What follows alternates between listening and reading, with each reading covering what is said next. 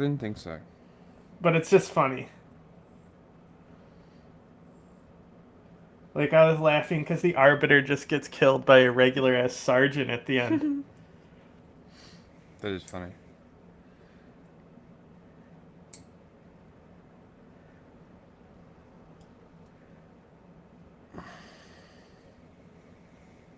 Poppy made my top 15 artists.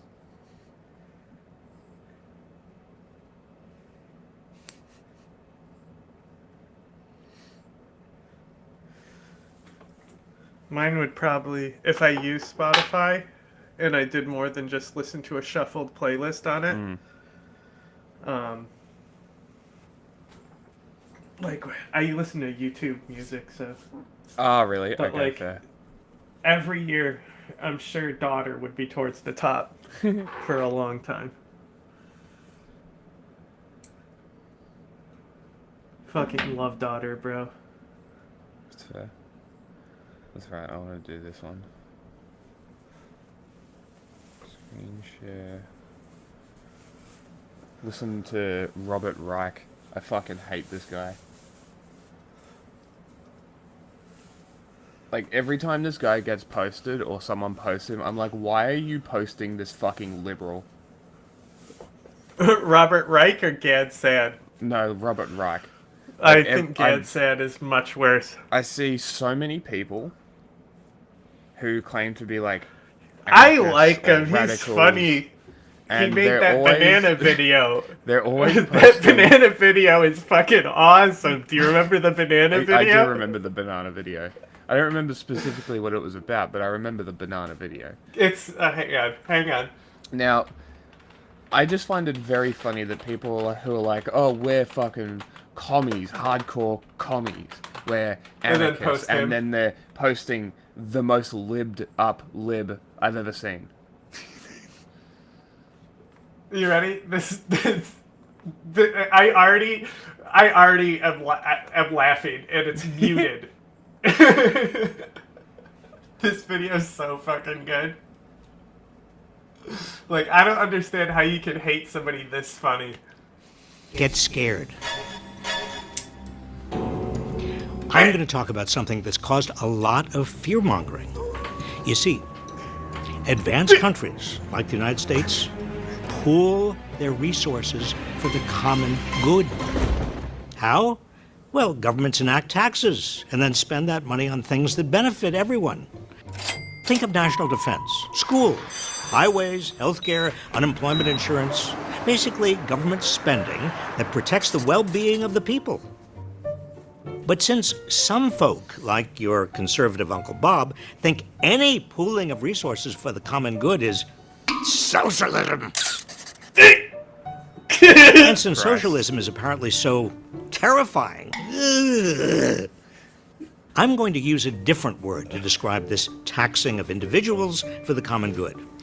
Let's use, I don't know, how about banana? That's not scary. You know what's so clear to me about him? is that he's a teacher. You know? Like it's like I find this just as funny as Mr. Beat videos. Like, do you remember the fucking camera cuts that fucking had us dying? Yes. It was fucking But ridiculous. like Mr. Beat does it all himself. I think like, this is even more cringe than what Mr. B could produce on his own. And I think Robert would be a lot less cringe on his own. And he shows to be less cringe on his own. But when he gets an editing team and they're putting in wolf howls and stuff like that, it's so funny. Because it's clearly something that he workshopped together with a team. You know? And I just see it being presented through this, like, team effort from a teacher. And I can't unsee being in a classroom with him, you know? Like, I bet his fucking class is fantastic. He probably is. I bet he would be a great professor. Just like I'm sure Mr. Beat is a great teacher. Scary, right? Great. So there are essentially three purposes for which governments banana. First, social insurance against the possibilities of misfortune and neediness, such as unemployment, poor health, disability, and so on. Second, public goods that we all benefit from, such as parks, highways, public health, and national defense. Third, public investment in our future, such as basic research, education, and efforts to address pollution and the climate crisis. Whether we're talking about Sweden or Spain or Slovenia or the United States, all countries in capitalist economies banana to benefit the common good. Why? Well, to put it simply, you know, we're living in a society! And bananaing is how societies grow their economies, become more prosperous, and ensure a better life for their people. It's also how countries aid people in hard times, or when emergencies arise, like a global pandemic. To simply call any government bananaing socialism, oops, sorry, I used the word. Well, it distorts our ability to think through how we banana and what we banana on. And it ignores the fact that the United States banana. It's like, hey kids, here's a cool video to send your parents. Bananas less than most developed nations. We're among the worst when it comes to bananaing to reduce poverty, especially child poverty. And pandemic aside, we banana less on unemployment insurance than nearly every other country. Of course, these countries generally have higher taxes than the United States to support all their bananaing. Aha! I knew it. But they get more in return. Better jobless benefits, better healthcare outcomes, debt-free education, more support for childcare and elder care, and more generous retirement benefits. Well, I don't want to pay more taxes. But we could banana a lot more without having to raise taxes on middle or low-income Americans if the rich paid their fair share. Unfortunately, the tax code in the United States has been rigged so that the rich and powerful often skirt what they owe and get away with lower tax rates than regular people. And the rich have done such a good job convincing people that any increase in bananaing would be, you know, that S word, that we just accept things as they are. The only bananaing they don't seem to mind is on the military, where we banana more than the countries with the next 10 biggest militaries combined. There? That's banana. Yay. All of this is a major reason why America has such staggering levels of inequality and poverty. Whether bananaing is socialism or not is a useless argument. Every country bananas. Capitalism requires bananaing to ensure a degree of fairness and stability. So, the next time your Uncle Bob decries any pooling of private resources for the common good or bananaing as socialism, share this video with him and give him a banana.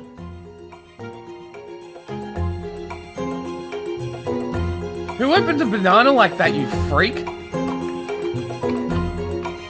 What the fuck is wrong with you? Are you an ape? I was just about to say, I know who opens bananas like that. Jesus fucking Christ. Alright, now we get to listen to more of this dickhead. Unhinged hysteria. That's what I was accused of a few years ago when I started sounding the alarm that MAGA Republicans were veering into all-out fascism. But now that Trump and his regime have deployed the military within the United States, sent masked thugs into our cities to terrorize and abduct people, arrested lawmakers, and started building mass detention camps, it doesn't seem so hysterical. That's who opens bananas like that. If you're as concerned as I am, I hope you'll find this collection of videos useful to better understand what fascism is, the forms it has taken in the past, how it has returned to threaten us again, and ways we can fight back. First, let's define fascism. You know this, like, the replay thing? I've been looking at my top albums, because my goal this year was to erase Kanye from my fucking music replays, right? Great fucking success. Not a single mention of Kanye West in my entire fucking replay. I'm so happy. And considering that he was in my top artists and I'm pretty sure top songs for most of the last, like, 7 years, fuck that guy. But, funnily enough, weirdly enough, my top album was Tyler, the Creator's new album. But the one album that is always in my top 15 albums is Black Parade. Every fucking time. Did you watch that video I sent you about it? About the story super behind good. it? Yes. Yeah. Yeah. But like that album specifically is always, no matter what, like the other albums are Tyler the Creator, JID, Absol, Doechii, Kendrick, Saba, Logic, J. Cole, Logic, JID, Disturbed, SZA somehow. I listened to one song of hers, it's a good song. The Cat Empire, which you guys probably have no fucking clue who that is. And Negative Spaces by Poppy. Squeezing it in there at number 15. So, like, comparatively, Black Parade's a very strange album to sit up in the top 6. Fascism. I think you'll find this 2023 video eerily predictive of our current moment. I want to talk to you about the F word. No, not that F word. I'm talking about fascism. Is Donald Trump really... I don't know which one he meant. Did he mean faggot or fuck? I immediately heard F word, and I was like, that's me. Hello, Robert. I am here. The F word. Yes. We need to talk about the F word, and I just turned. Or is the word authoritarian sufficient? No. The term fascism is often used loosely, but you can generally identify So, hang on. fascists. Here's the thing. Here's the thing. I think that somebody can want to be an authoritarian, but held back by a system. So, you'll hear it constantly, especially the Democrats. They constantly go, and we'll do it partisanly. Right? Yeah. So I guess, if Hitler it just depends on the angle of Hitler's hand there, on what F word it is, right? Yeah. Right? Right? Yeah. Because he angles that hand a little different. It's a different F word. Yeah, with the straight arm is capital F fascism, or the capital F word, sorry. And then when it's like this, that's when it's the other one. Their hate. Anyway, vengeful. So, like, someone can be an authoritarian and held back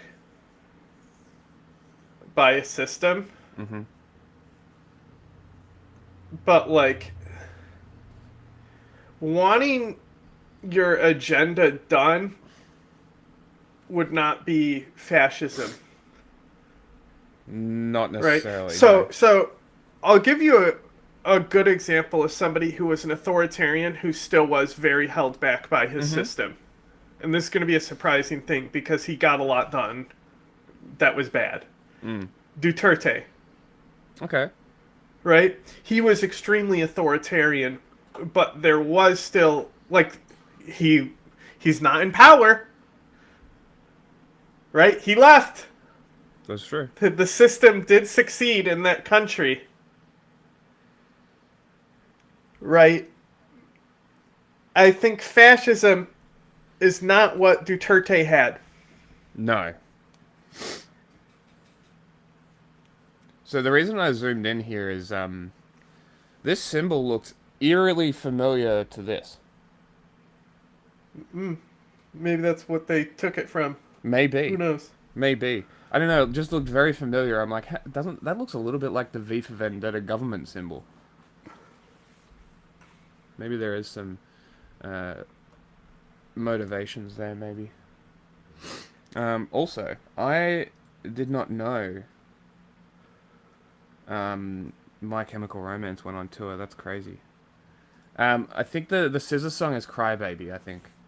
Don't judge me. It's a good song.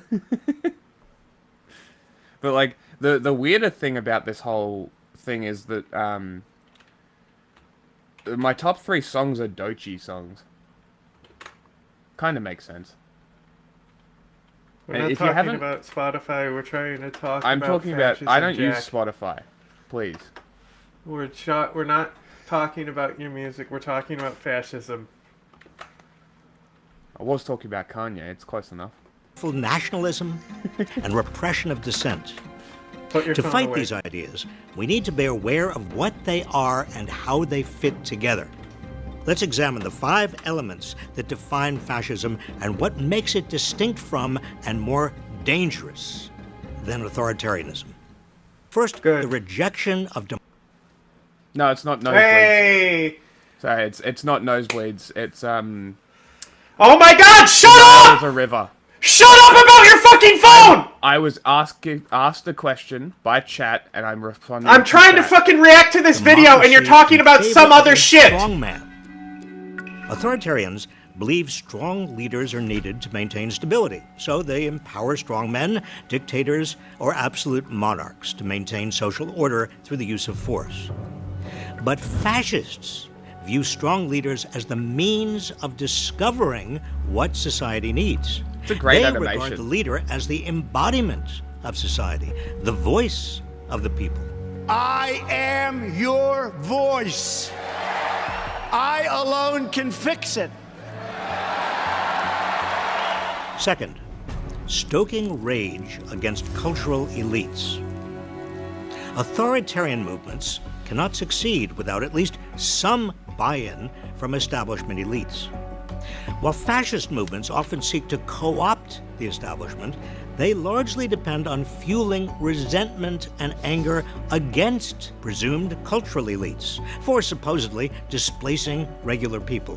Fascists rile up their followers to seek revenge on the elites. The out-of-touch media elites, the political elites, but the elites from the elites who led us from one financial and foreign policy. Then maybe Jack can try doing his job sometime. They create I was mass responding to political chat. parties and demand participation. They encourage violence. You know what they used to do to guys like that when they were in a place like this? They'd be carried out on a stretcher, folks. Like to punch him in the face, I'll tell you. Knock the crap out of him, would you? And we fight. We fight like hell. Third, nationalism based on superior race and historic bloodlines. Authoritarians see nationalism as a means of asserting the power of the state. For fascists, the state embodies what is considered a superior group based on race, religion, and historic bloodlines. To fascists, the state is a means of asserting that superiority. When Mexico sends its people, they're not sending. Bloodlines is more Nazis. It's... You can't conflate the two. If we're talking about fascism, you need to stick to fascism. Like, if we're doing a comparison for Donald Trump, we can't be invoking Nazis unless he's doing Nazi shit. So, like, you know, comparing the use of ICE and the unmarked use of ICE, black bagging, kidnapping people in private clothes. Did you see the girl that got kidnapped the other day out front of the courthouse, went to lodge a sexual assault claim, and they kidnapped her?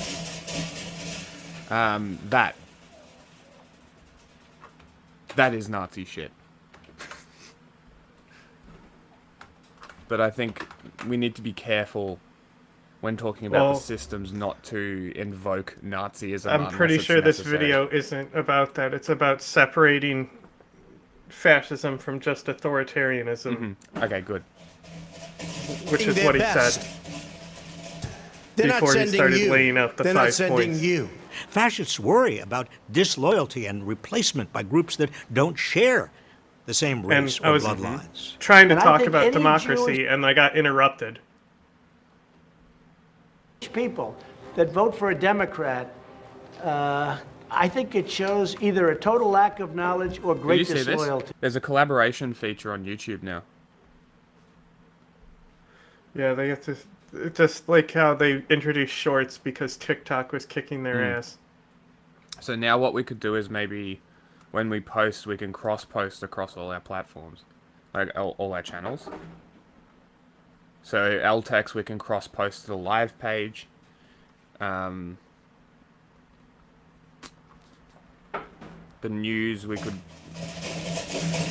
maybe, and this also allows, kind of like Rumble does, the creation of extra channels that are really not that hard to deal with. A great addition, honestly. It's not going to help anything, but a better addition. Fascists encourage their followers to scapegoat, expel, and sometimes even kill such others. Fourth, extolling brute strength and heroic warriors. The goal of authoritarianism is to gain... I can't believe we watched that video where somebody was literally like, Antifa was so violent, look at the person that they killed. They're clearly the violent one. And it's like... What? You literally just showed a fascist killing someone while saying Antifa are the violent ones. Look at how bad they are. Did we watch that on stream? Maybe that was just a video I watched by myself. I also lost internet last stream. Yeah, it might have been last stream then. But yeah, kind of interesting how somebody can simultaneously be talking about, oh, Antifa's so violent, these are the bad people, and then show the fascists killing people. And maintain state power at any cost. For authoritarians, strength comes in the form of large standing armies that can enforce their rule. They seek power to wield power. Fascists seek state power to achieve their ostensible goal, achieving their vision of society. Fascism accomplishes this by rewarding those who win economically and physically, and denigrating or even exterminating those who lose. Fascism depends on organized bullying, a form of social Darwinism. Our people are tougher and stronger and meaner and smarter. For the fascist, war and violence are means of strengthening society by culling the weak and glorifying heroic warriors. I am your warrior. I am your justice. I am your retribution. I think it depends on that as well. Fifth and finally, disdain of women and LGBT. This is another one I'm not too sure about. These wouldn't be the 5 points I would pick.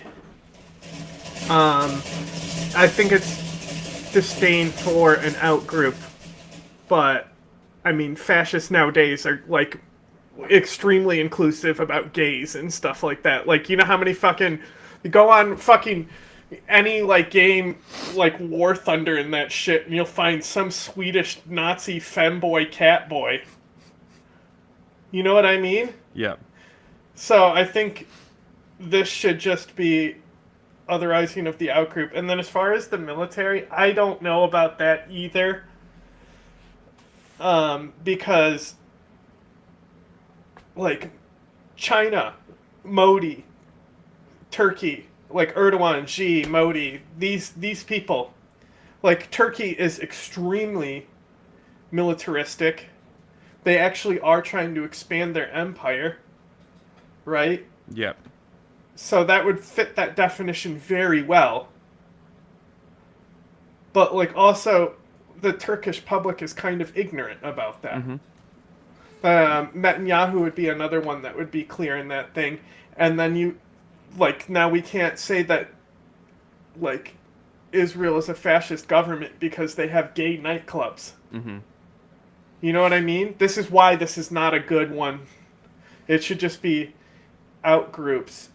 Often, and they may be in parentheses, gays? Oftentimes women and gays, stuff like that. Because you certainly don't see that in India with their fascism.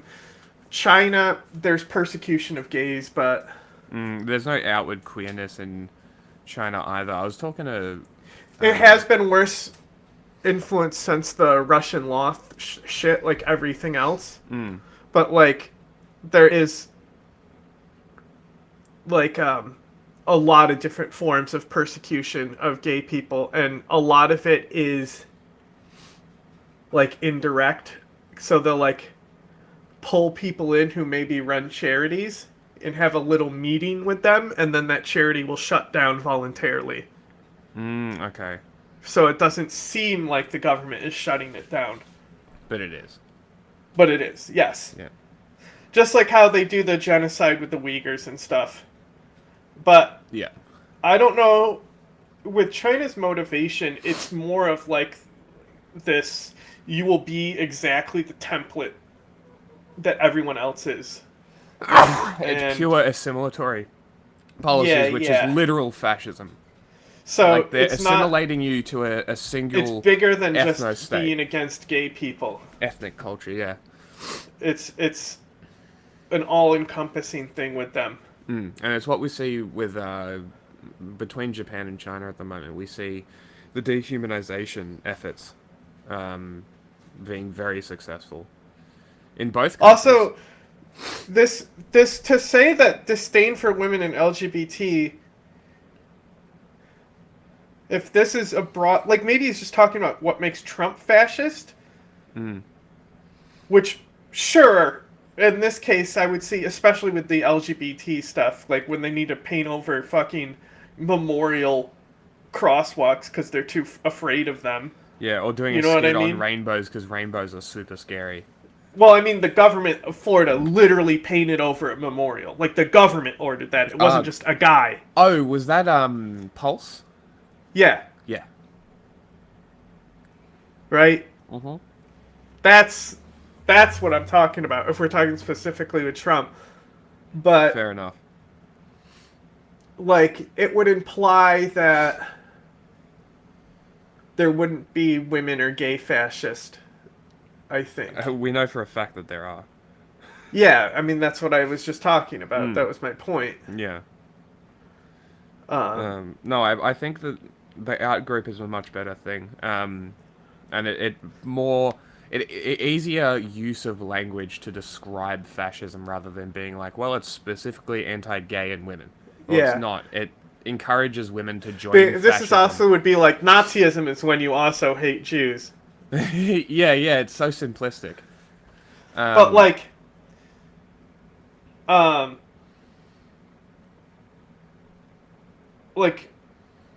in every Nazi and fascist government, there's collaborators from that outgroup inside that government. Yeah.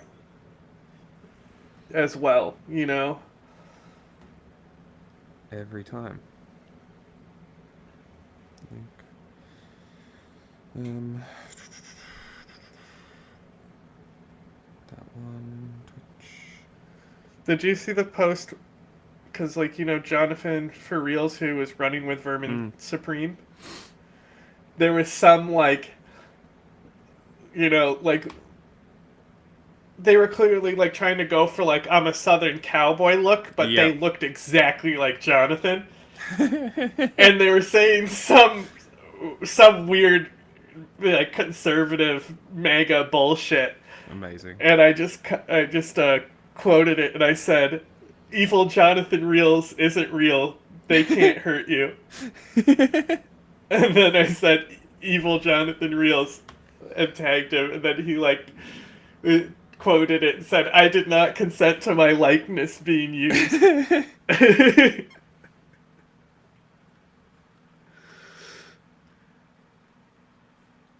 Some fucking Karen decided to come in and comment on the reel that I posted that Wendy sent me.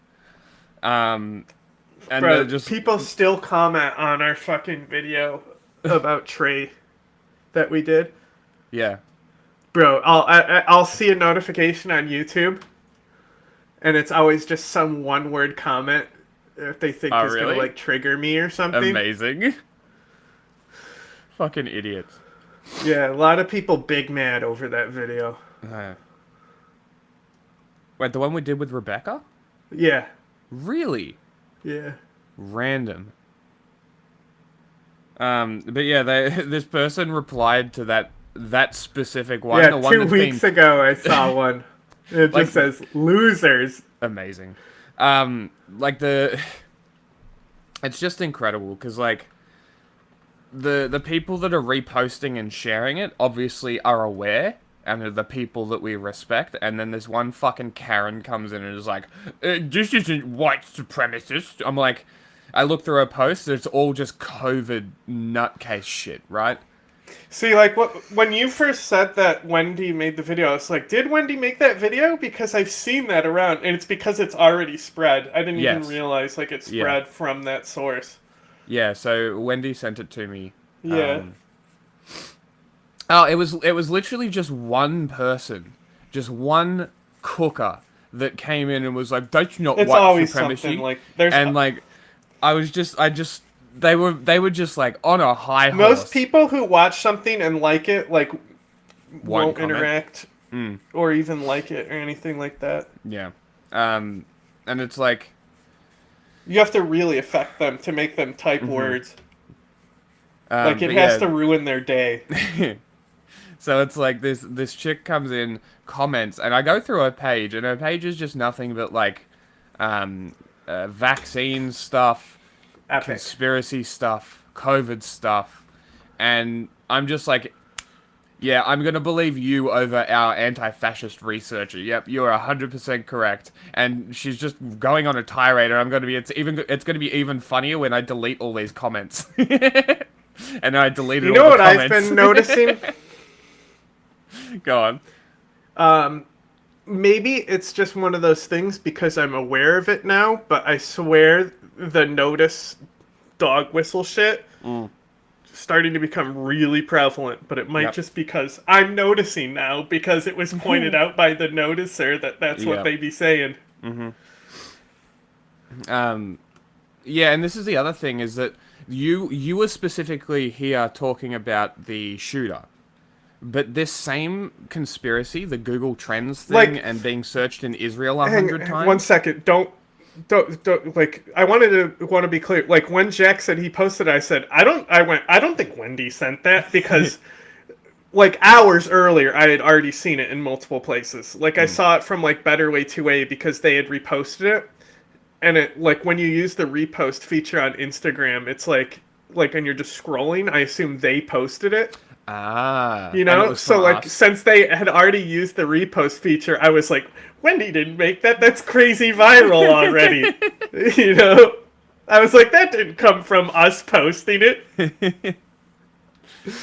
No, I definitely posted it late, but I only posted it because it just came up at the time. Wendy sent me the video, and I saw somebody trying to do this Google Trends searched in Israel bullshit. Over the I sent the it chick to that another got killed. journalist. Over And the woman that got I was killed like, in the how are National people Guard. so stupid? And the woman in the National Guard is the reason that that I posted that is because Wendy's was talking about the shooter itself, but this same bullshit was being pushed about the target as well, and it's just like people are like, oh, well, it's not the same subject. It literally is. It's literally the same thing. It doesn't matter what the subject sure if is. you do try to go search it, it doesn't show up on Google, so that was a completely fabricated thing to begin with. Yeah. And Like the thing where they say, hey, I did a search and it was there. Like, I'm pretty sure that origin is fabricated because, like, everyone in the comments of these conspiracies say, I just tried to do it and it doesn't come up. So then they start saying, oh, Israel knew we were onto them and they're wiping it now. Yeah, exactly. But this is what I keep seeing is that everybody claims, oh, over 100 times this person was searched in Israel. Okay, well, the same claim keeps happening, and the same bullshit keeps happening. Journalists can see more stuff on Google Trends. Yeah, we have special powers. Amazing. You have to sign your soul to do government propaganda, and you get to know the secrets. Authoritarianism imposes hierarchies. It's about order. Fascism's idea of order is organized around a particular hierarchy of male dominance. The fascist heroic warrior is male. No. Women. My favorite part as well is somebody in the replies over the post that I posted it over was like, you hear what this guy just said? Yeah. That males are the archetype. That's what fascism is. That like that's like it makes me laugh. The TERFs saying the YouTube shooter had to be trans because women couldn't commit that violence. Yeah. There's a fucking RSF commander. Yeah, exactly. It's ridiculous. Like the biggest war criminals around. There's a woman orchestrating them right now. Yep. Against the fucking out group. What was her face? Based on ethnicity. Hasina in fucking Bangladesh. Yeah. Sheikh Hasina. Awful human being. Yeah. Thatcher. Awful fucking human being. Well, like, the Japanese prime minister. Sheikh Hasina also, like, not only is she from a dynasty, she, like, built the fast fashion industry. And used that to ascend to the power to actually then erode democracy. She's not the one that created the famine, in Bangladesh. No, that's Sri Lanka. Famine woman. That's Sri Lanka. Okay. There we go. We just listed 5 awful women. I mean, and then, like... Pretty much. What about Georgia Maloney? Yes. Although she's very clever. She hasn't done anything that atrocious, but that, like, you can... Like, it's, like, moderate fascism exists. Okay?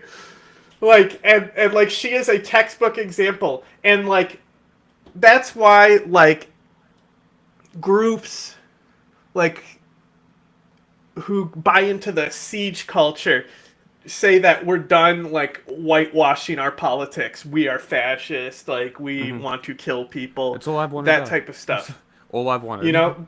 They well, yeah, that's what, like, siege culture tried to promote. That's with groups, even though they still wear the masks. But, like, who are those fucking... What's the base, you know? They're big siege culture guys. But they're not apologetic of what they stand for. But they will hide. Yes. Okay, buddy. Gotta pick one there. But it's like the NSN in Australia, where they're like, oh, well, we're not Nazis. No, we're patriots. Yeah, see, that's what siege culture is against. Is trying to hide. Well, these people are base rejects, so it's not a surprise. Yeah. So this is probably why they got rejected, because they're like, shut the fuck up, dickhead. No, we're real Nazis, bro. Fucking losers. Imagine being the losers of Yeah, Nazis. You sent it to me. We got the racist IRA now. Yep. Nazi the whole IRA. Conservative is the new punk has gone full circle. Conor McGregor did it. To subservient roles.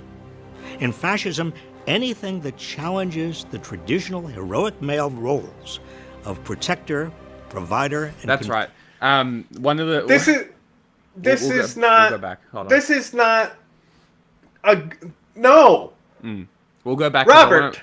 I want to re-listen to this, but I was like... This is the craziest part about the replies that I got from... Oh my god, might as well watch the video over No, because it's literally a person replied to me and was like, oh, everything is Nazis. And I'm like, why are you on a left-wing meme page saying that Nazis aren't the worst thing possible? Like, what the fuck is wrong with you? Yes, they are. Like, out of all things political, Nazis are the worst. Then Soviet socialism, then liberalism. Objectively worst. Around a particular hierarchy of male dominance. The fascist heroic warrior is male. Women are relegated to subservient roles.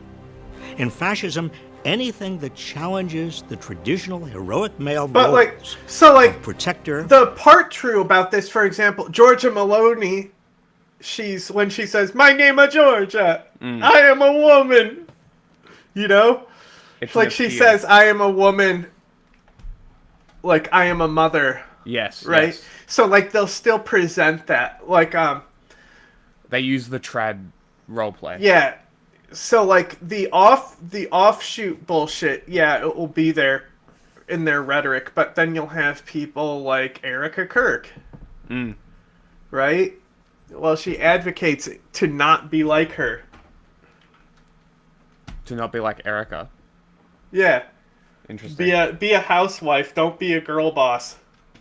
Right? Kicking the ladder on the way down. So, like, I guess some of that exists because even Georgia Maloney will acknowledge herself as a woman and a mother before. But then, like, that gives credit to, like,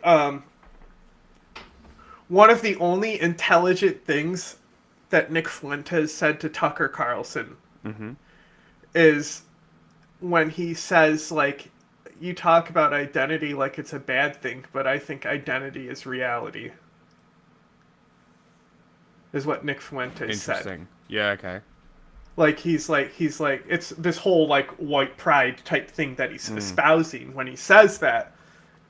But, like, him being against Tucker hiding from identity politics and he being an identitarian fascist clings to the identity politics, and he's trying to say that identity is reality, and Tucker immediately is like, identity is reality, or something like that, or is the truth, or something like that, right? So, like, it's a weird thing with fascism where you have this adherent to an identity, and as long as you just say you adhere to that thing, you can rise in the fascist ladder. I don't get it. But I guess I can see where you could say this does happen in fascism. Specifically, like, they still orchestrate a male role model because, like, Georgia Maloney still does that. Yeah. And then I'm not familiar enough with Modi's politics to know for sure. It's a very different world. So I don't know the specific gender role rhetoric in Modi's rhetoric. I've never heard it. I don't know that if it even exists. So maybe Robert is right.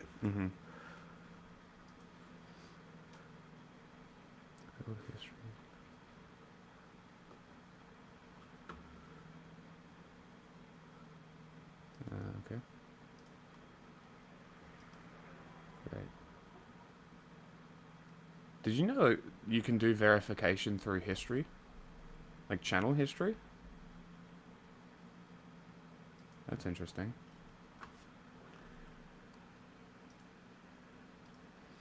Copyright. No copyright. That's good. Hey, you can clip inside YouTube. Neat. Yeah, you always could. It takes forever. I bet it does. It's not a good system. I'm gonna have to take a day or two to organize the YouTubes. That'll be okay. That's shit. The live are in the live tab only. Great. Yeah. Okay. That's how it's always been. Well, not always. Okay. Okay. But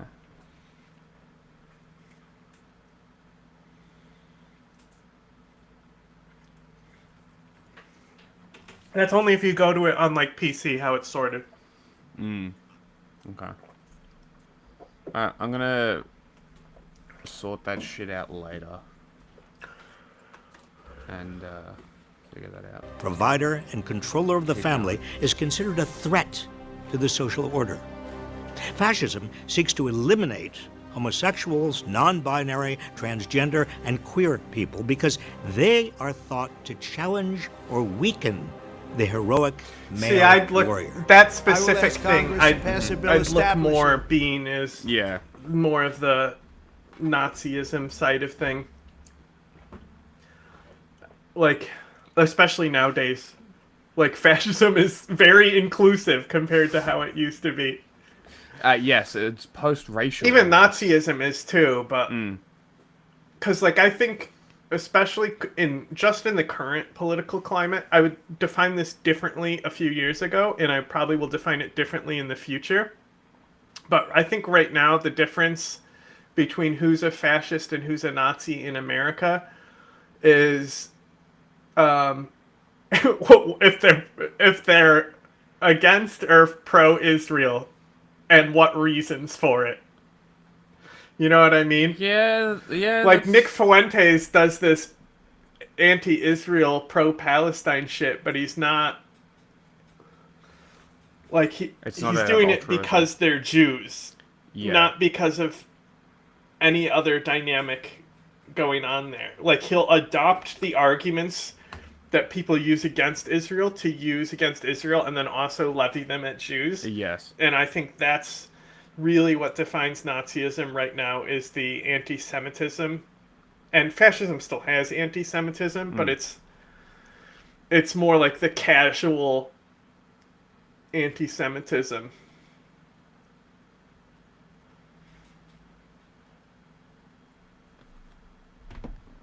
That the only genders recognized by the United States government are male and female, and they are assigned at birth. Like These 5 elements of fascism. Today's fascist. Okay, today's fascist, maybe 100 years ago, would say something like, "I'm anti-lynching, but you better not put black people on the stage. You better just paint people's faces, because black people don't belong on that stage." Right? Well, the Nazi would be more of the pro-lynching type. You know? That's kind of how I see the divide today. Yeah. Except it's, you know, it's definitely the core split between fascism and Nazism right now in this country, from my perspective, is about Israel.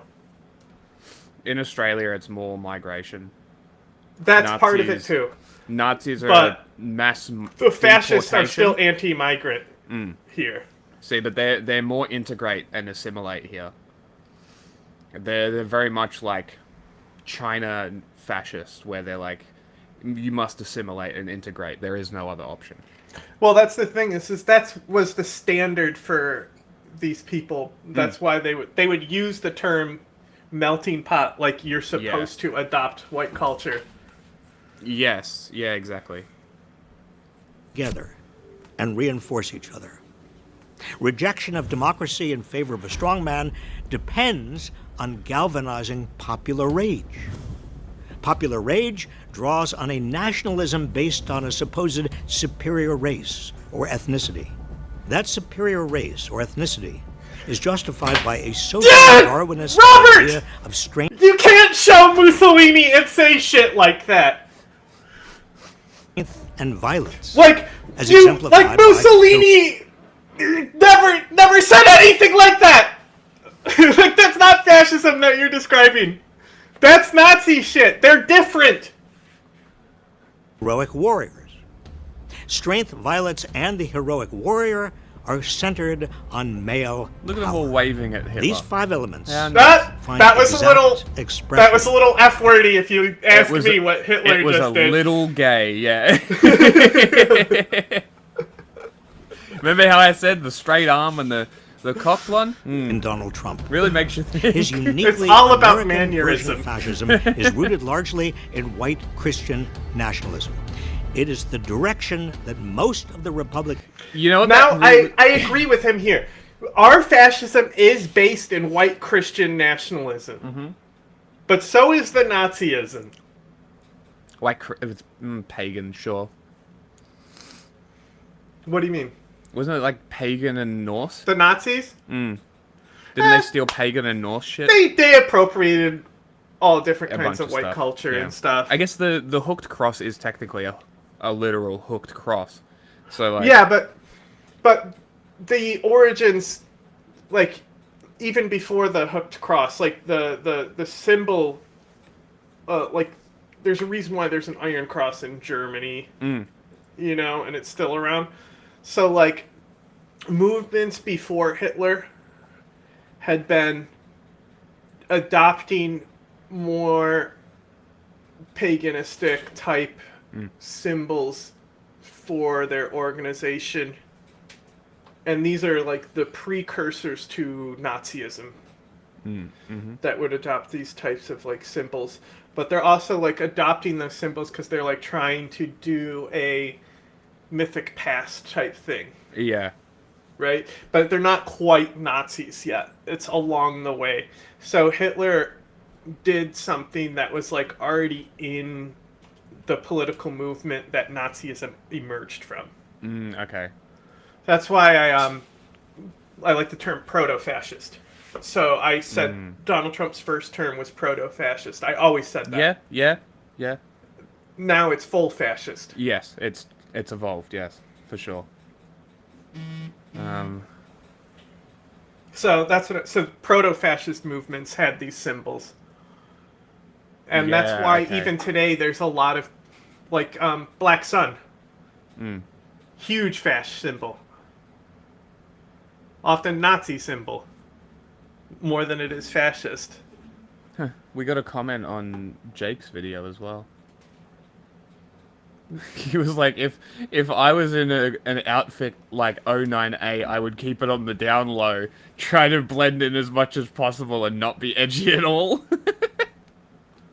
Yeah. They can't help that's it. That's not what they're trying to do, though. Because 09A also are adherents to siege culture.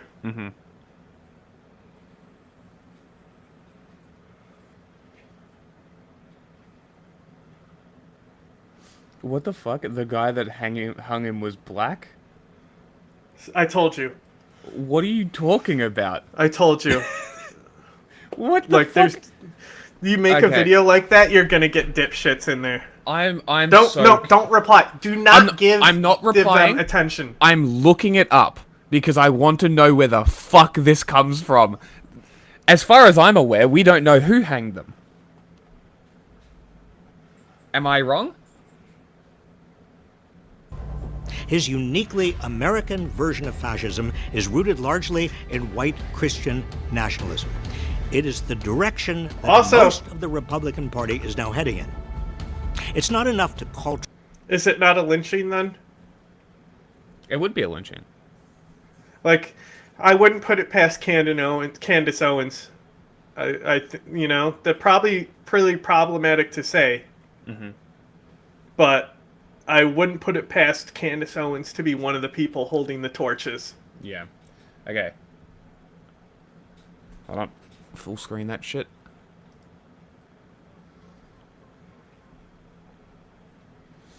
So let's see. New findings. Blunt force trauma. 21-year-old black student found dead on a Mississippi campus. The official explanation, swift suicide. And especially because the cops lied straight away. Even more sus. The story under scrutiny, second look. The narrative shifted dramatically following the intervention of Kaepernick's You Know Your Rights Camp Autopsy Initiative, which commissioned a second post-mortem exam. The findings from this independent review stand in stark contrast to the initial assessment. And this is what I was saying from the start about waiting. This is like what I meant and stuff, is because I remembered what we went through with George Floyd. Yep. And that when, if waited long enough, then another autopsy comes out to like disprove what the police said. Because I thought it was the family funding it, but if Kaepernick put money behind it, that's good. The examination revealed significant blunt force trauma to the back of his head. This evidence is fundamentally inconsistent with death by suicide. The family's legal team has reportedly reviewed these disturbing details, strengthening their calls to complete an independent inquiry. The development begs a critical question: how did the initial investigation overlook such a vital piece of evidence? Well, do we have a video for you guys to watch? A mother's refusal to stay silent. Reed's mother and relatives have argued that his life was in danger on campus. They have made claims that he faced persistent racism and direct threats before his death. Details feel they were ignored by investigators. Their fight for transparency has now been joined by Crump, which we knew about, which we covered in that the video. He cites troubling pattern across Mississippi where the deaths of black men are too quickly written off as self-inflicted, denying families the justice they deserve. Okay, great. So nothing. Blunt force trauma is like so easy to see that, like, you know, like that medical examiner really must be, you know, criminally negligent or really fucking bad at his job. Yeah. Yeah. What one do you think it is? First one. Go away. The post alleged that this finding contradicted a medical examiner's community. The rumor emerged Reed had been lynched in mid-September. The lawyer said they would seek an independent investigation. Ben Crump announced that Know Your Rights Camp, a civil rights organization, planned to pay for an autopsy. Yep. Facebook post pointed to clear evidence of assault and strangulation occurring before he was hung. Similar claims elsewhere. Multiple Snopes readers have emailed us and searched our website to verify the rumor. Some of the claims appeared to stem from a report published by the Chicago Crusader, which said the second autopsy revealed Reed had blunt force trauma to the back of the head, citing activists working with Reed's family and a source not authorized to speak publicly.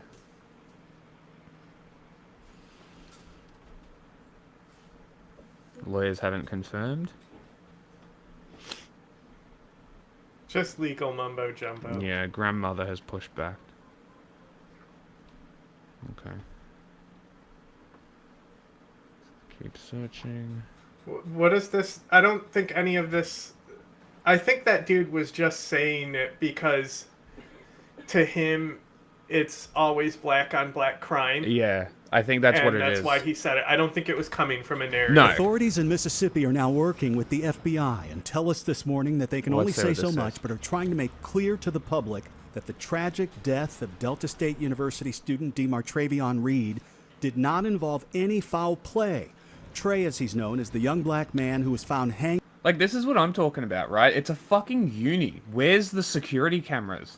Like, this is a really good point.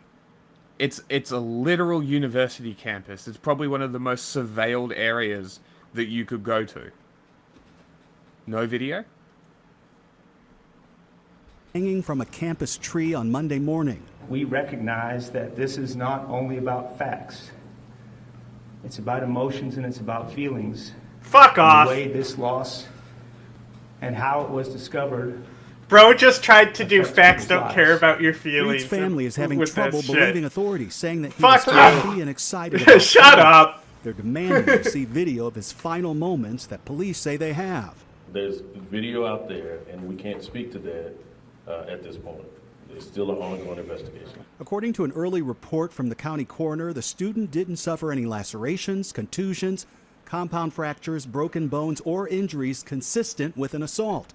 Lawyers for the family are now calling for an independent autopsy and a more thorough investigation, saying that Trey's family deserves answers they can trust. We cannot accept rushed conclusions when the stakes are this high. Many students... I mean, we can also look at Tortuguita as well, and the police report there. And then the second autopsy that came out. What was it, 56 gunshot wounds? Yeah. Something like that. Up there. And then a cop gun. Reached for the cop's gun. It was literally like... yeah, it was a shield. I was about to say, was it a... M&P shield, yep. But, no, but they... What are they... The dump guns? What do they call them? The guns that they put on people. It's always the high point. Ah, yes. The Browning High Point.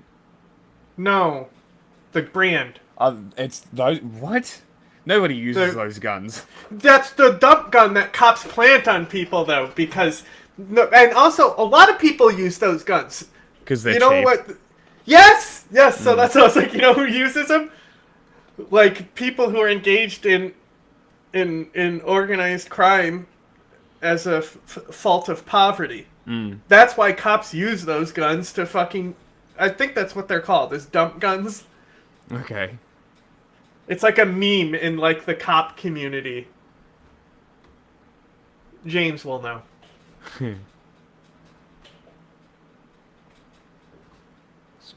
40 Smith & Wesson.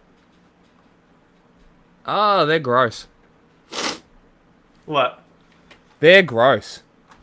The shield? They're disgusting. Look at this disgusting fucking handgun. Gross. What is that? That is a high point. Yeah, they're That like is- fucking... They look like fucking squirt guns. That is disgusting. There's also the meme about the High Points parts kit. Okay. Oh And my so- god. They called their 9mm the Yeet cannon. I fucking hate these guys. I told you. But, like, look up the... on, like, Google Images, like, High Point internals. And, like, so you see the gun broken down in all its parts. And pull that up. Like that one? No, like, all its parts. This one?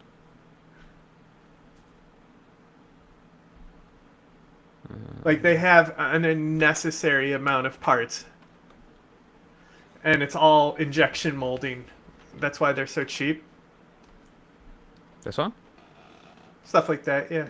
See, like, it's like anything that can be injection molded is injection molded. Hilarious. You know, when, like, you look at an AK, it's like forged steel.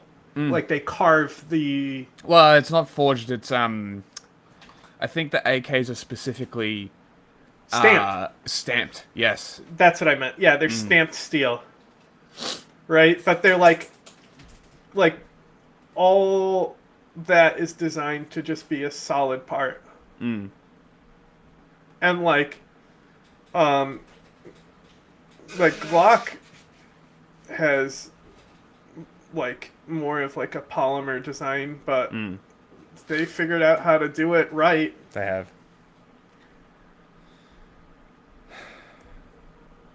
Students and faculty don't know what to think. Campuses like this one have been caught in the cultural crossfire. I think with it's a bomb drop threats gun. and false reports of They active call it. shooters. It's either a drop I gun can or a say dump that gun. my Or plant. heartbreak is comprehensive. No, they use the This word. institution- Oh, okay.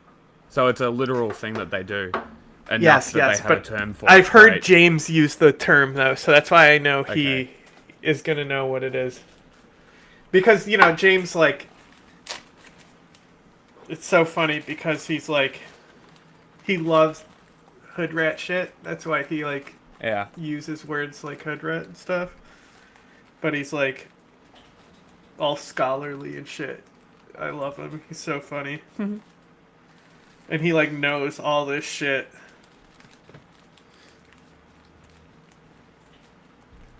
Trump and those promoting his ideas authoritarians, when what they are really advocating is something far worse: fascism.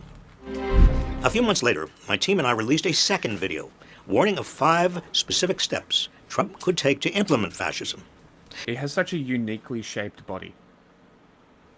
It's like Donald Trump? An Elon Musk body, almost. Or him. Yeah, him.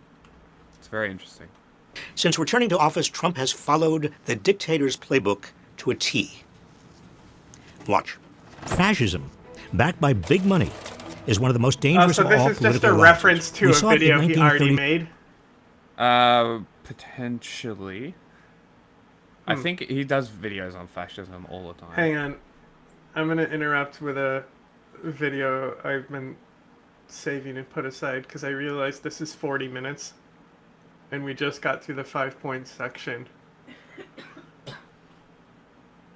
What are we doing? You and me and you. First, there was Trump Yowie. Then there was LeBron. And then there was Trump Yowie. But it came true. And here at Metopia Incorporated, we What do is not happening? take these things lightly. Because if nothing else, what are we? A family.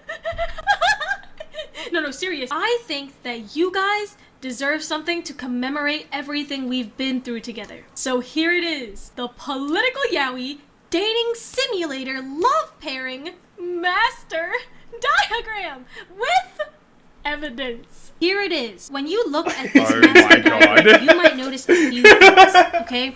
You'll notice that on the right, all of these politicians, except for Erdogan, these are all domestic routes. And on the left, these are all international routes. And the order that we are going to go through the routes is pre-Biden, which is Trump's first term, Biden era, which is during Biden's first term, and then post-Biden, which is Trump's second term. Now that you're briefed, let's start. First, let me do a recap for all of you who are just getting into the political yaoi dating sim. The political yaoi dating sim is centered around our main character, the 47th president of the U.S., Donald Trump. Here are some important things to know about Donald Trump. So first of all, Donald Trump is an Omega. This is important information to retain for later. Donald Trump equals Omega. Number 2, Donald Trump is both a tsundere and a yandere. He has both tsunderish and yanderish traits. Finally, he wants a harem ending. I'll kiss every guy, man and woman, man and woman. Look at that guy, how handsome he is. I'll kiss him. Not with a lot of enjoyment, but that's okay. An entire harem ending. Now that that's established, let's start getting into the routes. Our first route, the legal. I just legally. The routes, saying it as routes is so funny. Because, like, you have to go along, like, you know, we played Five Heights Under One Roof. You have to go around a specific path. Just to get the Trump specific is ending married you to want. Melania Trump. However, roll the evidence. So as we just saw in the evidence, Donald Trump and Melania Trump are actually in a secret lavender marriage. They are best friends who decided that this shared legal binding between them would be beneficial for both. What I'm going to do is I'm going to give them a special lavender color. So that's the first route, the friends only route. Our next route is somebody who has been in the news quite a bit recently. Jeffrey Epstein. Him and Trump are in a love relationship. Now, you might be saying, Lumi, how do you know this for certain? Don't worry, I'm gonna pull it up on screen for you. This letter that Donald Trump allegedly, that I have to say by law, that Trump sent to Epstein. And now I'm gonna read it out to you. There must be more to life than having everything. Donald. Yes, there is, but I won't tell you what it is. Jeffrey. Nor will I, since I also know what it is. There's a Donald, literal K. We have certain things in common, Jeffrey. Yeah. Jeffrey. Yes, we do, come to think of it. Donald. Enigmas never age. Have you... Like, this is such 5th gen coded content.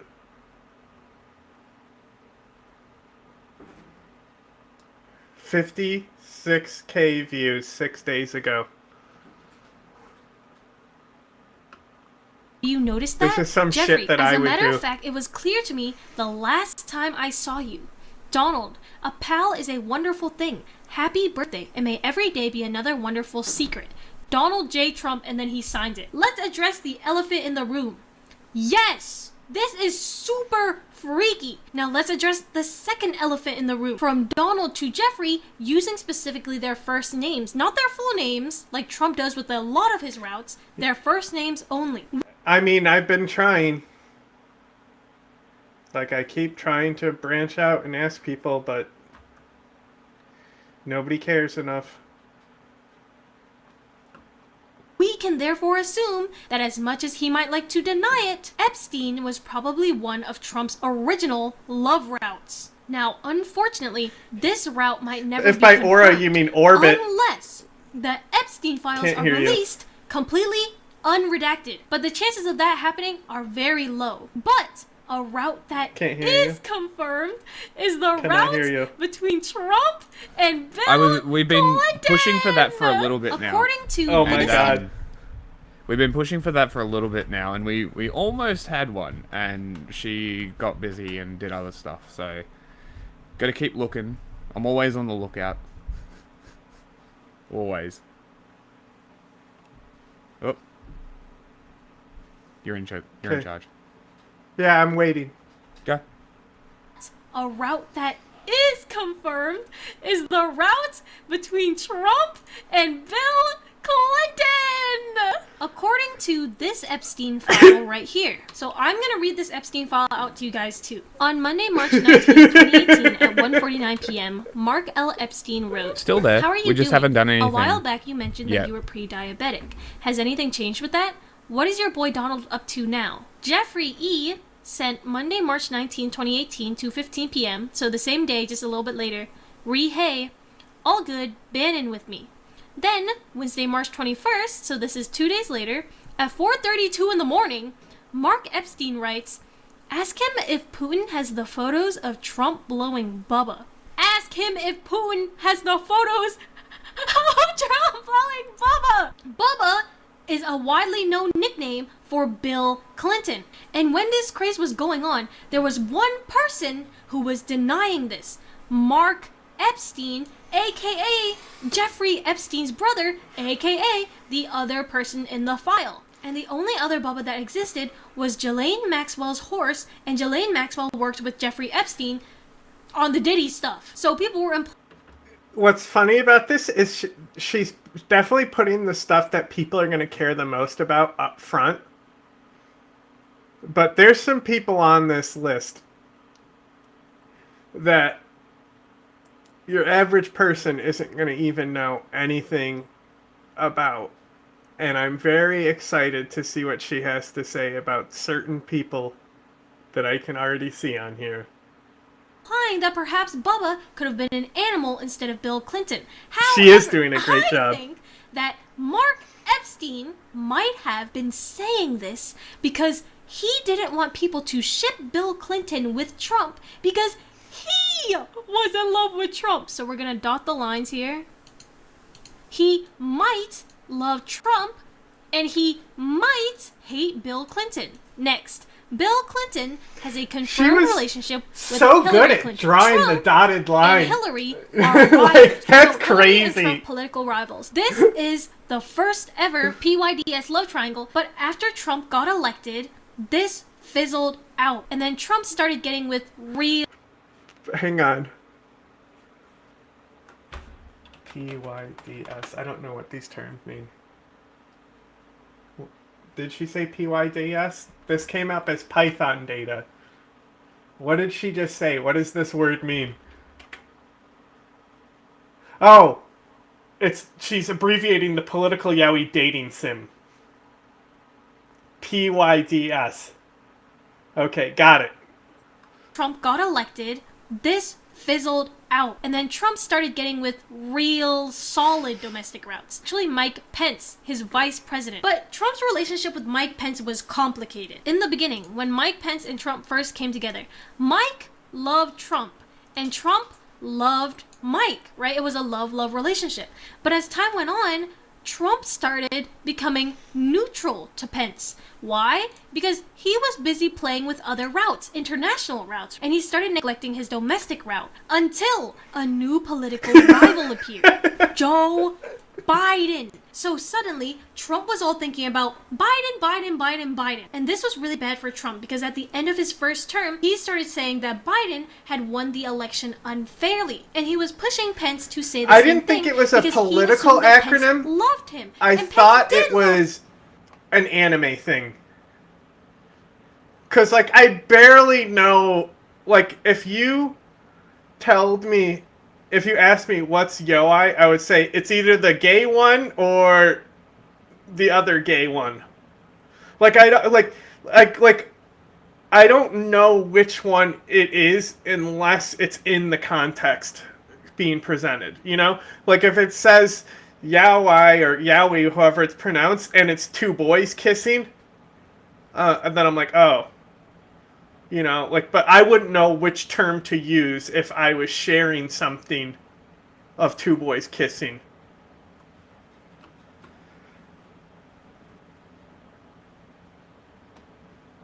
But after all of the neglect that Trump showed him, pushing him to the side for international routes, Pence decided, no, he didn't want to be treated like this. He didn't want to be Trump's second choice or third choice or fourth choice or fifth choice. No, he had had enough.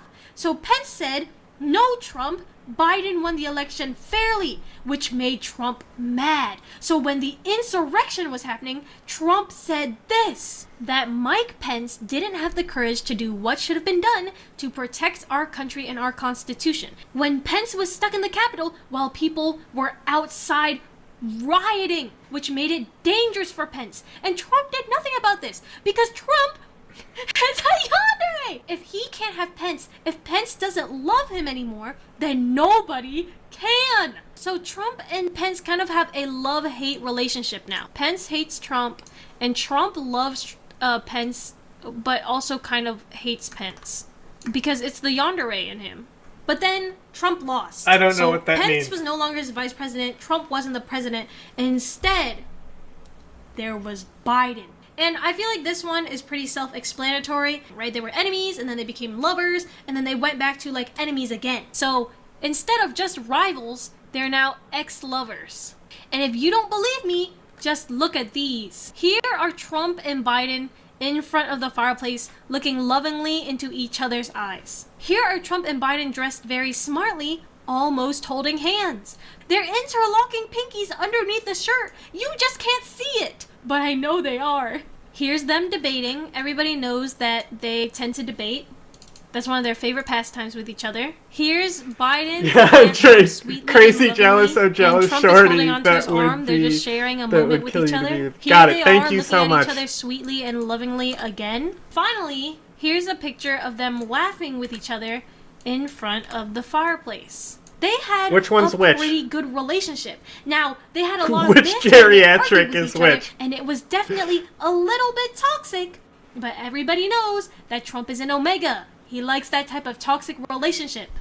I told you it would come in handy. And the thing with Trump is, even today, he is still not over Biden. Here is his Truth Social post from yesterday, where he says, the chart below shows a clear chronological pattern. Trump 1, almost no inflation. Biden, runaway inflation. Trump 2, low inflation. Media conclusion, Trump's created an affordability crisis. Even today, he still cares about Biden. He has pictures of Biden cut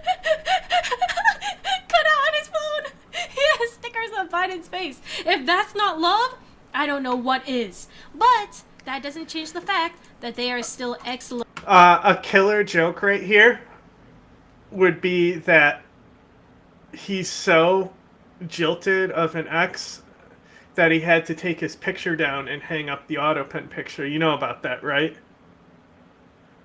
In the Hall of Presidents out in the White House, every president's portrait is there, but he took down Biden's portrait to put the autopen up. Yeah, I did. Pen. Yes, I did. Know right? That, yep. So you could make that joke saying that like he can't even look at his picture when he goes to work in the morning. Scorn the lover. Yeah. Lovers. Okay. Next route. After Biden went out of office, after the Biden era was over, Trump moved into a new era where he found a substitute for his old vice president Mike Pence in J.D. Vance. J.D. Vance actually used to hate Trump, and then he learned to love Trump. But the thing is, Trump does not feel the same. Trump hotel chairs him every single time there's another route. All J.D. is left to do is just watch. Trump treats all of his vice presidents the same. He treated Pence this way, and now he's treating Vance this way, where he pushes them off to the side until he actually needs them. He's kind of ignoring him, but it's neutral. Here's a picture of them when Trump was still into him. If you look at any of the following pictures between any presidents where JD is in the background, Trump is like here, JD is like here. Okay, Trump is here, JD is here, and JD's like, no, give me attention. And Trump is like, and then he doesn't even pay attention. But these were all the presidential routes. Now, we are going to move on to the next season of domestic routes. The billionaire routes. First, everybody knows that Trump and Elon Musk are ex-lovers. They used to have a great relationship, but then they broke up. But recently, they were seen again together at Charlie Kirk's funeral, where Trump said in an interview afterward that he was glad Elon came over and talked to him. So here's the clip. Mr. President, everyone's saying that Charlie brought you and Elon back together. Is that true? Well, Elon came over and said hello, and no, it's nothing to do with that. thought it was nice. You know, he came over, had a little conversation. We had a very good relationship, but it was nice that he came over. So I think that even though their breakup was so bad and they were both hating on each other, Elon was talking about how Trump was in the Epstein files, it looks like they made up. And now they're ex-lovers and friends. Next, Tim Cook. So obviously, Tim Cook was giving Trump his sugar baby fund, right? Tim Cook was saying that Apple was willing to invest in the government a certain billion amount of dollars. And during this time, Tim Cook gave this to Trump. He gave Trump this glass plaque by Apple, symbolizing that Trump was the apple of his eye. And here's a picture of them almost kissing. Look, they're almost kissing. So obviously, Tim Cook and Donald Trump have a love Well, that's relationship anime. They between never them. actually And just like kiss. with Tim Cook, it is a very similar thing with Zuckerberg. Play the clip. I don't know, at least $600 billion. Sorry, I wasn't ready to do for announcement. He said I wasn't sure what number you wanted to go with. Zuckerberg is the pet route. He aims to please Trump. So obviously he and Trump are in a love relationship where, again, he is offering a sugar baby fund, but he's willing to give his Omega any amount of money he wants. They're an Omega on Omega love, by the way. Next, we have this random Michael Huckabee. I already have a video on this, so I won't read it. But Michael Huckabee basically says he loves Donald Trump so much, and he is so glad that he has a Donald Trump in his life. But what's important is that Trump said from Mike Huckabee, a pastor, politician, ambassador, and great person, he co-worker zoned him.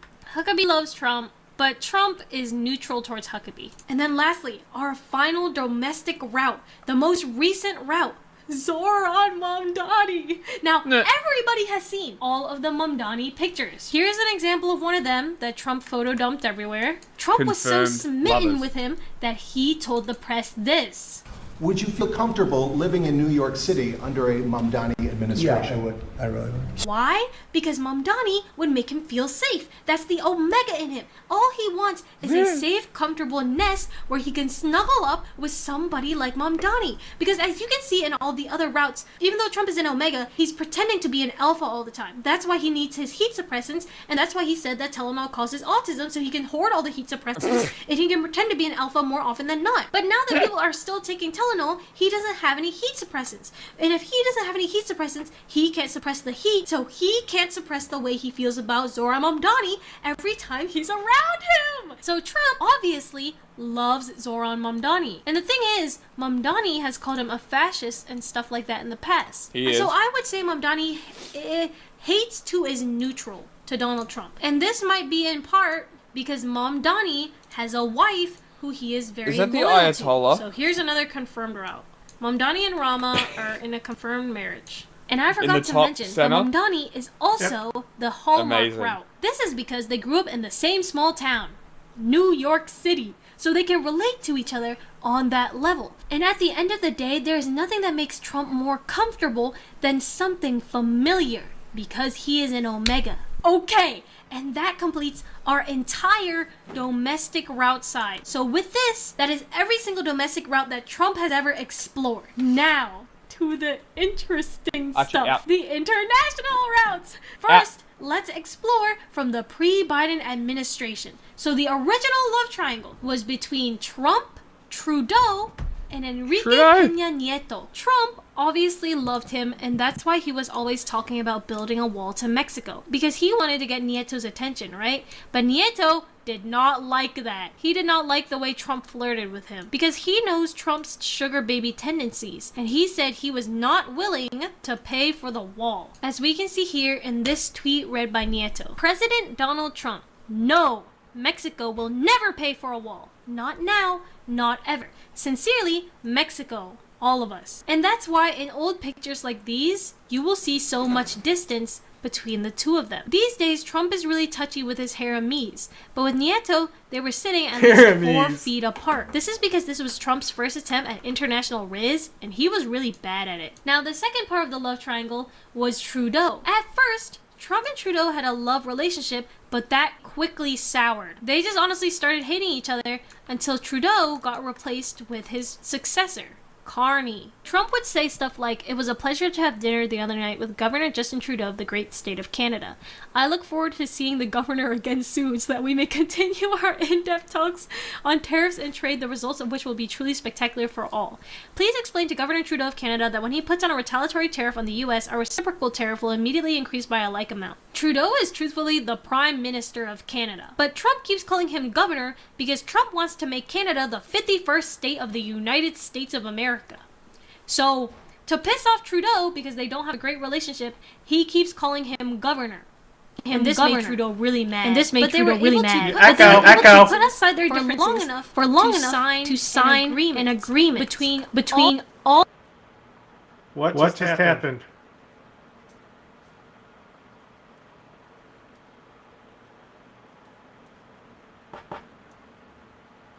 Jack?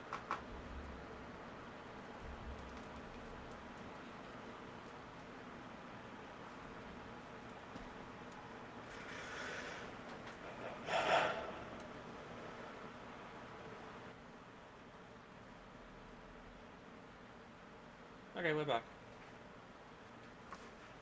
All of the love trianglees. So that's Nieto here, Trump here, and Trudeau here. And they all signed an agreement which is basically NAFTA, but renamed into the US-Mexico-Canada agreement. But that doesn't matter. Here's them resolving the love triangle. This leads into Canada's successor, Carney. And Carney and Trump are kind of in a weird spot right now. Because at first, Trump felt this way about Carney. I'll go back. I'm glad you upgraded me to president. Oh, did I say? Great stuff. That's good. I started. At least I didn't say that. But then Carney made an ad which featured Ronald Reagan talking about tariffs, and Trump said this: "The Ronald Reagan Foundation has just announced that Canada is fraudulent in the use of advertisement, which is fake," featuring Ronald Reagan. She's done so much work. About tariffs. The ad was for $75 million. They only did this to interfere with the decision of the U.S. Supreme Court and other courts. Tariffs are very important to the national security and economy of the USA. Based on their egregious behavior, all trade negotiations with Canada are hereby terminated. Thank you for attention to this matter, President DJT. So Trump was very, very angry. So right now, I think it's safe to assume Trump hates We will be Recently very, in the very news, Trump was angry saying with that you. He would resolve this with Trump when it resolves. So I would say that Carney is on neutral to friendly terms with Trump, but we're going to say that it's neutral because that makes more sense. Okay. Are you following? Let me start denoting these. So this is the domestic route love triangle. This is love triangle 1. And now we're going to get love triangle 2. Kim Jong-un and Vladimir Putin. Hell so yeah. everybody knows that Donald Trump loves Kim Jong-un. Roll the clips. Well, I have very good relationships with Kim Jong-un. A lot of people would say, "Oh, that's terrible." No, it's good. Someday I'll see him. I look forward to seeing him. He was very good with me. I know him better than you do. I know him better than anybody, almost. But the thing with Kim Jong-un You're is a Kim dickhead. Jong-un is kind of shy. So Kim Jong-un right now is like friends to neutral with Trump. Now, everybody knows that Kim Jong-un and Putin are BFFs. But Putin and Trump have kind of a different relationship. They have an on and off relationship. So sometimes Putin can be very sweet. Thank you very much, Vladimir. Next time in Moscow. Like when he asked Trump to come over to Moscow next time. However, apparently in the Alaska summit, they had a fight. But now that Zelensky Ukraine has such a good opportunity to do something very funny if he does go to Moscow. It's kind of a love-hate relationship. I think it's very complicated. But this second love triangle Twin fascist kill. heralded the Hell yeah. addition of a new player. Somebody that Trump had talked Kill about the president. since the pre-Biden era and into the post-Biden era, Xi Jinping, the president of China. Now, while Vladimir Somebody Putin is needs the to tell her cool that dude her of the pussy North route, stinks. Xi Jinping is the harem rival route.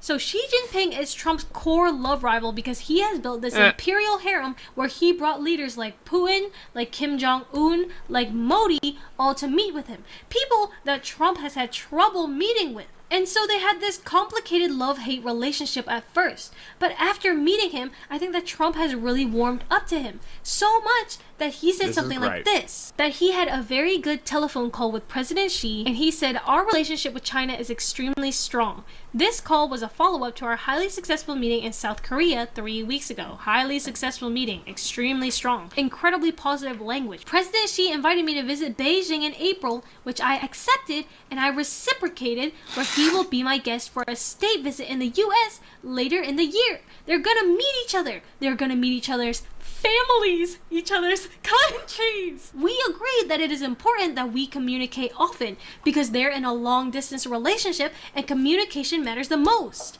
which I look forward to. How hard do you think the doing. authoritarian Thank you for your crackdown attention is to going to this be to matter. clean And up then the as you can cities see, he signed his name of in all homeless caps, people and which means shit that he's when very Xi Jinping excited. comes? You can go back and look at all the other screenshots I've shown you. He very rarely does that unless he is excited, which implies that they might have a soulmate relationship, but because it's so long distance, it's hard to build up the same banter that he and Biden had, which is why he still talks about Biden to this day, because he can't get rid of that hole in his heart. For now, they love each other. Now, obviously, Xi Jinping also has connections to Modi, who loves him, because Modi is still vying for Empress Consort, and with Putin, who's also vying for Empress Consort, and with Kim Jong-un, who's also vying for Empress Consort. They probably don't like each other. So, as you can see, Xi Jinping also has his own little harem going on with these leaders that Trump loves the most. Modi and Trump have, I think, a neutral relationship at the moment, because while there was that whole tariff thing going on, I don't think they really have anything else going on right now. Next, Love Triangle 3. Netanyahu,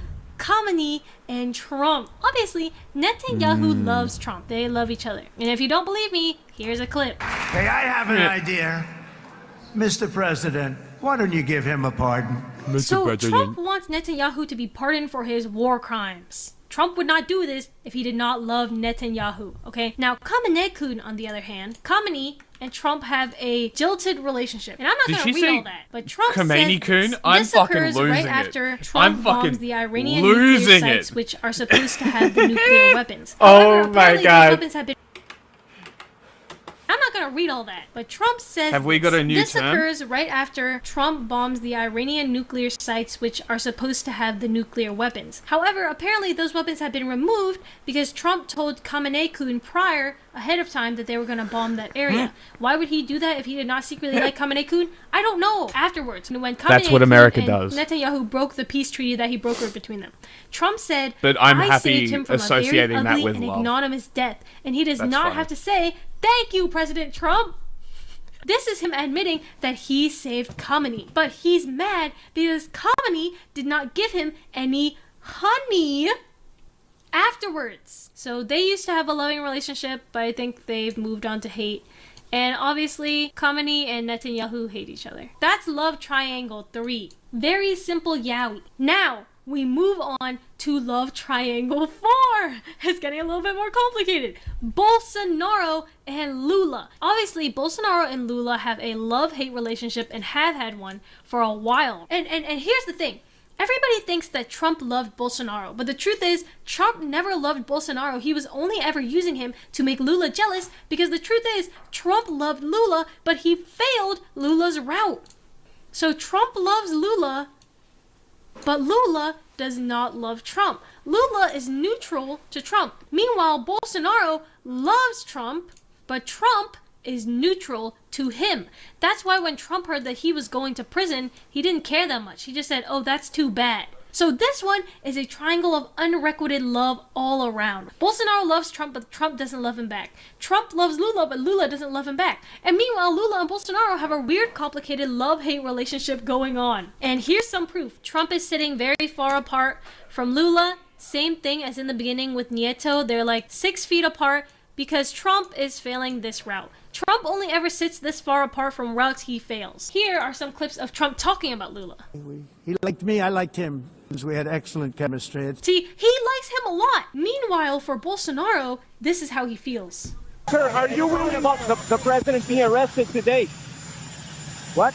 Any comment about the former Brazilian president being arrested today? No, I don't know anything about it. I haven't heard. Mr. President, are you willing? I didn't hear. Is that what happened? Yes, there's a citation.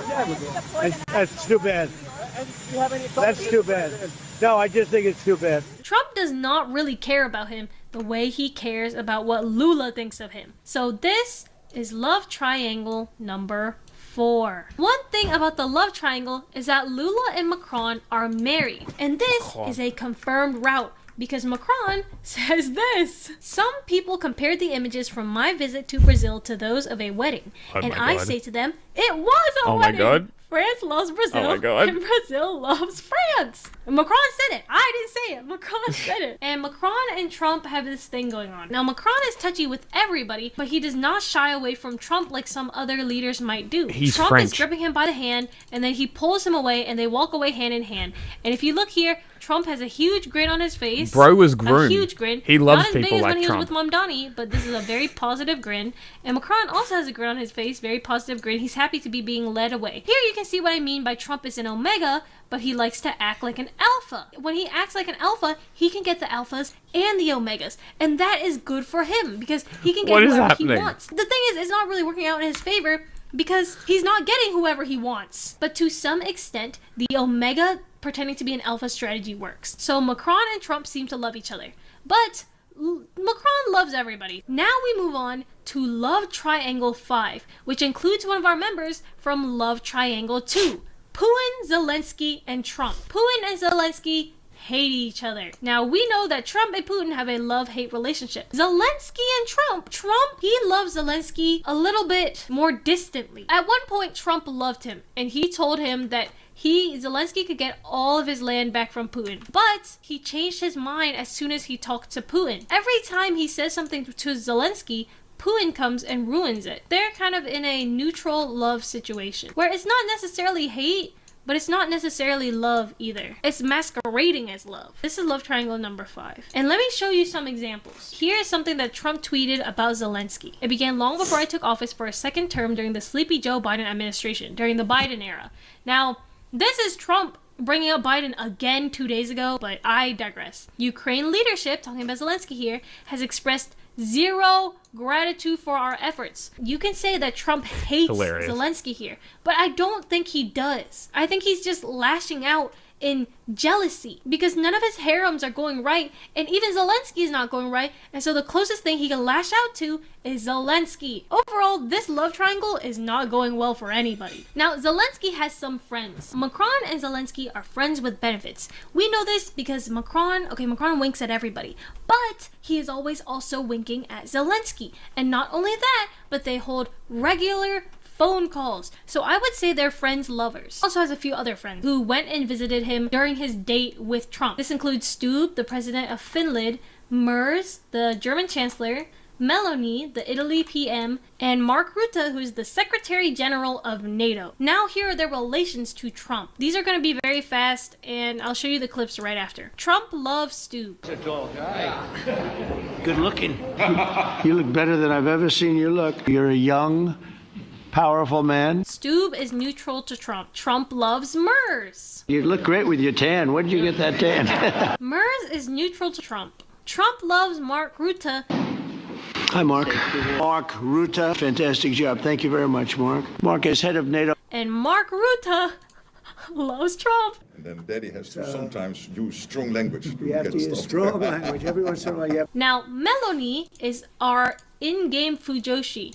She and Merz are friends, and she tries to convince Merz that he and Trump are meant to be. What's a Fujoshi? Next, we are going to explore our friends to lovers routes. Milei, the Argentinian president, and Trump are friends to lovers. And you can see in this clip where Trump is saying he won't send money to Argentina if Milei does not win the election. So we would not be generous with Argentina if that happened. If he loses, we are not going to be generous with Argentina. Trump is also friends to lovers with Albanese, who is the Australian PM. And you can see it in this clip where Trump talks about how committed they are. There's never been any games. We're strongly committed. And there are some games with other countries. But finally, one of our newer routes, Trump and Anwar Ibrahim, who is the PM of Malaysia, are a tentative love. Trump is kind of being a bad boy when he meets with him. He's making him break rules. I think Ibrahim kind of likes that rush, which makes him smitten with Trump. So the Malaysian Prime Minister. Okay, now that we are getting back into Asia, let's talk about political Yuri. So Trump and Sanae Takaichi are best friends, right? Obviously, because Takaichi is into political Yuri. And Takaichi's mentor is Shinzo Abe, who was Trump's old fling. And they loved each other because Abe stayed by Trump no matter what. Here is Trump and Takaichi as best friends. She's obviously Yuri. And now here's Trump and Shinzo Abe, who are on the golf course together. And as you can see, they're matching colors. You know, he's wearing blue with stripes like an American. He's wearing all white, like how the Japanese flag background is all white. They're like matching each other. It doesn't stretch. And he's wearing white pants, he's wearing black pants. It's very obvious that they had a fling. But after Shinzo Abe was assassinated, the only comfort he could find was in the girl that Abe mentored, who Trump is now best friends with, for the Yuri. And together, they make a Yuri, Yaoi, harem dream team. Next in Asia, our 6th love triangle, the two Koreas. Trump's bias, Lee Jae-myung, and Trump's bias wrecker, Kim Jong-un. Kim feels neutral to friends to Trump, and Trump loves Kim Jong-un. Opposingly, Trump and Lee Jae-myung both love each other. That's why Lee Jae-myung gave Trump something fit for royalty. This crown. A crown. Look how happy Trump is about it. He's like, wow, something fit for a queen like me. An Omega queen like me. That's him, by the way. Kim Jong-un and Lee Jae-myung do not like each other. This is love triangle number 6. Okay, you guys. Still with me? We got one more. We got the Middle East DLC and then an extra edition. Okay, Middle East DLC first. Mohammed bin Salman. Now, Mohammed bin Salman is the crown prince of Saudi Arabia. This is our royalty route. And they have a love relationship.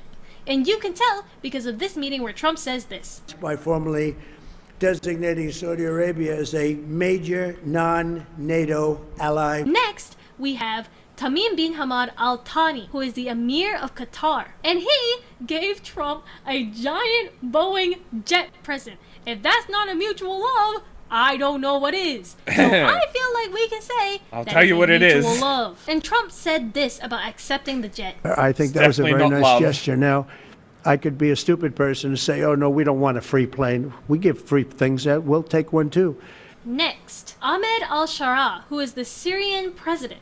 Trump described him as a young, attractive guy. Roll the clip. How did you find the Syrian president? Right.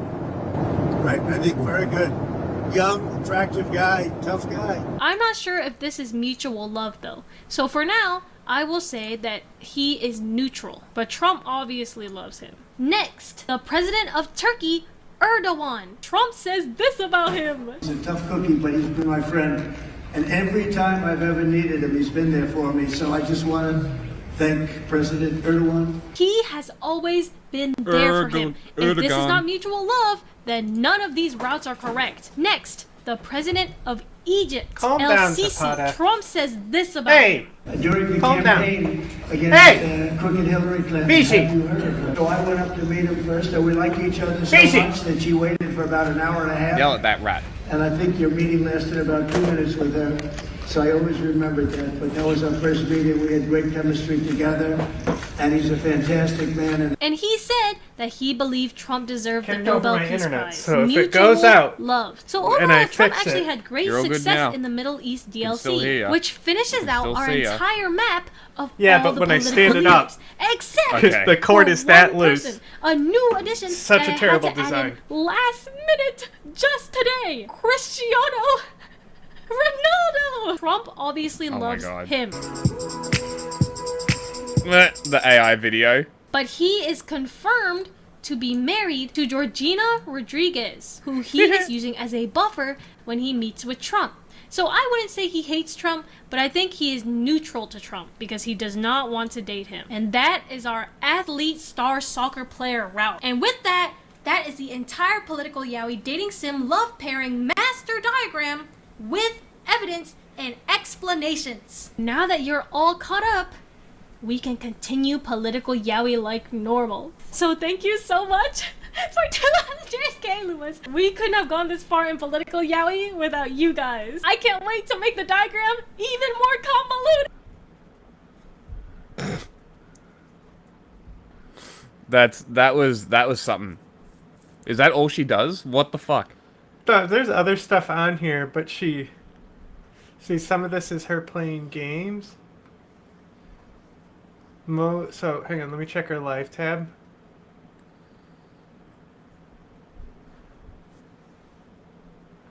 Trump Yaoi 8 days ago streamed. So it's something that she frequently talks about. She's live right now. Don't go over there. She's not live. Take us there. Comment on her live. shit. She's not live. You can. Stop it! I don't know what her channel is. I'm giving it to you. I'm yelling at rodents at the same time. We have fascism to speak about. Political alliances. We saw it in 1930s Germany, when industrial giants bailed out a cash-strapped Nazi party right before Hitler's election, thinking that Hitler would protect their money and power. We're seeing something similar now. Earlier this year, the GOP was running out of money, so... She's hilarious. It might be giving double audio, so I'm going to turn the audio share off. She's just streaming with a hair roller in her hair. Is it fake?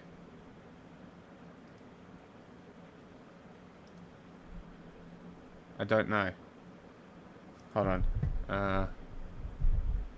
She's still talking about it. Her name is Lumi the Rage Baiter. That's great.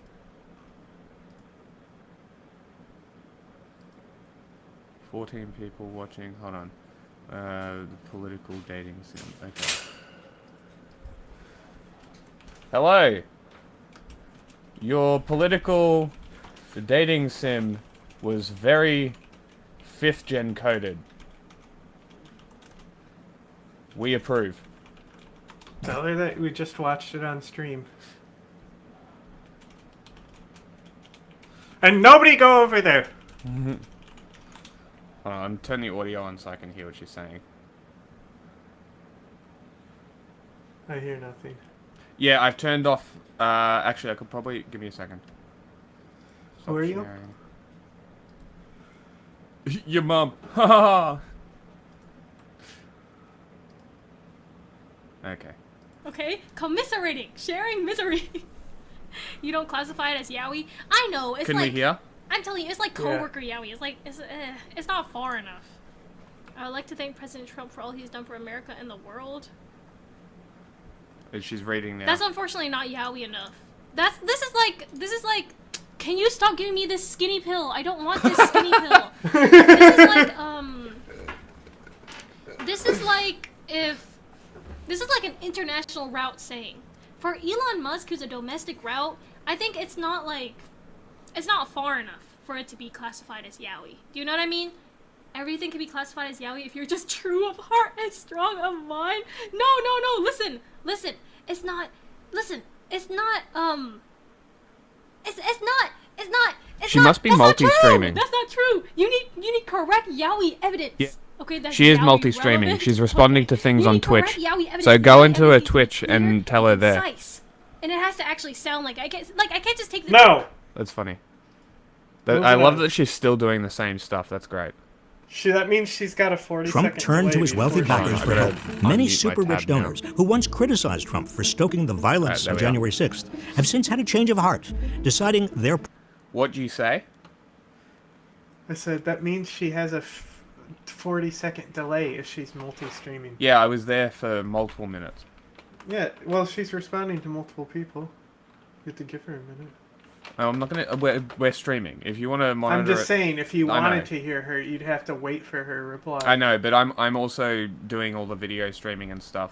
That's why I said you can leave a comment. Profits are worth more than our democracy. Trump has promised them that if elected, he'll extend his 2017 tax cuts that went mainly to the wealthy beyond 2025 when they're scheduled to expire. And he's hinted at even more. I'm rich as hell. We're going to give you tax cuts? He promised oil executives he would scrap regulations favoring electric vehicles and wind energy if they would give his campaign $1 billion. The Trump White House is for sale, and the wealthy are buying. Trump, this is not how you play Civ. Renewables come after coal and oil. It depends. Sometimes you don't get any coal or oil. You just jump straight to renewables. Sometimes you can be put in that spot, yeah. Incredible. What happened? I basically, the game that we're playing right now, I basically had no resources. Like I expanded and grabbed those island spots because, like, I had no strategic resources to Mm. convert to like coal. Yeah, okay.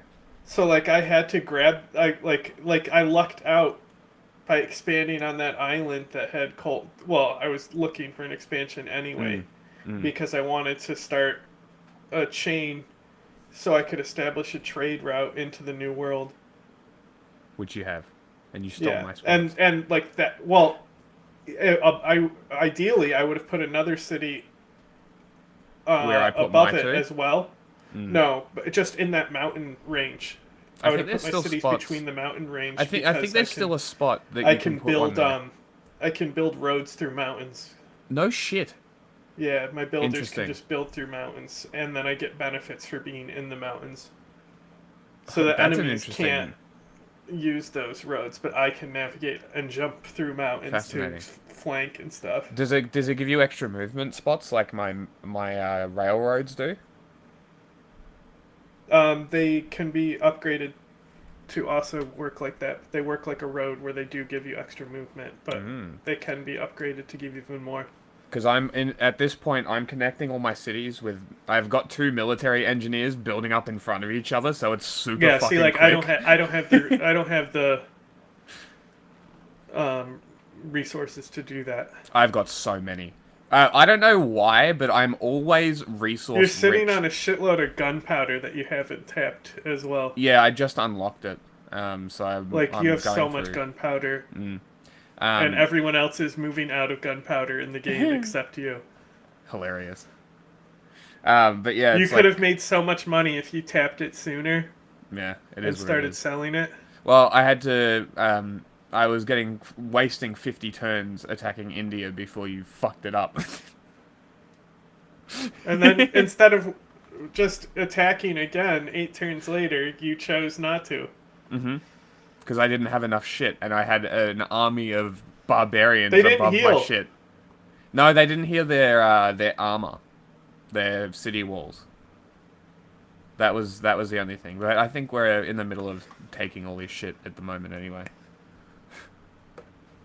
50 billionaire families gave at least $600 million in political donations as of May, Maybe we with can do the over last couple 2/3 hours, we going can to put support Civ GOP on. candidates and conservative causes. Elon Musk, one of the world's richest men, who also controls and manipulates one of the world's largest communications platforms, has committed to spending millions of dollars a month to elect Trump. And Trump has promised to make it worth Musk's while. We have to make life good for us smart people, and he's as smart as you get. In previous videos, I've highlighted alarming similarities between fascist regimes of the past and Trumpism. The alignment of American billionaires with Trump's anti-democracy movement is one of the most dangerous parallels. The billionaires want the rest of us to fight each other so we don't look up and see where all the wealth and power have gone. So we don't join Not together wrong. and raise taxes on the super rich to finance childcare, better schools, our healthcare system, everything else we need. They fear democracy because there are far more of us than there are of them. We need to see through their fear tactics and vote in overwhelming numbers this November. We can learn from history Vote and harder, spot the libs. danger. We are not That'll work. doomed to repeat it. Let's see how Trump's actions match the steps in that video. First, Vote harder, consolidate power. even if there's guns With at the uncanny voting booth. similarity to the 1933 purge of Germany's civil service, Trump has driven out public workers. His goal is to replace civil servants who are loyal to the Constitution with henchmen who are instead loyal to him. Next, establish a police state. I'm speaking to you When from was it California, not? where Trump deployed the U.S. military against the will of the governor. Across America, masked ICE agents have been terrorizing people and abducting them off the streets, caging them in makeshift detention camps, or deporting them to foreign torture prisons with no due process. This will get worse as the $170 billion for immigration enforcement in the Big Ugly Bill turns ICE into the largest federal law enforcement agency in the country. What does he plan to do with that funding? He's already started to jail the opposition. So far, we've seen a Democratic mayor, a Democratic senator, and a Democratic city controller violently detained for questioning this regime. Amazing. Meanwhile, a Democratic congresswoman was indicted after visiting an ICE facility. How about his attempts to undermine the free press? What happens to oathbreakers again? What's it classified as? Like people who break their oath? to uphold the Traitors? Constitution or whatever.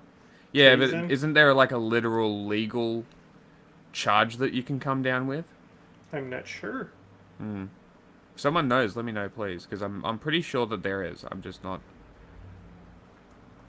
sure exactly what it's called. Whether it is like treason or something else. What has historically happened to oath breakers? I don't know.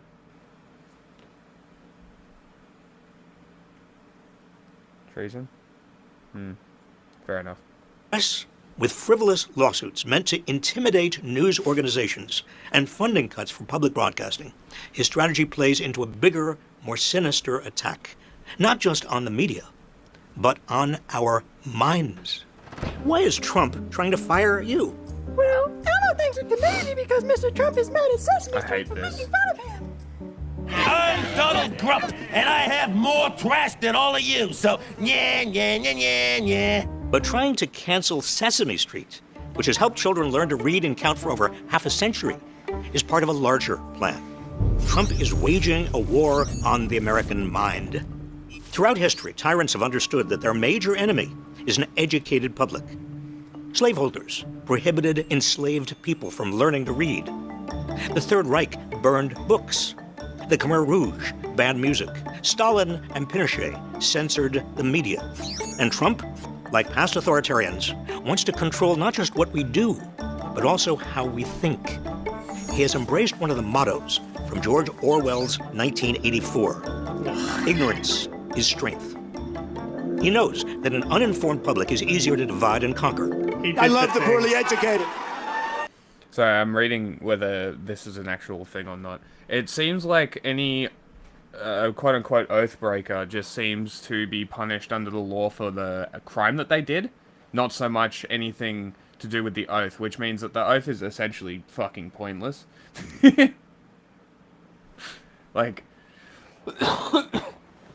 if you're trying to get people to swear fealty to your country, yeah, maybe make it an issue if they break that oath. You know what I mean? Like, if that's the route that you want to go and you want to go with that kind of nationalism, you can kind of do it with horizontal groups as well. As like, if you betray the group's trust, you get ejected. It's no different. Everyone's a public servant in horizontal, right? There is no public servant role. There is no boss to be had. There is, you know, I feel like that should be the same thing. But in that sense, what would an appropriate, I don't want to use the word punishment, consequences. What would appropriate consequences be for someone who betrays the public after taking an oath of office? Treason. Death. The guillotine. I don't know, bro. It's an interesting question. I'm not a fucking lawyer. Well, I'm not talking about law. You know, you're betraying the public. Who gives a shit about law? I guess you'd be a cop then.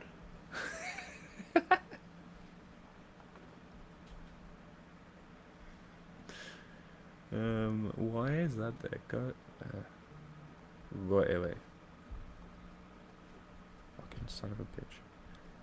Fucking notifications. Alright. There are 5 facets to the authoritarian attack on our minds. Another 5. Number 1, rewrite history. Sure. The protagonist of Are we just doing 1984 1984? works Yep, in the so-called there it is. Ministry of Truth, where he's made to literally rewrite history because Big Brother. That's why I was like, did you just hear that?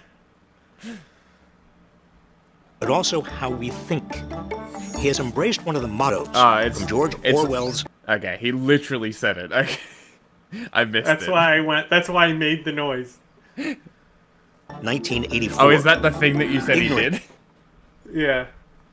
Is strength.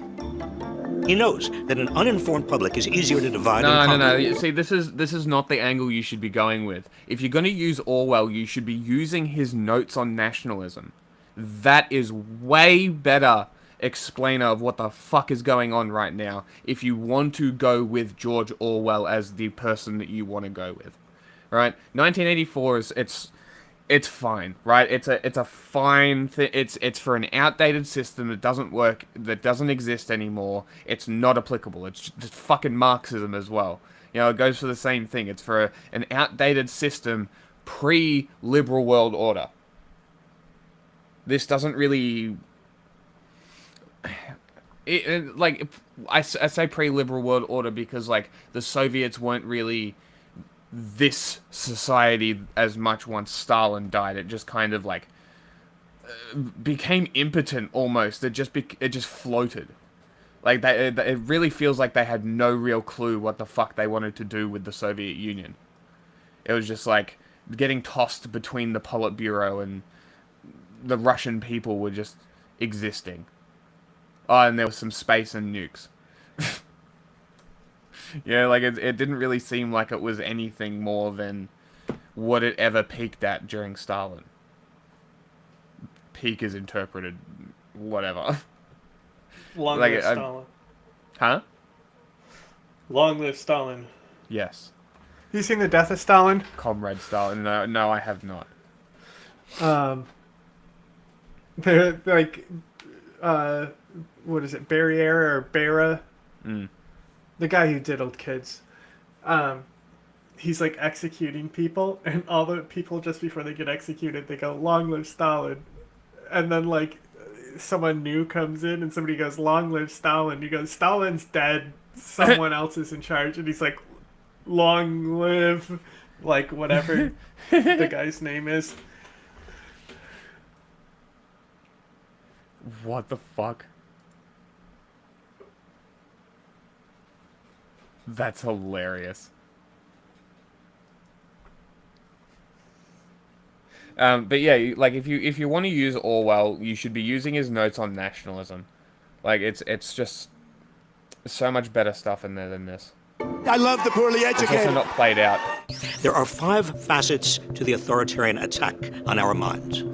Number 1, rewrite history. The protagonist of 1984 works in the so-called Ministry of Truth, where he's made to literally rewrite history because Big Brother knows that he who controls the past controls the future. That's chilling in a dystopian novel. It's even scarier in real life, where Trump and his MAGA cronies are making schools whitewash slavery and segregation, cover up the genocide of Native Americans, and erase the LGBTQ rights movement. Authoritarians know that if they can convince us our country has never been wrong, they can make us believe our ruler is always right. If they can make us forget how brave activists fought for change in the past, they can stop us from seeking change in the future. Rewriting history goes hand in hand with the next facet of the attack on our minds. Number 2, gut education. As Trump tries to abolish the Department of Education, he's so also smart, proposing to cut funding for K-12 public schools and Lib to read force book. universities Lib to give him expert. influence over student admissions, faculty hiring, and what's taught. As a Literally professor, I know firsthand how 1984. education empowers young people's minds. We can't have a functioning democracy if people cannot deliberate critically about it. That's why authoritarians replace education with indoctrination. Children will be taught to love America. Children will Hey, be a taught Nazi. to be patriots. Instead of teaching students to think for themselves, authoritarians seek to instill blind allegiance I and love Hitler. suppress dissent. That's why the Italian and German fascists of the 20th century immediately turned their country's educational with the systems Nazis. into How about instruments that? of the party. Placing a chokehold on universities also relates to the next facet of the attack. Number 3, dismantle science. By freezing university research grants Fuck and attacking science. the National Institutes of Health, the National Science believe Foundation, in and USAID, pseudoscience. Trump is stifling medical and scientific research. And his cuts to the It's Centers for Disease basically Control science. and the Food and Drug Administration put all of us at risk. He's also abducting scientists who disagree with his administration. Can you imagine a crueler way to rob America of the global intellectual capital that has helped us become the world leader in scientific research? All of this moves us further from cures for cancer, Alzheimer's, and HIV. This could seem baffling if you don't recognize it as part of a larger strategy. We all get sick.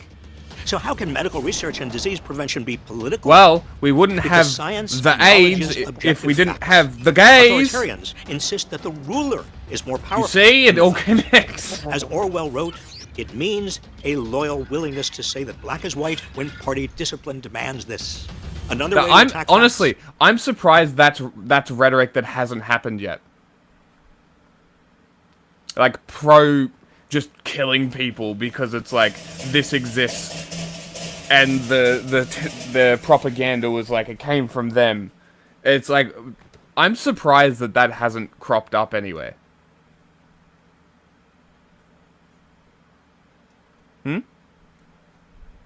I don't know what you're talking about.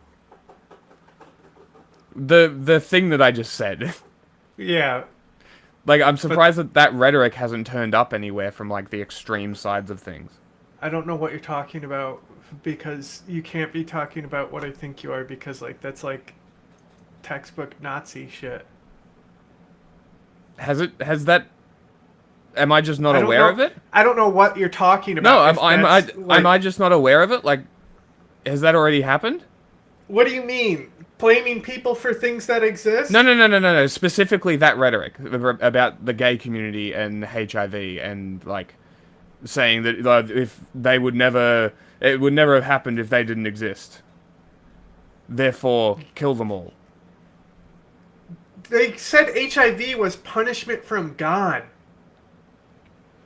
I mean, yeah, but that's not what I'm specifically talking about. Like, I know about that rhetoric. Like, yes, that's like one inherent step to from what it. they say about gay people. Interesting. I guess the conversion is kind of the eradication. It's not so much killing, is it? They want to kill gay people, not convert them.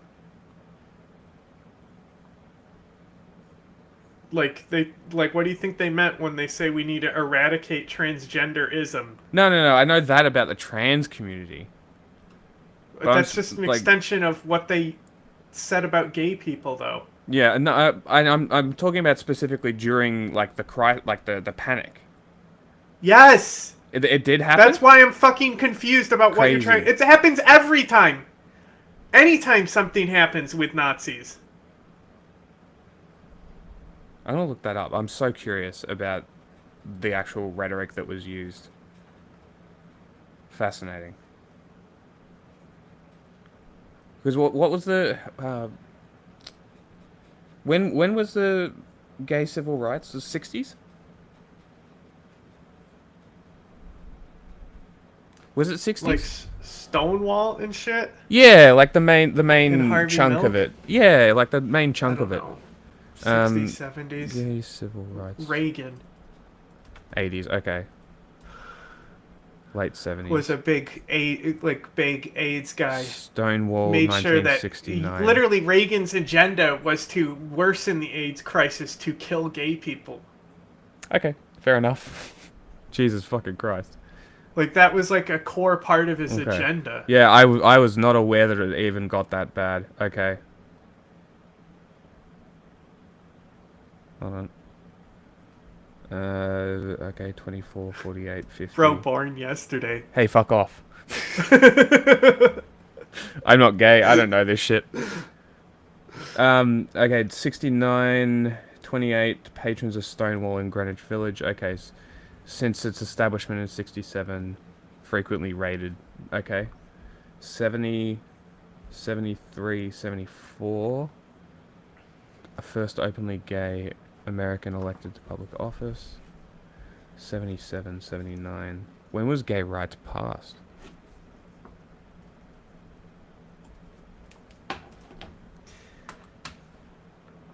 God damn it, I forgot what I was Late doing. 80s. Got so distracted. Fair enough. Okay, gay rights in the US evolved over time. Changing significantly since the 80s. Timeline in American history. Here we go.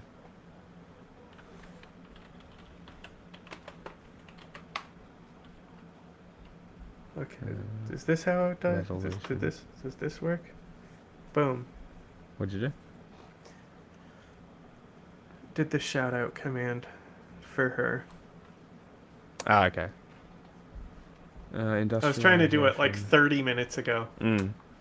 but got distracted. Hey, look, 1868, Two-Spirit. The fuck? Yeah, Two-Spirit was a... So that's the thing, is like, this is a argument talking about persecution of homosexuals and colonialism when we talk about nations like Ghana or Uganda. Yeah. Right? So, like, we just watched The Wicker Man the other day, right? This is like... Have you ever seen The Wicker Man? Is that The Bees? That's the Nicolas Cage one. But the original one, it's Christopher Lee. Really? Who's the like leader of the island of pagans, right? And so like, it's specifically written as a reaction to the time period and what was going on in Britain at the time, like being against, like women, showing their breasts out of acts of feminism and gay people and stuff like that, right? Yeah. So like, at one point, like, Christopher Lee is dressed as a woman leading a march. Because, like, the whole point of The Wicker Man is that it's, like, a critique on the society. Like, they're doing what this, like, trad cath... Well, he's a Protestant, but, like, the guy who's the cop is, like, super Christian, and he's like, how dare you do this? Like these pagan rituals that like teach kids what a penis is, and so like he's outraged. Everything is abhorrent of God, and it's like everything they do is actually a contradiction of something that Christians do.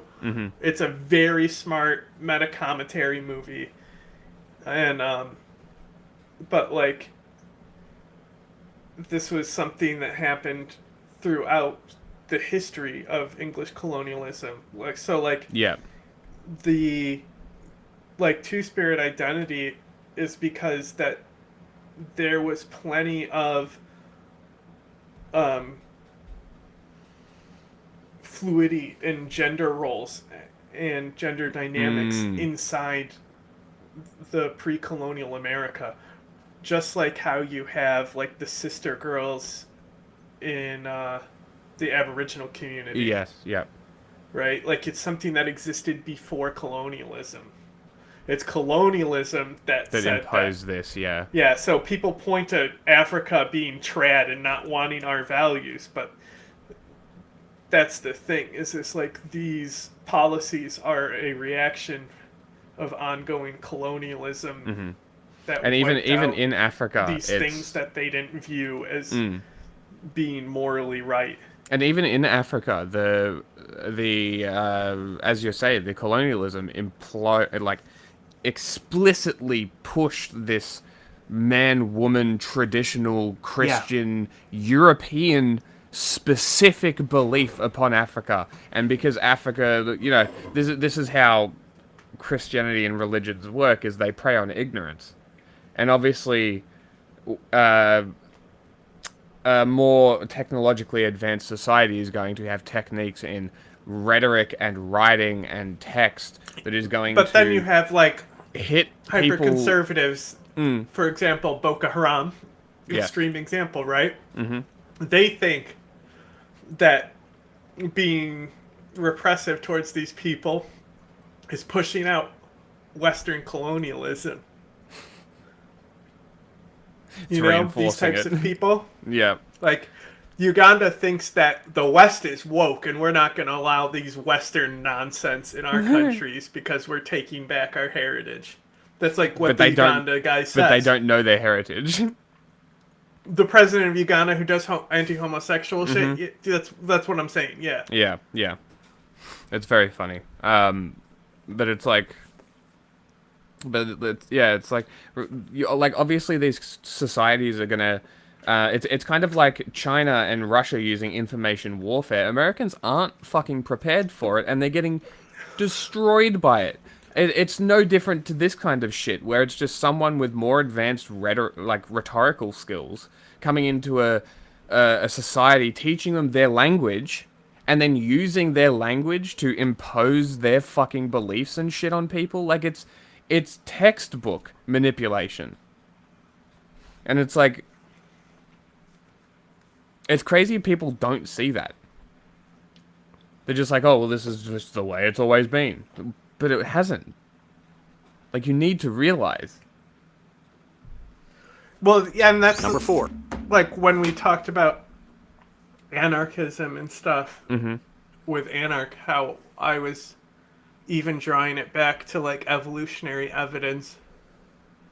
Like, saying, like, we may not be these animals, but we can look how these structures form in natures. And that's another thing is like people, like, I remember somebody got mad at me because I understand, I shouldn't say it like that, I understand why they were upset, but like they were trying to say, like, they were buying into the argument that like changing genders and stuff like that doesn't exist in the animal kingdom, and that's what makes us different, is that we're like, they're like trying to say, they're trying to reclaim it by saying, yeah, it may not exist, but we're actually better than animals. And I like was like actually, and was like trying to talk about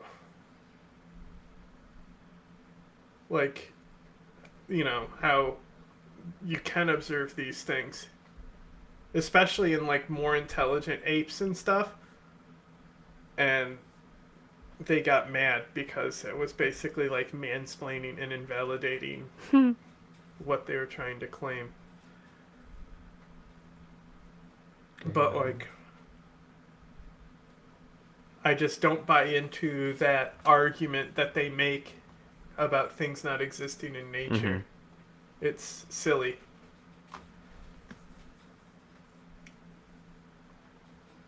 Where's the Metashine Society?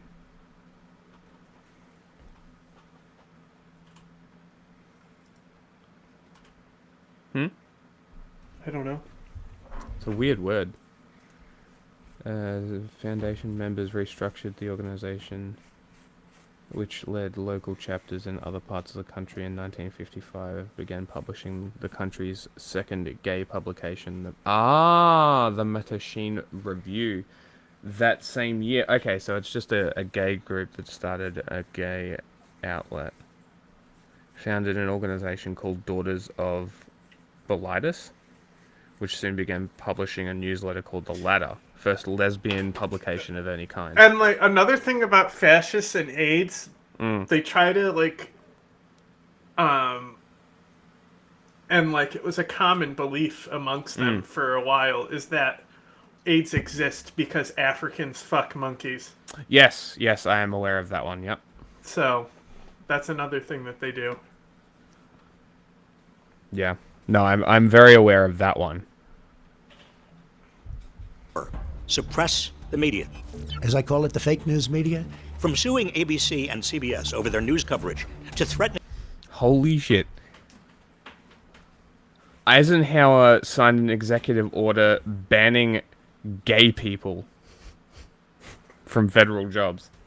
Literally banning them from federal jobs. More specifically, people guilty of quote-unquote sexual perversion. Whatever that means. To strip network broadcast licenses, to defunding PBS and NPR. Trump is trying to silence major news sources. He wants control over what information Americans can or cannot get. A free press exists to question authority and help the public question it as well. But authoritarians insist they must never be questioned. Don't ever say what you said. That's a nasty question. Authoritarians want to consolidate state power over what the public can know. The final facet of the authoritarian attack on our minds also attacks our spirit, which brings us to number 5. Attack the arts. The arts exist to provoke us, challenge our thinking, and help us see beyond ourselves. They're an important and independent aspect of an educated society, which is why authoritarians have historically attacked the arts. So it's no surprise that Trump is canceling grants from the National Endowment for the Arts, dictating what's displayed at the Smithsonian, and has installed himself as the chair of the Kennedy Center for the Performing Arts. To limit art is to limit free speech and expression. It's a crucial step that authoritarians use to silence anyone who dissents through creativity. Added up, these 5 facets of Trump's attack on the American mind render us less informed, less inspired, and easier to control. They empower him to divide us with hatred and fear, and they prevent us from discovering that we have more in common with one another than with the authoritarians who try to rule us. This attack on our minds reduces our capacity for self-government because ignorance is the handmaiden of tyranny. Please, help spread the truth by sharing this video. Fascism comes in different forms. With their version of it, Trump and his supporters dangerously merge fascism with religion. Here's how. Donald Trump is portraying himself as a religious savior. He says Election Day will be Christian Visibility Day. Trump has repeatedly compared his criminal trials to the crucifixion of Jesus, promoted videos calling his re-election, quote, the most important moment in human history, and that describe him as a divinely appointed ruler. A shepherd to mankind who won't ever leave nor forsake them. So God made Trump.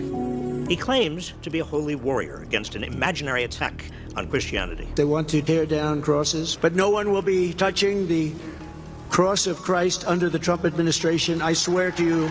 He's even selling his own version of the Bible. We must make America pray again. Trump is playing to a rising white Christian nationalist movement within the Republican Party. I say it proudly, we should be Christian nationalists. Christian nationalists believe that the law of the land is not the Constitution, but instead the law of God, as they interpret it. Trump supporters are increasingly overt in their calls to replace democracy with a MAGA theocracy. The church is supposed to direct the government, and I'm tired of this separation of church and state junk. We're meant to be a Christian nation. We should be a Christian nation. Welcome to the end of democracy. We're here to overthrow it completely. We didn't get all the way there on January 6th, but we will endeavor to get rid of it and replace it with this right here. That was a cross he was holding. The idea that the will of voters is irrelevant because God has anointed Trump was a recurring message in the efforts to overturn the 2020 election. Because it is not Joe Biden that rules this country. Jesus Christ is the king of everything in this world. Christ is king! Christ is king! Christ is king! In previous videos, I've highlighted how MAGA Republicans have embraced core elements of fascism. The combination of fascism and Christian nationalism is called Christofascism, a term first used half a century ago by the theologian Dorothy Zola. Fascists rise to power by characterizing their opponents as subhuman. Christofascists take it a step further by casting opponents as not just subhuman, but actually demonic.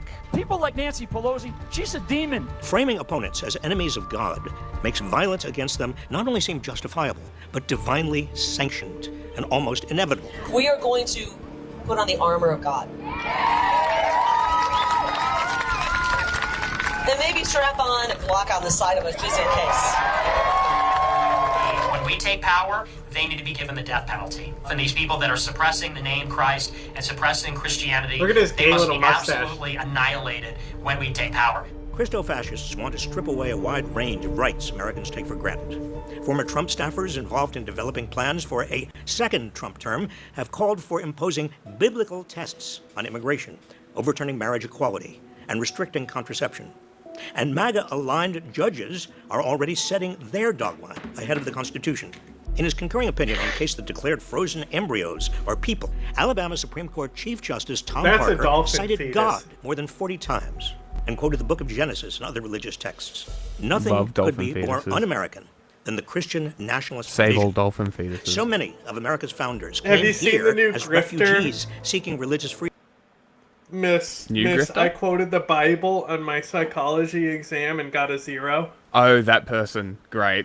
I'm so glad she's becoming a new Riley Gaines. That's great. Freedom. The framers of the Constitution were adamant that religion had no role in our government. The words God, Jesus, and Christ don't appear anywhere in the Constitution. And the very first words of the Bill of Rights are a promise that, quote, Congress shall make no law respecting an establishment of religion or prohibiting the free exercise thereof. Yeah, she literally didn't or do any the assignment. religion-based Yeah, form of government it's so is funny. a rejection of everything America has aspired to be. A secular, multiracial society whose inhabitants have come from everywhere, bound together by a faith in equal opportunity, democracy, and the rule of law. Beware. In case you missed it, The man in the video who said, "We're meant to be a Christian nation. We should be a Christian nation." That's Russell Vought. As budget director, he now has one of the top White House positions. He was also one of the leaders of Project 2025, which created and he won, but people who look like the him presidency votes. into a dictatorship. To understand how the Trump regime is implementing fascism and to fight back, it's crucial to understand Project 2025. A second Trump term would be more dangerous than the first, in part because of something called Project 2025, a plan to extend Trump's grip into every part of your life. Trump's gross incompetence in his first term wasn't all bad. It kept some of his most extreme goals out of reach. That's why his inner circle, including more than 20 officials from his first term, have written a step-by-step playbook to make a second term brutally efficient. At nearly 1,000 pages, it's longer than most Stephen King novels, and a lot scarier. The Associated Press wasn't kidding when they called it a plan to dismantle the U.S. government and replace it with Trump's vision. Project 2025 is a roadmap to ban abortion, give greedy corporate oligarchs everything they want, and strip Americans of our most basic freedoms, all without needing any support from Congress. There's more to it than I can possibly get into, but here are 3 things I want you to know. Number 1, how would Project 2025 work?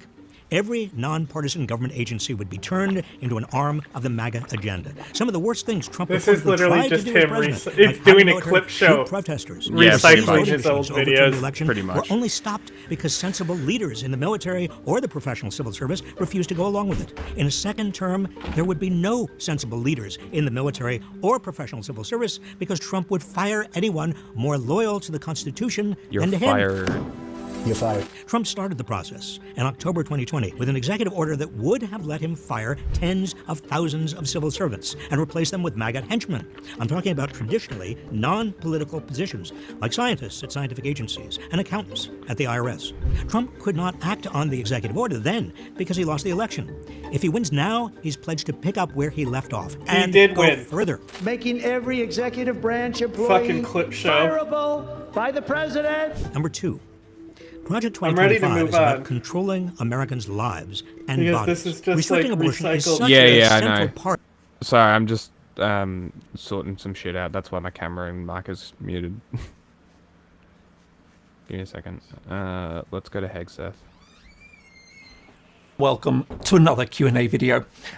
Not that one. That's not a Hegeth. Actually, let's continue with that one, actually. As That's always, fine. there was That's a great set transition of questions video. this past month, so let's get started.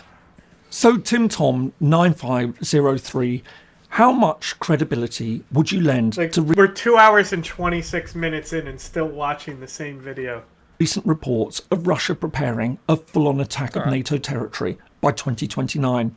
Tied to this, Paramhamsa Yogananda, The one that you didn't watch asks, to begin, can want to Europe watch to defend begin with itself because you against don't Russia like him. without American support? So look, it's really very difficult to sort of make sense of this, and I think one of the things that I just wanted to mostly see where the libs were going with their fighting fascism, which is vote harder. It's literally 1984, which is pretty much exactly the same where they were 10 years ago, which is great. For any of us who are following progress. the war in Ukraine and where Russia stands, it's just how many conflicting reports you have of this. I'm always reminded of the fact that they're sort of every other week there's something sort of saying Russian economy is on the verge of collapse, and we've been seeing this. The war in Ukraine is now coming up for it's about Russia to start, is in a full-time war 4 economy. years. Their economy is fine. Yeah. This has been going on a very long time, and we have not yet seen the Russian economy collapse. Now, it might be on the verge of collapse. Likewise, you've had people sort of saying, no, Russia is winning the war in Ukraine. It's about to break through and, sort of make great advances and everything like that. I think the reality is that we can't actually get a very clear picture of what's happening exactly. And I think so this makes sort of trying to make a bigger estimate about what Russia is planning all the more difficult. Part of me says that it seems absolutely unrealistic to think that Russia would be ready to attack Europe in any way, simply because we just have to look at what's happened in Ukraine. So yes, Russian forces may be making advances at the moment, but it has, Ukraine has inflicted horrific losses on Russia. That progress has been incredibly slow. And this is, if you like, Ukraine fighting with one hand tied behind its back. It hasn't been given the sort of weaponry that it could have been given. It hasn't been given the support that it could have been given. And so there is a sense that, if Russia has been tied up in this way against Europe, against Ukraine, what chance would it have if it were to, launch an attack on Europe? It would be absolutely suicidal. But I think that in many ways that's made complicated by a number of factors. I think the fact that it was raised about can Europe defend itself against Russia without American support is incredibly important in all of this, because this is the big question, and this is the big worry that many in Europe will be having at the moment, especially given the fact that we just simply don't know where Trump stands on Russia. Well, we probably do know where Trump stands on Russia, but would invading Europe be a step too far that would require the United States to take some sort of action? Whether Trump sort of says, listen, Vladimir, you can have eastern Ukraine, but I can't let you have the rest of Ukraine, or I can't certainly let you have parts of Europe. We just don't know. But it seems very, very unlikely that the United States would be willing to go that far. But also, I think the other thing that oh my God, a Waymo drove into a police standoff. I just would there be that I read everything except Europe, that. If steps were taken. But yes, I taken, did see the video. And how far would Europe really be willing to go? For some reason, I've been looking at chat so and just there's the argument not that one. Russia, for all its weakness, actually has quite a lot in reserve that it hasn't been using in Ukraine. I don't know whether that's true or not, but if that's a plausible argument, then obviously it would suggest that a war against Europe is going to be so much more serious than perhaps we've lulled ourselves into thinking it is. That, oh, look at what Ukraine's managed to do against Russia. If Russia were to try anything against Estonia, Latvia, Lithuania, then, it hasn't got a hope. It might have more forces. The second factor, of course, is that American support. Would the United States come in to defend? The third factor is, what about Europe? Can Europe be relied upon to be absolutely in lockstep on the position it takes towards Russia if that were to happen? And of course, we think about, those countries in Europe, sort of, for example, Hungary and Viktor Orban's close relationship with Putin, Robert Fico in Slovakia. There may be other European countries which just simply say, well, you know what, this is not our issue. We're not going to be willing to fight on this. So you'd have questions about, could you rely on NATO to actually act in a unanimous way if that were to happen? Would Turkey be fully behind taking, military action against Russia? Would America, would the Hungarians, would the Slovaks? You start to see cracks that could emerge, which would be absolutely lethal in the event that this happened, that you can't afford to have those cracks. And so I think there are real questions. And Putin might be thinking to himself that actually you can exploit this, and that if you do it in a very careful way, so if you start sort of, trying to roll in tanks across sort of, multiple fronts, then, maybe you're going to get a reaction. But if you start to sort of nibble away at certain parts and sort of saying, well, we've got a Russian community in Estonia, and we feel that they should be, they've been discriminated against, we need to protect them, I'm pretty sure Estonia is a NATO country. Fucking try it. I kind of want to see a line of Russian tanks get carpet bombed. That would be kind of funny. Because that's exactly what would happen. They would just be like, you're going to invade a NATO country? Okay, carpet bomb. And you have concepts. Like Russia can't even beat Ukraine, for fuck's sake. You think it's going to take on fucking NATO? Did you see that Georgia used like a blister riot agent? Really? On protesters? Wow. They gave him like chemical blisters and stuff like that. Crazy. What the fuck? Thanks, Russia.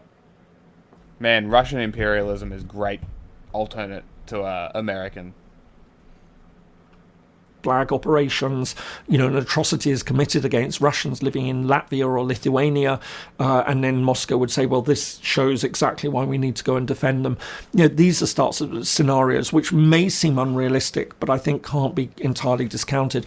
But I think there's another element in all of this, which is we are envisaging this as very standard, if you like, warfare. And we really have to consider that warfare in these days is also fought in what we call hybrid warfare. Mm-hmm. And I think that this is something that we're already starting to see, which is one of the reasons why I think we have to be more nervous about this possibility than perhaps we were even a couple of years ago. The fact that we have been seeing this drone activity taking place over Europe, and Europe doesn't really know what to do about it. Does it start shooting down these drones? You know, what would be the response that would come from that? The fact that we've seen sort of Russian spy ships off the coast of northwest Europe, so, you know, off the coast of Scotland, off the coast of Ireland, and, you know, some would say, well, you know, Ireland's neutral, it's not important. It's incredibly important because, of course, the undersea cables that link Europe with North America run out of Ireland.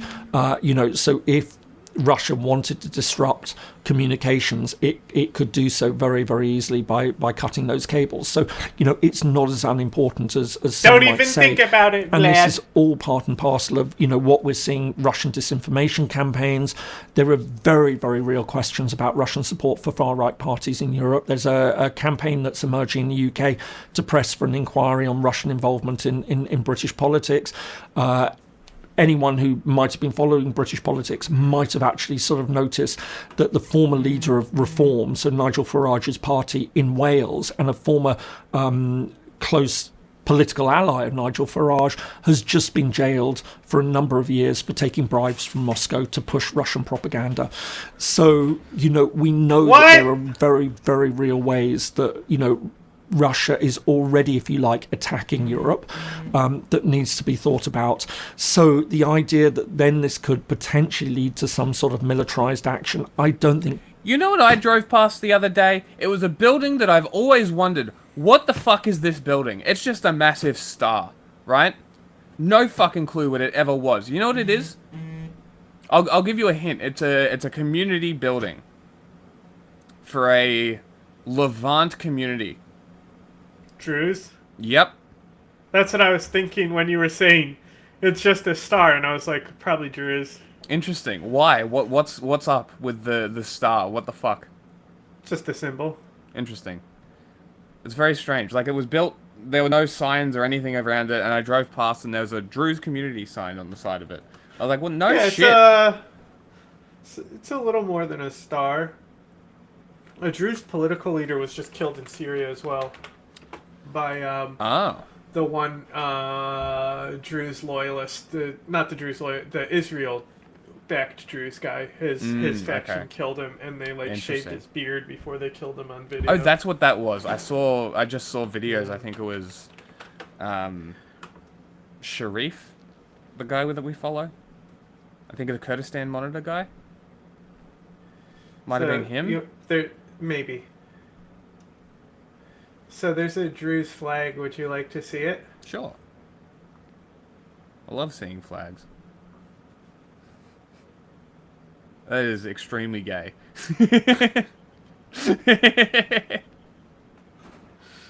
That is a very bright flag. What the fuck? The Druze symbol, it reminds me of Death Stranding. Okay. Cause like, why is it so bright? What the fuck? Huh? Why is the flag so bright? It's like, this is not what I wanted. I wanted just, so it's like. Oh, they love their stars. So yeah, it's like the different stars, each point means a different thing, but like in Death Stranding, as you level up, the different points of your star are different colors. Yes. That's funny. But, you know, it's got the mind, the effect, the cause, the world, the soul, you know. Interesting. You know. Okay, the actual flag is not as bright. It's not so bad.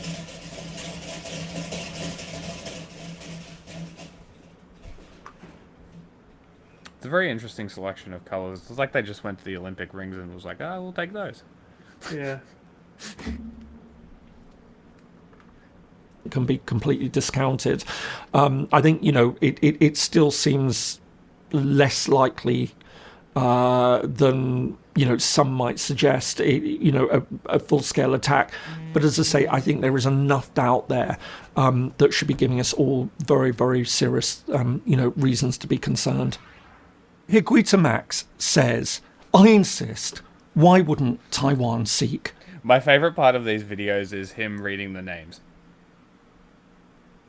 This is the part that I wanted to hear. I'll scroll through the rest and see what they are and a nuclear deterrent. Decide whether we move on. I'm guessing that the I insist refers to the fact that you probably asked it in a previous month. And again, to anyone who watches, I'm just so sorry if I don't get around to answering your questions. I do get rather a lot each month, and I try and do as many as I can. But, you know, even if I get through 8 questions, that may be only sort of 5 to 10% of the number of questions that I'm usually asked. So many apologies for that. But look, turning to your question, look, this is actually really, really interesting. And in one sense, I can see where you're coming from. You would think that, you know, Taiwan is obviously in an extremely vulnerable position, that, you know, it lies very close to China. Do they have nuclear energy? I'm not sure. Surely not.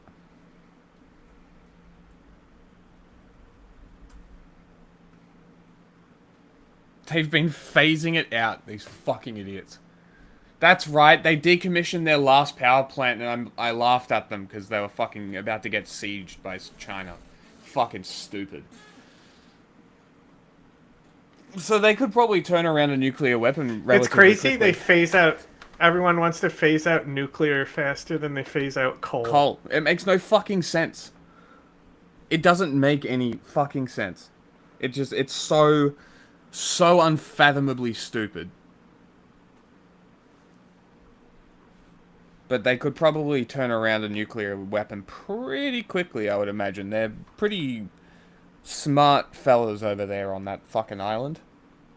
China, that China has become more and more overt in its claims to have direct control over Taiwan in recent years. We are increasingly talking about the possibility, if not of an invasion, then certainly of maybe a siege of Taiwan that would eventually lead to Taiwanese capitulation. There's all sorts of questions about whether the United States could be relied on to come to Taiwan's defense. That while the United States has traditionally had... Have you heard about the Taiwan's, like, okay, I'm gonna take you with me plan? No. No? They're just gonna launch all their missiles at the Three Gorges Dam. Oh, yeah. Like, what the that's a fucking crazy plan. I tell you what, though, pretty good deterrent. Hey, we're gonna blow up the dam and flood half your country if you invade us. That's a pretty good threat. Develop a nuclear weapon, that's almost guaranteed. Hide it in those missiles.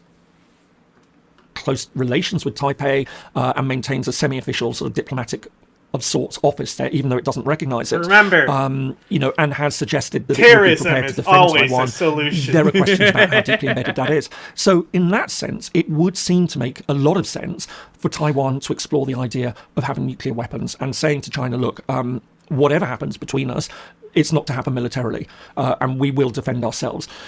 I think, you know, there are a number of reasons why, on the other hand, this probably wouldn't be a good idea and actually might be very, very difficult to achieve. I think that, you know, producing nuclear weapons is obviously extremely difficult in all sorts of ways. I mean, it's a very technical process. I think it's probably safe to say that if Taiwan wanted to do it from a technical perspective, a scientific perspective, it could do it. It could do it very easily. But it also means being able to get the materials to be able to do it. And there is probably, and not claiming for one moment to be an expert on constructing nuclear... I know how. Do what China does.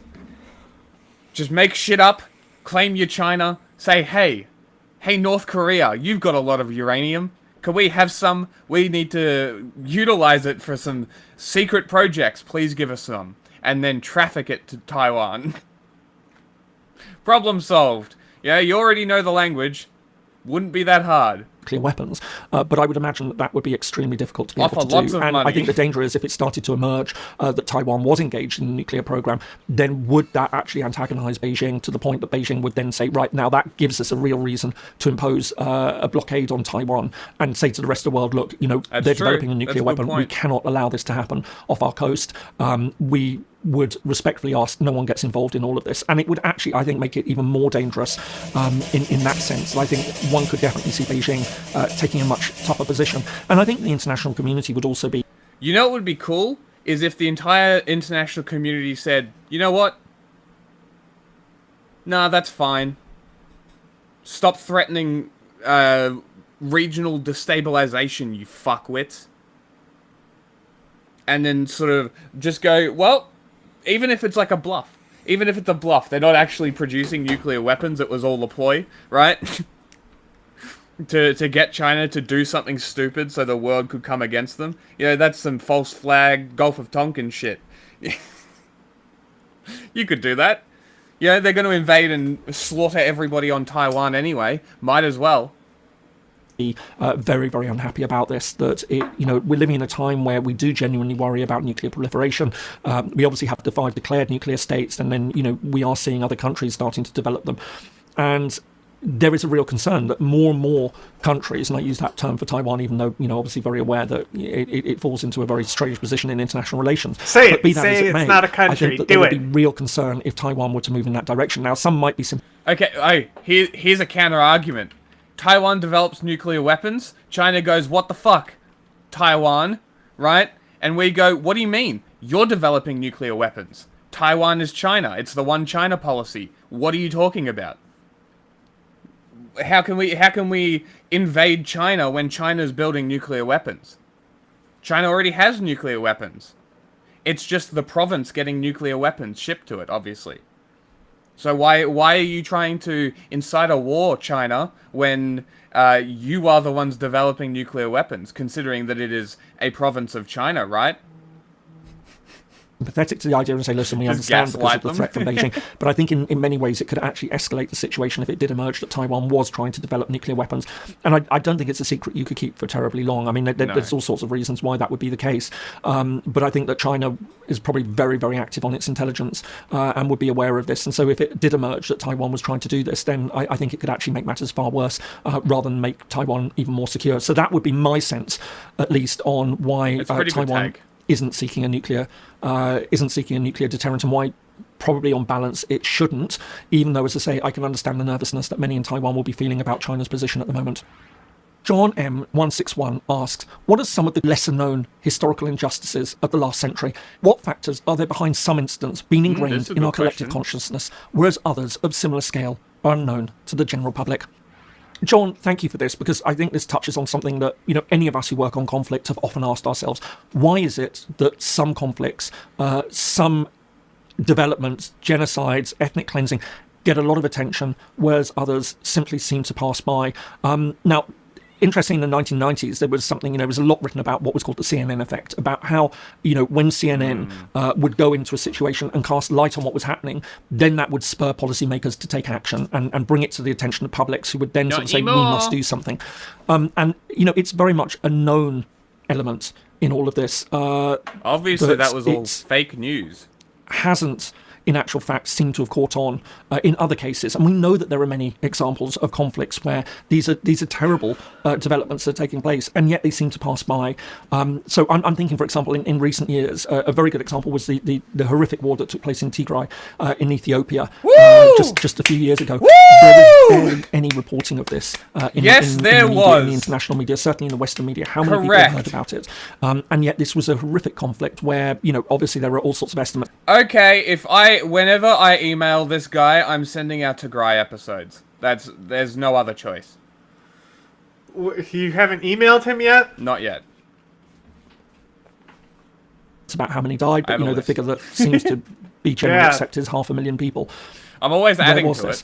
Looking at what's happening in Sudan, this is woefully underreported. I'll have some days and so, these are events that are taking place at the moment. So you can quickly see, why is it that if that's the case now, then things that were taking place 50, 60, 70, 80 years ago, a century ago, would have fallen out of public consciousness. So I think, one has to ask, but why is it that certain things have been able to maintain? And I think the one thing that's really interesting, so, you sort of talk about the slave trade in the Congo, you talk about the Armenian genocide, you talk about the Holocaust, is of course that these are atrocities where you have communities that continue to exist and are to some degree or another politicized over this. And I don't mean politicized in a negative way. I'm just sort of saying that there is a consciousness about their historical past that translates into political action, that translates into a sense of cohesion, translates into a sense of we must keep this alive and continue talking about it, that this can't be allowed to just disappear into history. This is fundamental to who we are as a people.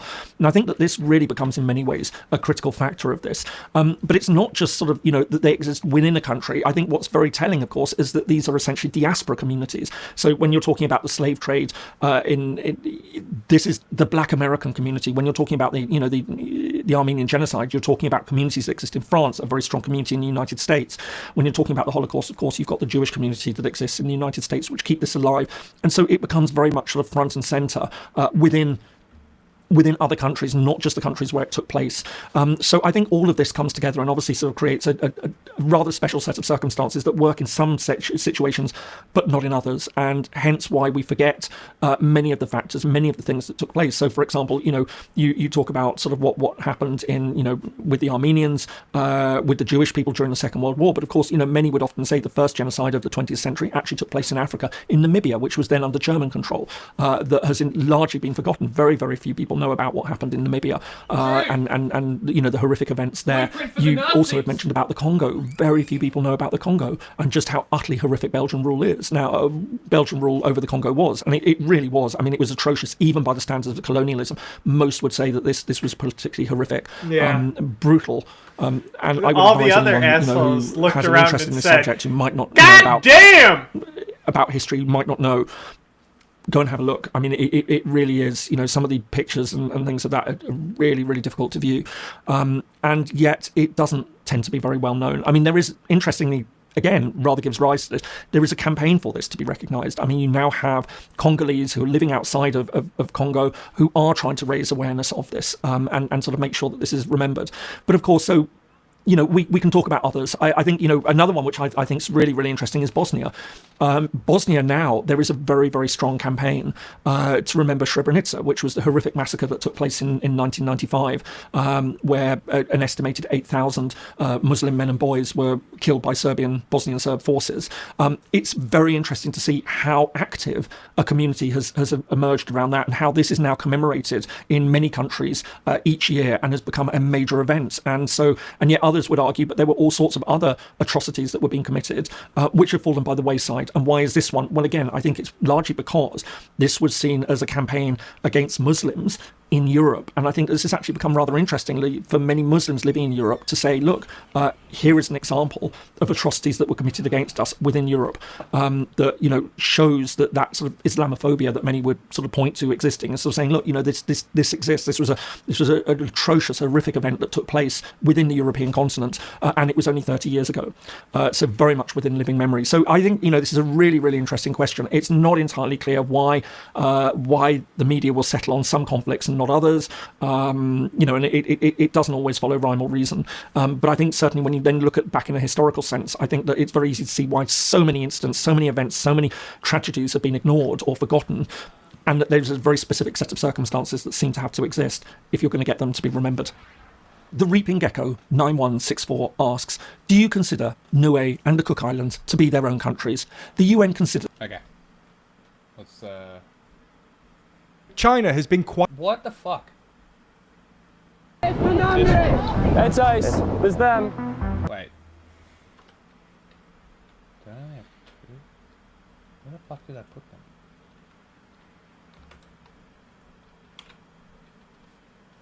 What is happening?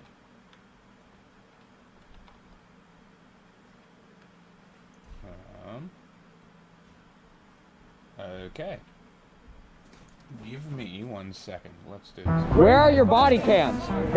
We're not impeding, we're recording. Man, you guys know so much because you guys listen to TikTok. You should be in school, kid.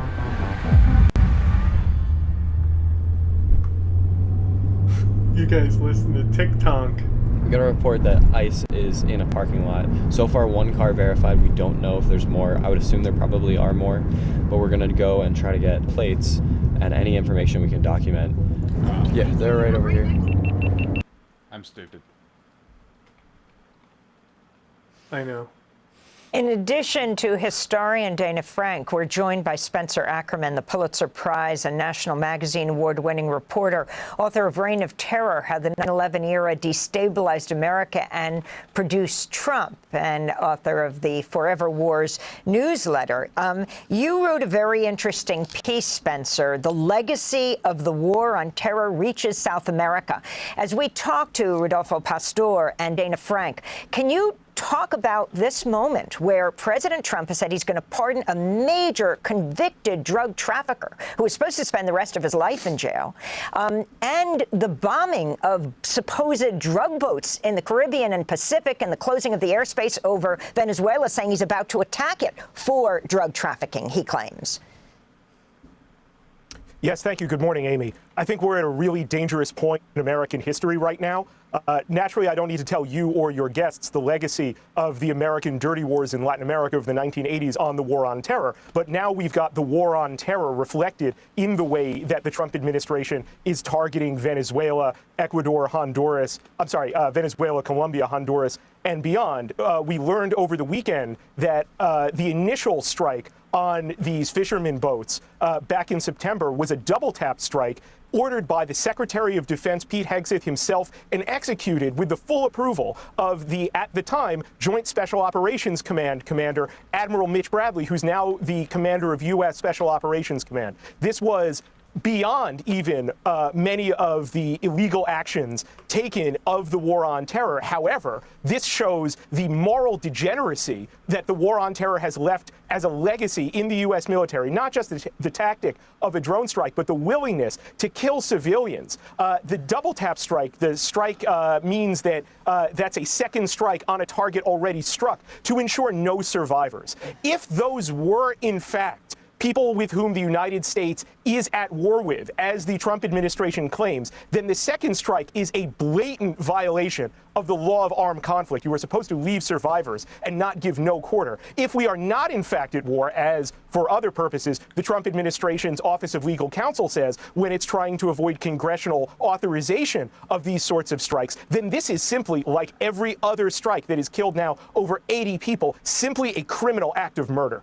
I mean, you have now Republican-led committees in both the House and the Senate saying they're going to hold oversight hearings to investigate the Pentagon's attacks on the boats, particularly that one September 2nd where 2 men survived, were hanging onto the boat, and they struck it again. You have President Trump trying to defend Hegeth, who sources say was the one who ordered the second strike.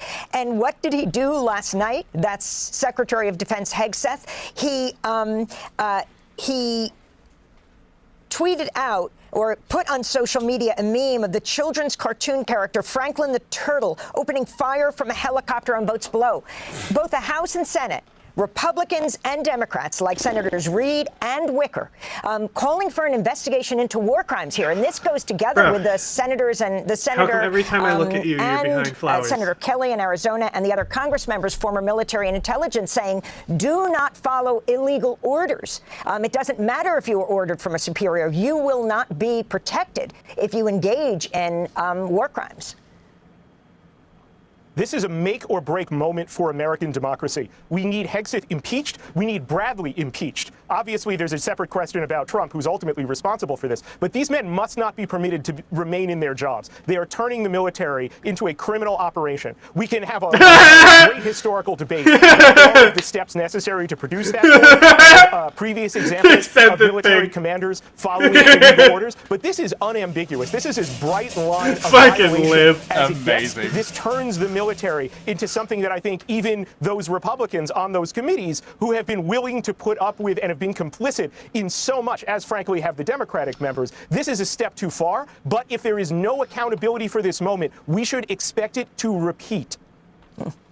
And you also have, at this point, in addition to Republicans and Democrats calling for an investigation, the top Pentagon lawyers, the military lawyers who would say to Hegeth, this is illegal, he fired them many months ago.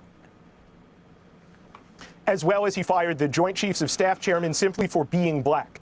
This is someone who never should have been anywhere close to the office of the Secretary of Defense, one of the most powerful offices in the world. I want to point out a really important forthcoming date. That's December 12th. Reportedly, December 12th is the final day that Admiral Alvin Halsey, the Southcom commander who apparently quit to refuse these criminal orders, is out of his job and out of the military. It's going to be crucial to bring Halsey in front of congressional hearings to talk about exactly what he did ahead of his decision to quit, what Hegeth ordered him to do, what others inside the Secretary of Defense's office ordered him to do that apparently he was not willing to do. This is going to be a crucial moment of investigation if we are to recapture any semblance of lawfulness over the U.S. military. Thanks for watching Democracy Now! On YouTube. No Subscribe. worries. Any semblance Perspective on of all of this, we lawfulness turn now over to the military. Bro really said it.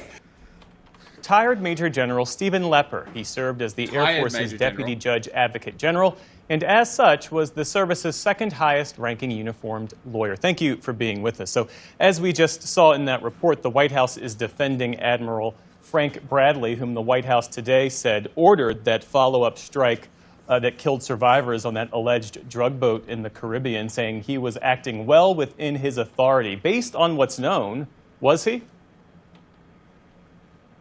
Well, based on what's known, if he was the commander of the operation, then yes, he would have been acting within his authority. We'll say more about that. Okay, well, I mean, obviously his authority as the commander extends to the entire operation in the Caribbean, and that would have included both the first strike and the second strike. The question that we've all been asking over the last several days since the reports first came out are whether or not those orders emanated from a higher level and were simply executed by the admiral and all of the people below him in the chain of command, or whether the admiral himself ordered the second strike. Either way, that second strike was a violation of the laws of war. That second strike, the orders to conduct the second strike were illegal orders, and they should not have been executed. They should not have been followed by anyone in what we call the kill chain. The Defense Secretary's reported order, the Washington Post reporting that Defense Secretary Pete Hegseth gave this spoken directive. This is according to two people with direct knowledge of the operation, according to the Post, that the order was to kill everybody. What questions does that raise for you? Well, as an attorney who spent 35 years advising commanders on military operations and many other things, what that means to me is that the Secretary, either intentionally or unintentionally, communicated to everyone below him that there would be no quarter. And what that means in international law is that no quarter order basically provides that no one should be left living after the strike. So it suggests that anyone who surrenders be targeted. It suggests that, as in this case, any survivors of the first attack be targeted, even if those survivors or anyone surrendering or anyone else who is, quote, out of the fight can continue to pose a threat to military forces. Well, explain why shooting at shipwrecked survivors is not the same as pursuing retreating enemy fighters on land. What's the distinction? Well, there is a distinction. Retreating prisoners retreating forces on land are usually engaged, unless they're surrendering, in a tactical maneuver intended to remove themselves from the battlefield, regroup, and then presumably reattack. They continue to be combatants. They continue to be targets, lawful targets of the military. On the other hand, survivors of a boat that has been disabled or destroyed and whose survivors are floating in the water with no means of opposing the force that put them there are considered hors de combat under international law. they can no longer prosecute their original mission. And as such, our responsibility shifts from targeting them while they were in the boat, while it was intact, to rescuing them now that they're floating in the water, clinging to the wreckage. And there's language from the Defense Department Law of War manual that spells that out. I'll read from it briefly. It says, members of the armed forces and other persons who are wounded, sick, or shipwrecked shall be respected and protected in all circumstances. Such persons are among the categories of persons placed or to combat, as like, you just it's not said, just out of combat or out of action. Against making them the international object law. of attack is strictly prohibited. So is there any legitimate gray area Like, here, it literally or is what says transpired a clear violation in our law of law? Well, if the surveillance video showed two survivors clinging to wreckage, then there is no question that this was an unlawful order to target those two survivors. There is nothing in international or domestic U.S. law that would justify a second strike intended to kill those two survivors. There were U.S. Special Ops forces involved in carrying out this strike, and there are people who argue that special operators can push the bounds of the law. In your experience, is that true?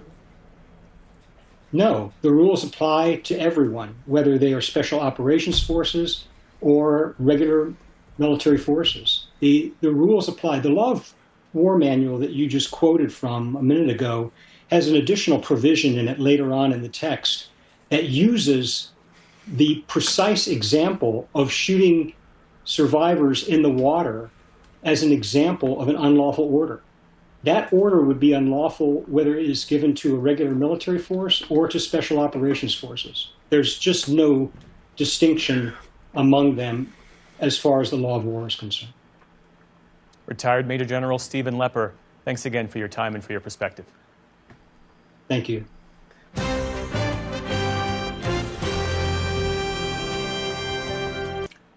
Responsibility or shifting blame, and possibly throwing some of his subordinate commanders under the bus for a controversial strike on September 2nd. Turns out it kind of depends how you read between the lines and interpret new statements from the Pentagon and the White House, so let's get into it. Now, starting out with a little background here, on November 28th, the Washington Post published an article citing anonymous sources, which is important, and we'll come back to that here in a minute. The question is, alleging that as the top lawyer just said, Preston, the question is, who's guilty of the crime? The admiral or the executive? Because let me tell you, if it's the executive, he doesn't go to military court. You know? Like, he goes to a different type of court. Secretary Hegeth gave the order to, quote, kill them all as operations kicked off in the Caribbean. What you're seeing on the screen here is the very first strike. This footage was released publicly. The Washington Post article alleges that after the smoke cleared from this strike, they saw survivors clinging to the wreckage, and a second strike was then ordered to finish them off. Hydro Thunder? Never. It's like a boat racing game, but it's arcade style. Okay. So, like, there's, like, boosts, and, like, your boat, like, almost, like, will transform when you get a boost. End up be, like, alien technology. Okay. And, but, like, I remember, for some reason, my gay ass, my uncle thought it would be fun to take all of us to ESPN Zone, which is, like, air hockey and stuff, and they have arcade games, but they're only sports games. Right. But I guess Hydro Thunder counted enough as a sport for it to be at that arcade because it was the only thing that I did. And then some air hockey. I was like, wow, this sucks. Yeah. Like, I'd rather just be home. No, that's and it's fair. like, I didn't have a choice to come here. It's like, this is what we're doing. You can't just stay home. Because I planned it. Hey, fuck you, man! I planned it. You have to do it. I'm an adult. Like, what do you mean? I don't fucking care about sports. I'm gay. But, like, that's just, like, the boats with, like, multiple motors on the back, like, that remind me of the game. Because, like, some of the boats in that game, you would have, like, you would have, like, tons of motors in the back. Fucking now, great a couple game. key You components to love keep in it mind 'cause here. You And I like should racing games. Yeah, maybe. preface this with, I'm not a lawyer. So we're going to keep this at a very high level. But 3 things that I've seen come up in recent arguments that are worth tackling head on here, because it'll give us a better idea of what to watch for, what's important and what isn't. First off, there are different laws for war on land than there are for war at sea. You might say that's stupid, or that shouldn't be the case, or we need to change that. I got it. That's how it is today, not just on the international stage, but also here domestically. And those are the laws being operated under on September 2nd. That is why, looking at strike footage or announcements from Iraq, Afghanistan, and Syria, where we carried out a strike and somebody got away, so we carried out another strike to kill them, that is apples and oranges to striking the survivors of a shipwreck. They're now in your care. It's a You different can't set hit of them laws. again. Like it or hate They're it, in the that's water. They're in what the danger law of is. dying. Second, you need to save this is them. not just a matter of international law, like the ICC or the United Nations that we may or may not be signatory to. U.S. law within the U.S. Department of Defense I'm pretty sure specifically it's unclose. outlaws the deliberate targeting of survivors of a shipwreck. It also outlaws saying that we will offer no quarter to enemy combatants. So this is not a matter of what would the international community do to us. It's a matter of, are we adhering to our own laws here in the United States? The third one is around the terrorist designation. It just doesn't really matter. At the end of the day, whether we designate someone a terrorist, an enemy combatant, a non-state armed actor, or a civilian, that does not absolve the United States and U.S. forces from operating within the confines of U.S. law. So, felt like it was worth getting each one of those 3 out of the way. But turning now to Secretary Hegeth's initial response here after these allegations dropped, he said, quote, "As usual, the fake news is delivering more fabricated, inflammatory, and derogatory reporting to discredit our incredible warriors fighting to protect the homeland. Our current operations in the Caribbean are lawful under both U.S. and international law, with all actions in compliance with the law of armed conflict, and approved by the best military and civilian lawyers up and down the chain of command." Look at Hey, now, the Pentagon. Hey, Pete. Were those the same lawyers that said you could torture people? Look at this, and you tell me it's not the most kick-ass boat game you've ever seen. Okay. Like, I wouldn't say it's the most kick-ass racing game, because there's plenty of kick-ass ones. Like Beetle Adventure Racing. Oh, there's gonna be copyright music, probably. So, there might be. Nah, maybe. This seems like the pod racing game, but yeah, I was gonna say that's another great one. This kind of reminds me of Crash Bandicoot when you have the boat levels. It's not a race. Let's see, though. like the boats kind of transform when you get the boost. Interesting. Like a little flame starts coming out, but later in the game they like open their fucking like plasma jet cores and stuff. Interesting.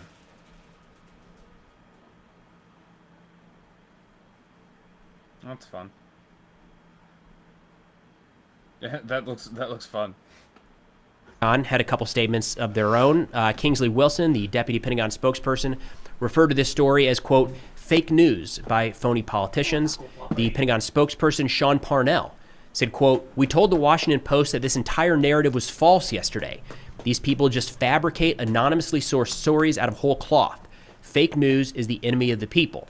And then the only thing we really saw from the White House here was from Stephen Chung, the White House comms director, who said the Washington Compost provides no facts and no substantiation. That's a they good literally fucking just name printed for what it. some That's unnamed funny. random person said and reported it as fact. This is the same playbook used during... I wouldn't be insulting Lord and Savior Bezos. That seems like a problem. the first term. The difference is that Bezos nobody is trusts God. outlets like the Washington Post anymore. Now, President Trump was asked about this while on Air Force One. I'm going to summarize it here with some direct quotes from CBS because it is very hard to hear when they're doing these interviews inside the plane. But CBS reports that President Trump said Sunday that he, quote, wouldn't have wanted the second strike, but defended Hegeth's handling of the incident, saying the secretary told him he did not order the subsequent attack. Quote, the first strike was very lethal. It was fine, the president told reporters on Air Force One, saying he has great confidence in Hegeth. He added, quote, I'm going to find out about it, but Pete said he did not order the death of those two men. Now, Following that statement from President Trump, we did see more from Secretary Hegeth, where he responded with a meme shown here on the screen of Franklin the Turtle targeting narco-terrorists, a post that seems to have not been super well received by the publisher of the children's book that came out today, saying they did not approve of the use. Now, we should mention that while we have all of these claims that it's fake news and not true, the House Armed Services and Senate Armed Services Committees, both led by Republicans, have independently said that they are opening investigations into the events surrounding this strike. Those investigations, as far as I know, are ongoing right now. Now, turning to what the context and what the issue is here, I want to play a clip from Brent Hume over at Fox News that kind of gives you an idea of what to be watching for and listening for as we play some clips and dive into the details of the White House and the Pentagon statements yesterday. Here's Brent Hume on Fox News.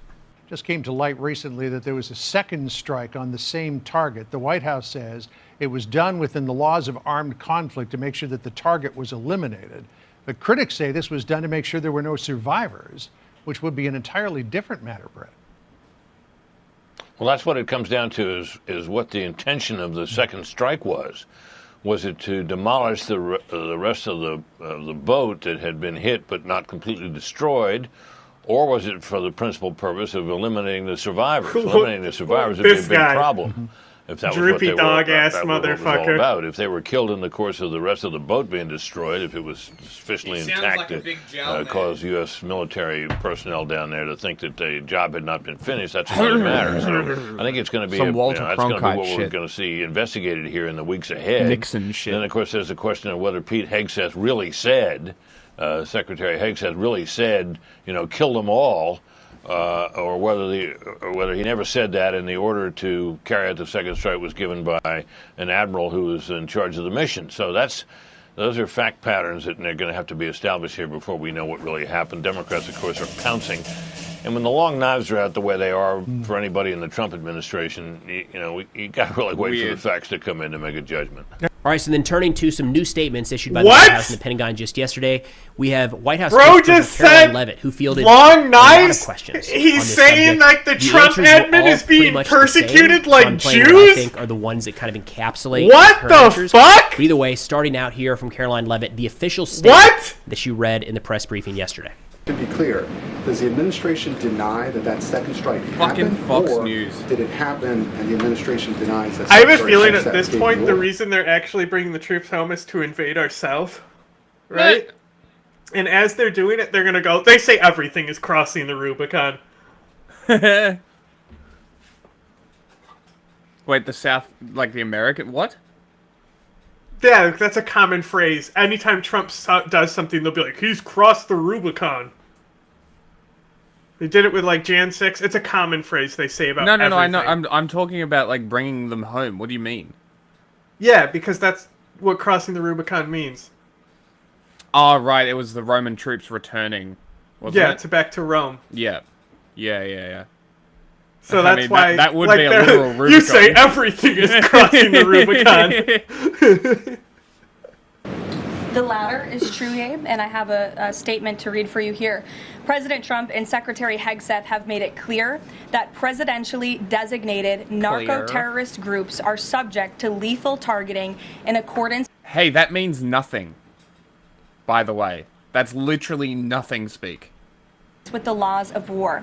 With respect to the strikes in question on September 2nd, it's legal? Secretary Hegeth authorized Admiral Bradley to conduct these kinetic strikes. Admiral Bradley worked well within his authority and the law, directing the engagement to ensure the boat was destroyed and the threat to the United States of America was eliminated. Now, we mentioned earlier how this isn't just a matter of They were off the coast of Venezuela. Do I have to get a map up we have again? one of the reporters citing U.S. law and saying, you keep saying they could go back and make those drugs again, how does Jack. how does this line up with the actual U.S. law that's on the books? And here's what the White House had to say. You said that second strike was in full accordance with the law of armed conflict, but the Navy's own manual of law of war says that specifically firing on survivors from a wrecked vessel is an example of a war crime that's forbidden under U.S. law and the law of armed conflict. So how is was that second strike in following the law of armed conflict and then second operation? Again, Andrew, I would reiterate to you the strike was conducted in international waters and in accordance with the law of armed conflict. And since somebody asked about Congress, and it's sort of related to Venezuela, I also want to add that Secretary Hegeth spoke with members of Congress who may have expressed some concerns over the weekend. And there have also been 13 bipartisan briefings to Congress. Okay, I'm going to do it again. This is Venezuela. This is where all the strikes have been. This is America. This is not America. Yeah, but they're gonna make the drugs if they survive. What drugs? They'll go back to make more drugs. What drugs? Oh. Wait. That's the thing, is you have to kill the immigrants before they come to this country. Is what they're actually doing. That makes more sense. The threat is to our white children, Jack. I see. This is starting to make a lot more sense now. Anyway, I just wanted to just mention again, this is Venezuela. This is not Venezuela. This is Venezuela. This is the United States.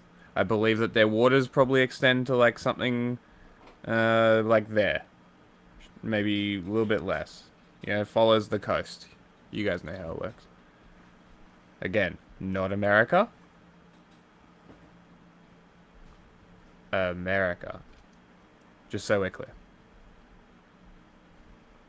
On the Venezuelan strikes, there have been a number of document reviews for members of Congress to review the classified DOJ Office of Legal Counsel opinion and other related documents. 29 senators and 92 representatives have reviewed those documents, which is about 2/3 of those are Democrat members, and they have been made available to all 100 senators, all 435 members of the House, and to general counsels of the relevant committees on a bipartisan basis for their review.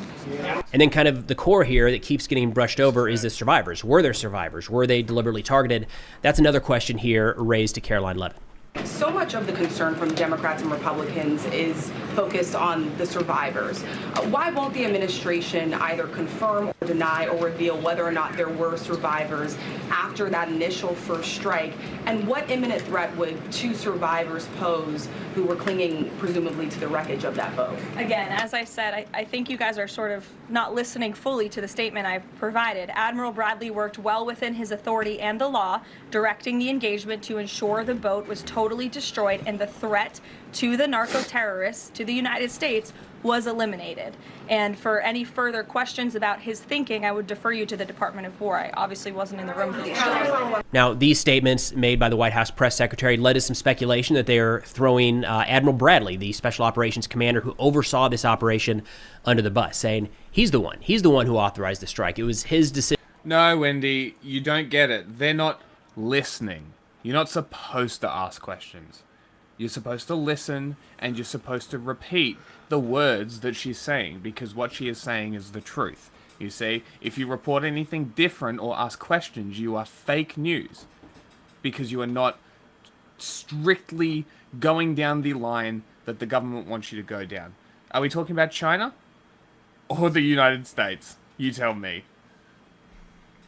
Decision to do it. So Secretary Hegeth, after this press briefing, issued a statement saying, quote, "Let's make one thing crystal clear. Admiral Mitch Bradley is an American hero, a true professional, and has my 100% support. I stand by him and the combat decisions he has made that he did on September, that I on the did September not 2nd do. mission and all others since. It was definitely America him is that fortunate did to it. have such men protecting And I us. stand by when we it. say we have the backs of our warriors, we mean it." Now, the New York Times actually came out with an article Lieutenant just Bradley yesterday. tweets, "Hey, Pete told me to do that shit." Not really contradicting, but adding to, making all of this even muddier than it already was, which is super helpful, right? So they said, according to 5 U.S. officials who spoke separately on the condition of anonymity to discuss a sensitive matter that is under investigation, Mr. Hegeth, ahead of the September 2nd attack, ordered a strike that would kill people on the boat and destroy the vessel and its purported cargo of drugs. But each official said Mr. Hegeth's directive did not specifically address what should happen if a first missile turned out to not fully accomplish all of those things. and the official said his order was not a response to surveillance footage showing that at least 2 people on the boat survived the first blast. Admiral Bradley ordered the initial missile strike and then several follow-up strikes that killed the initial survivors and sank the disabled boat. As that operation unfolded, they said, Mr. Hegeth did not give any further orders to him. Again, the reading of that from the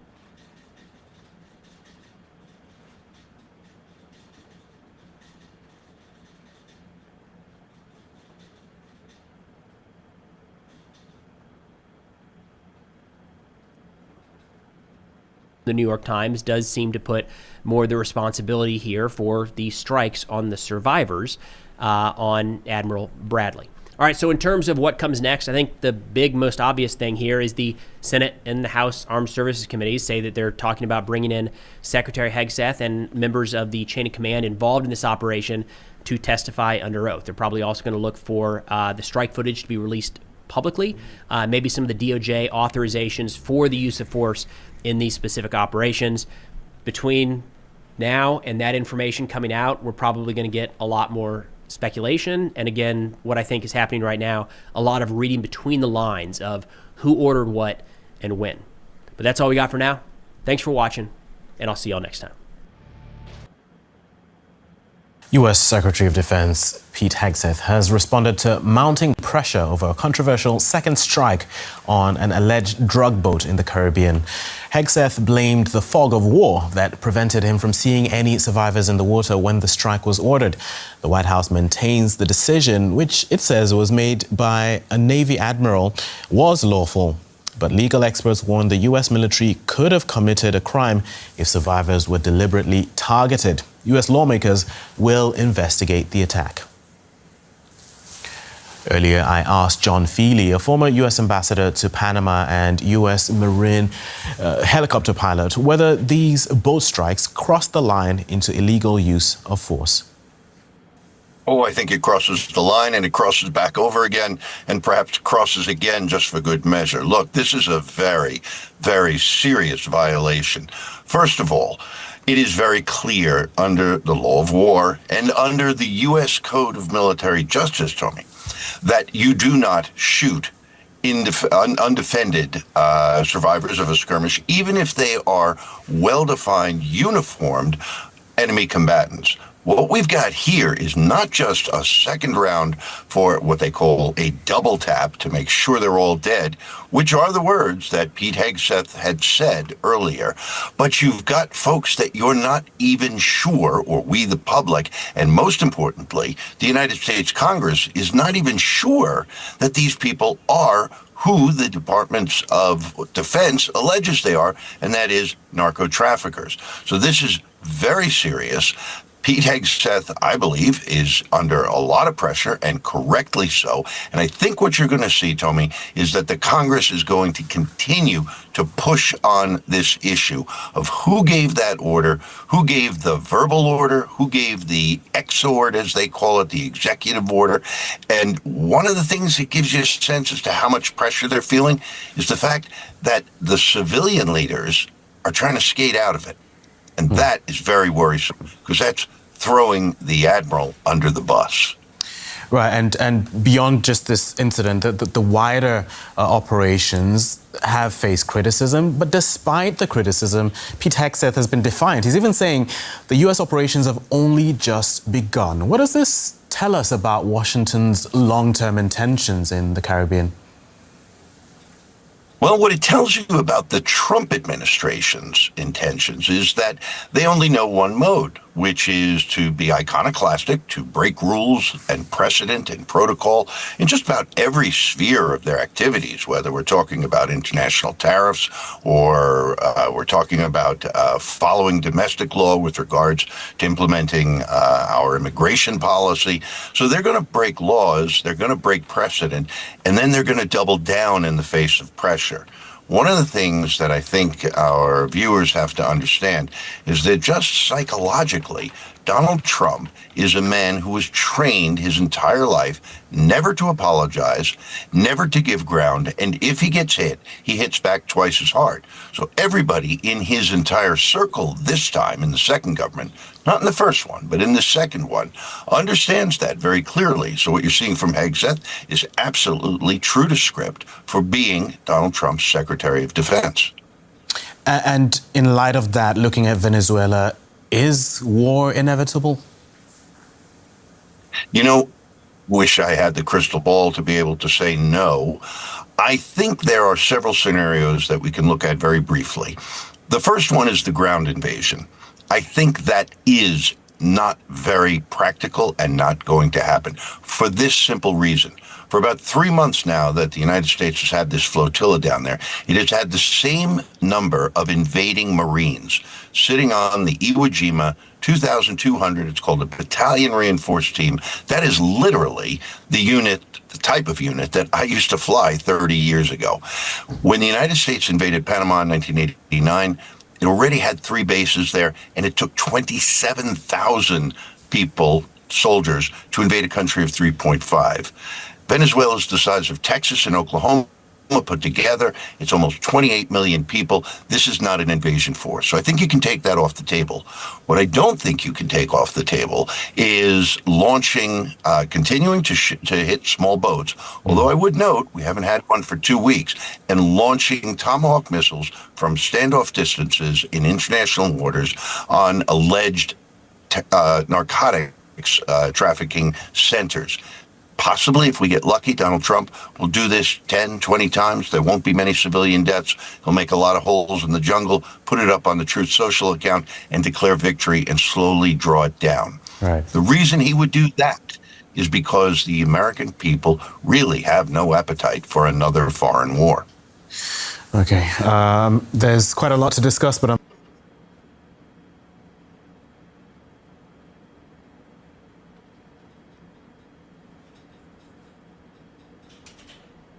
Can't hear you.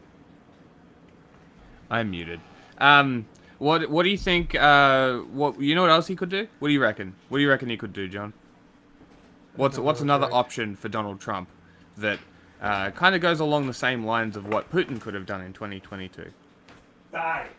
Well, yeah, that is one of them. Actually, it could go for Netanyahu as well. You know, just don't fucking do it. Don't need to. There's literally no point. People are like, oh my god, it's for the oil! Venezuelan oil is dog shit. It takes so much more money to process it into usable things. It's basically only good for tar.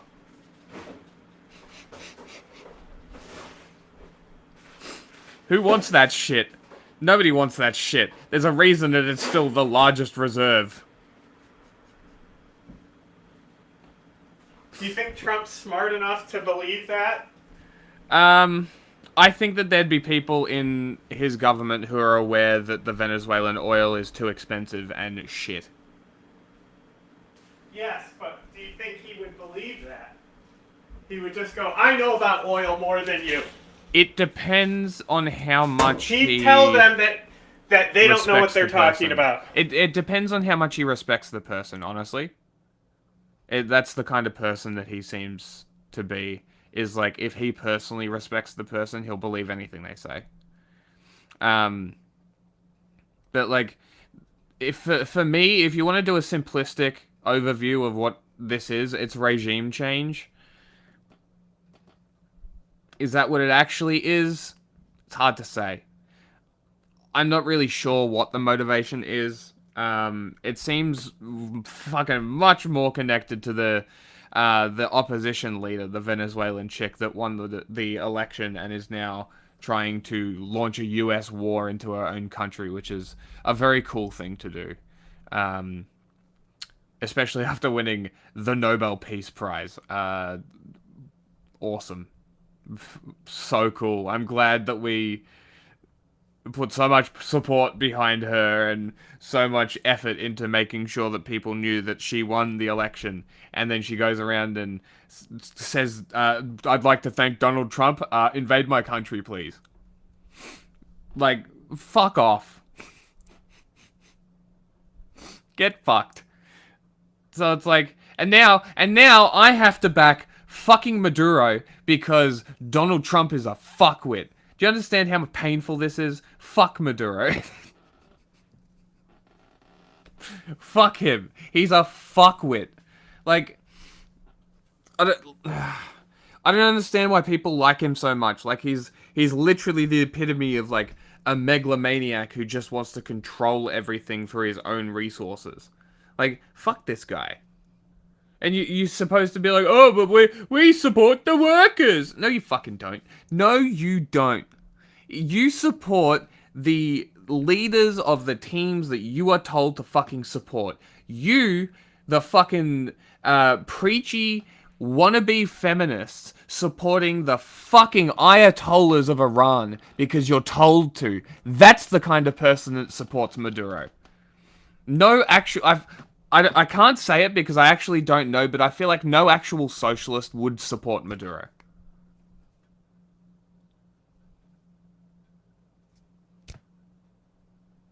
I think anyone with any actual foot in the door of socialism, actual practical knowledge of socialism, would look at Maduro and be like, nah, fuck this guy.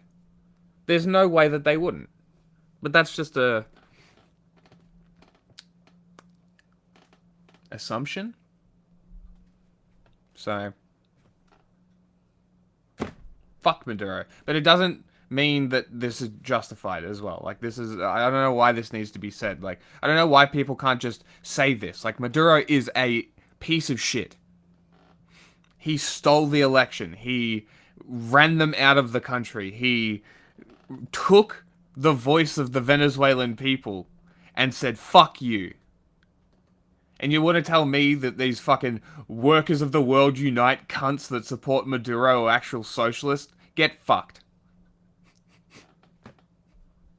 I'm afraid that's all we have time for, Ambassador John Feely. Thank you very much for speaking to us. A real pleasure. No worries.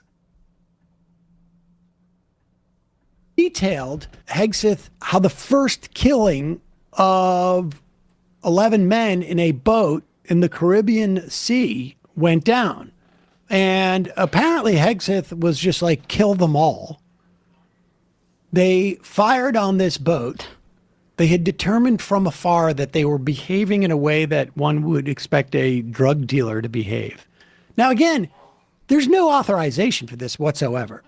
This is, I for the life of me, I don't understand how this is not considered just a war crime, or at least a U.S. crime. The president cannot willy-nilly decide we're just going to kill people with no authorization. They shot at the boat. They thought they had killed everyone. Apparently, 2 men somehow did not die in that first strike. They were hanging on to like shards of the boat. I don't know how else to describe that. And the SEAL Team 6, because that's why we need these guys. Oh, the elite of the elite, who are basically just operating a video game that has real world consequences, then says, well, we were told to eliminate all of them and killed them. And that part apparently is what folks in the Senate are starting to hang their hat on, because that is a flagrant war crime. We're not engaged in a war with these people. Not only is there no country associated with these people, there's not even a group associated with these people. Even if we believe the Trump administration that they know who these people are, the only thing that makes them similar is that they're supposedly engaging in the same activity. Yeah. The idea that Americans are dying from Venezuelan drugs, What is the percentage of drugs that come into this country? Something like less than 10%. Less than 10%. It's just absurd. Here is, you want to say? Well, no. I mean, let's just let. Do you want to do Van Hollen or Mullen first? Let's start here? with Mullen first. Yeah. You'll hear then this Republican senator try to justify this in this interview with Dana Bash. But on the other side of it, we can talk a little bit about the legal implications of this for Hegeth. I do think it's notable that we're getting reporting about this September strike and who authorized it. These days, just because it's always everybody's fault but Trump's. But the fact that Hegeth is at the top of this is interesting.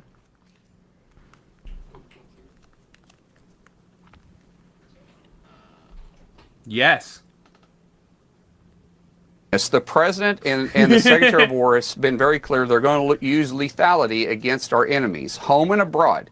This has been very clear what's going on right now. That the drug organization that is considered a terrorist organization that is flooding our streets with drugs, that's killing Americans every single day, they're being proactive on it. Good on them. Are we doubting that these drug dealers are actually drug dealers? Do we think they're just out there fishing? Do we doubt that this is a terrorist organization that's killing thousands and thousands of people on our streets? What are we questioning here? I would just say doubting both of those things. Because one, when he calls it a terrorist organization, has he named, I haven't seen this full interview, the organization that he's accusing these 11 people of being a part of? Also, that's notable, but they're not a terrorist organization. But right, exactly. A terrorist organization is supposed to have a specific classification in that area. And also, you don't just get to murder people extrajudicially if you feel that's the case. It's illegal.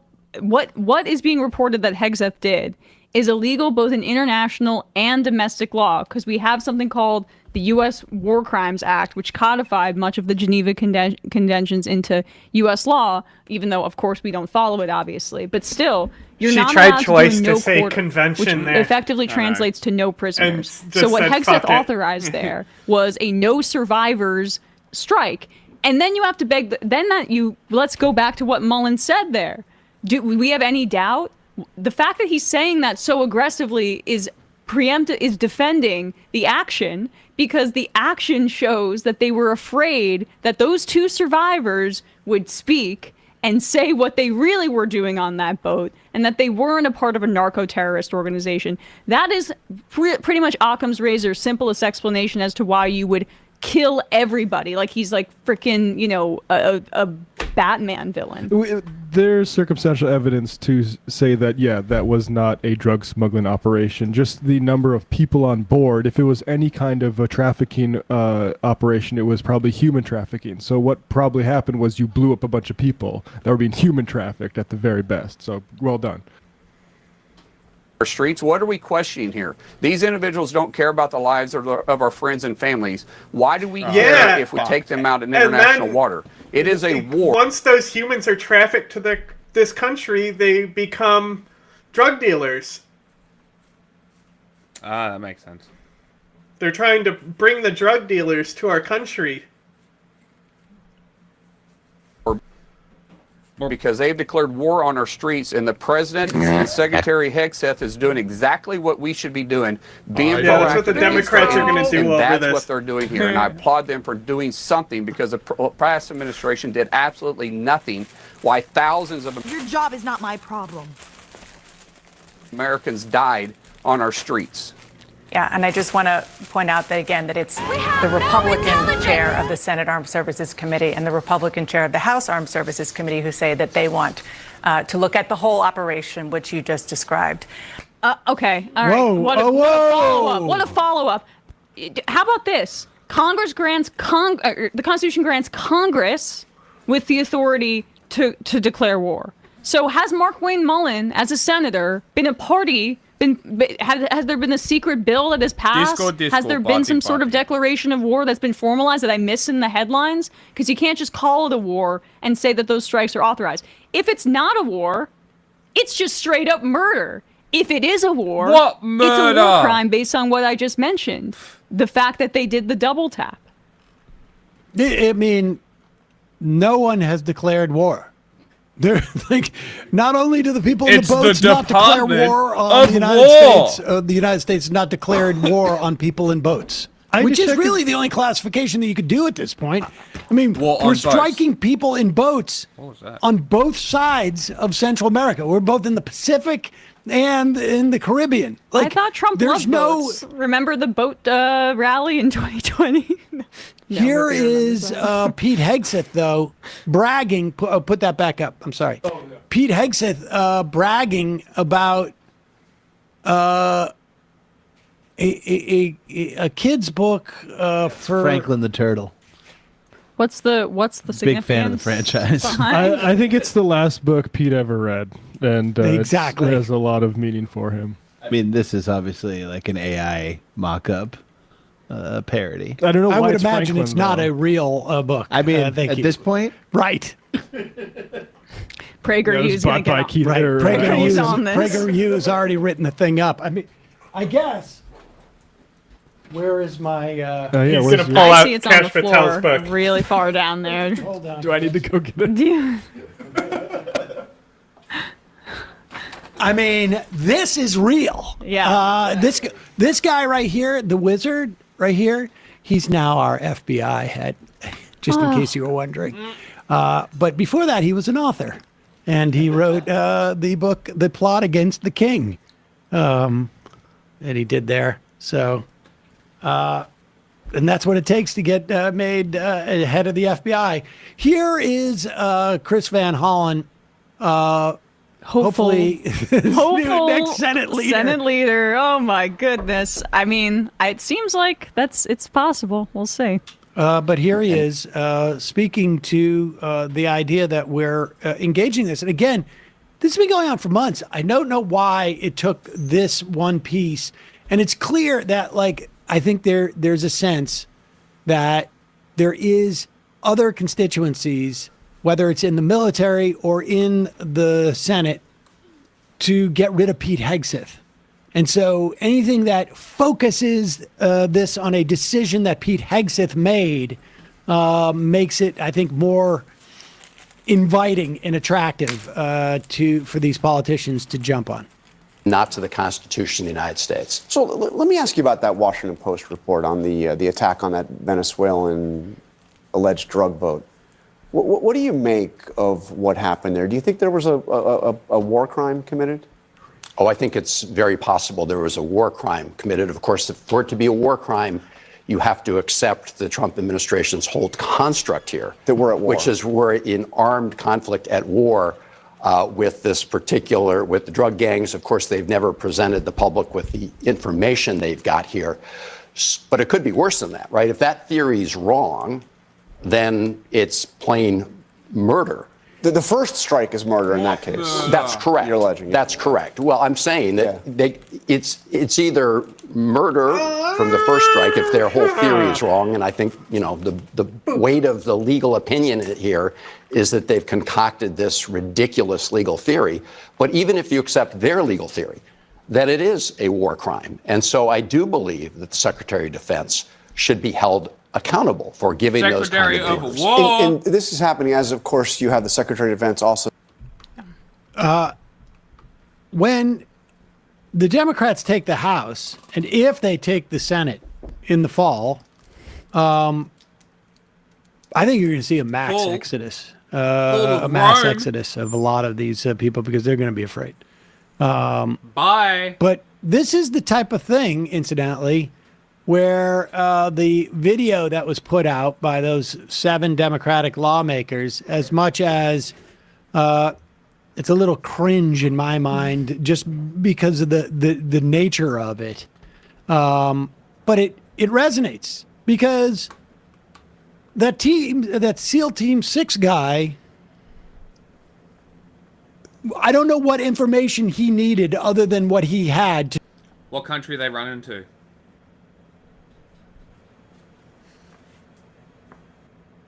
What do you reckon? Who? Oh, when they get in trouble? Yep. What country they They're run gonna. into? That doesn't matter. They'll just get pardoned. But in the event that it does happen, Top 3. What countries? None of them. Hungary. Hungary? Interesting. That's an Saudi interesting choice. Arabia, where the rest of the war criminals go to die. Saudi Arabia, that's a good pick. A few of them, I reckon, would go for Russia. They've been convinced enough that they... There's not enough toilets for them. That's funny. To know that what he was doing was a war crime. Like the idea that those people in that boat were represented an imminent threat to the United States in and of themselves is obviously a joke, but that they're part of a larger network of small passenger boats that represent an imminent threat to the United States is also a complete joke. It's a tiny, tiny navy. The same SEAL Team 6, by the way, who murdered those 3 fishermen in North Korea under the last Trump administration. That's right, that happened. Right. Cowboys. They're trying to create a pretext basically for all-out war with Venezuela, or at the very least, they were trying. Trump's version of like diplomacy is punching them in the mouth. He probably feels like, and then they'll come to the table, and if they don't, then they'll use that as a pretext. But they're just like much.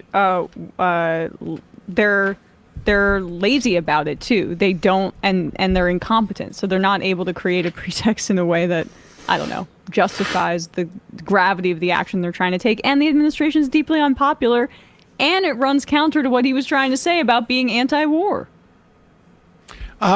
It's all, I mean, it's all a crap show. And, you know, again, he spoke to Maduro, I guess at the end of last week or at one point last week, to talk about potential talks. Meanwhile, they're floating the idea that there's going to be a ground invasion of Venezuela. I mean, it just seems highly unlikely to me, but it's hard to know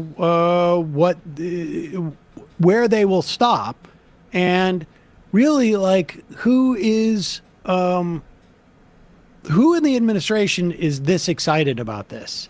Because it's very hard for me to imagine that Donald Trump is this keyed into it. Although, I mean, he pushed Guaido quite a bit last time, and he's certainly oriented towards oil and whatnot. But this seems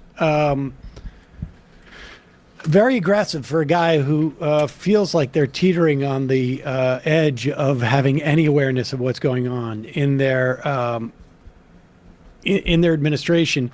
Hey, folks, don't forget to hit the subscribe button and check out our daily show. We do it every day at 12 p.m. Eastern for about... Do we want to say anything more on Hegeth? What about Miss Rachel? Did you hear about I that? have no idea what's going on. Let me know. Tell me. Okay. The Hegeth scandal. They released a list of the biggest anti-Semites. I don't know what organization or whatever. It was the Hassan thing that we looked at. Did you see that? No. Yes, I do remember that. He's like, oh, I'm not anti-Semitic anymore. I've fallen off. Yeah, he was like, it was a weird response for him to say, but like the fact that Nick Fuentes isn't on there, and Ms. Rachel is fucking crazy.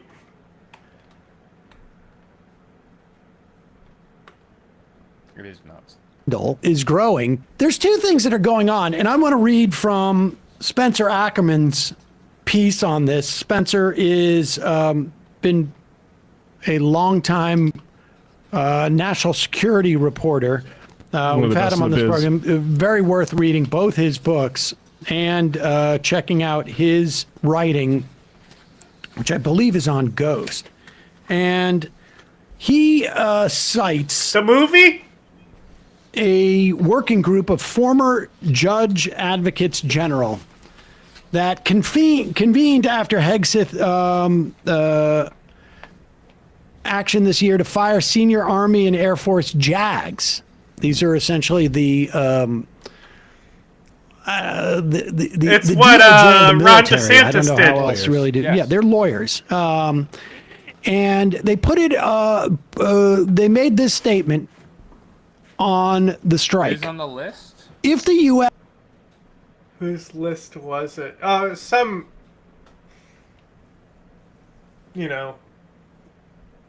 if you criticize Israel, you're bad organization. Yeah. Stop anti-Semitism. Okay, there you go. Founded it. Who's number one? Hold on. Tucker. Tucker Carlson. Why him and not Nick Fuentes? I don't know who Kayla Walsh is so funny. I don't know who most of these people are. Kayla Walsh, isn't she the weird tanky? No idea. I'm pretty sure. She looks weird. Yeah, I don't know who most of these people are. Why is Cenk and Anna on there? Because they also criticize Israel. Hilarious.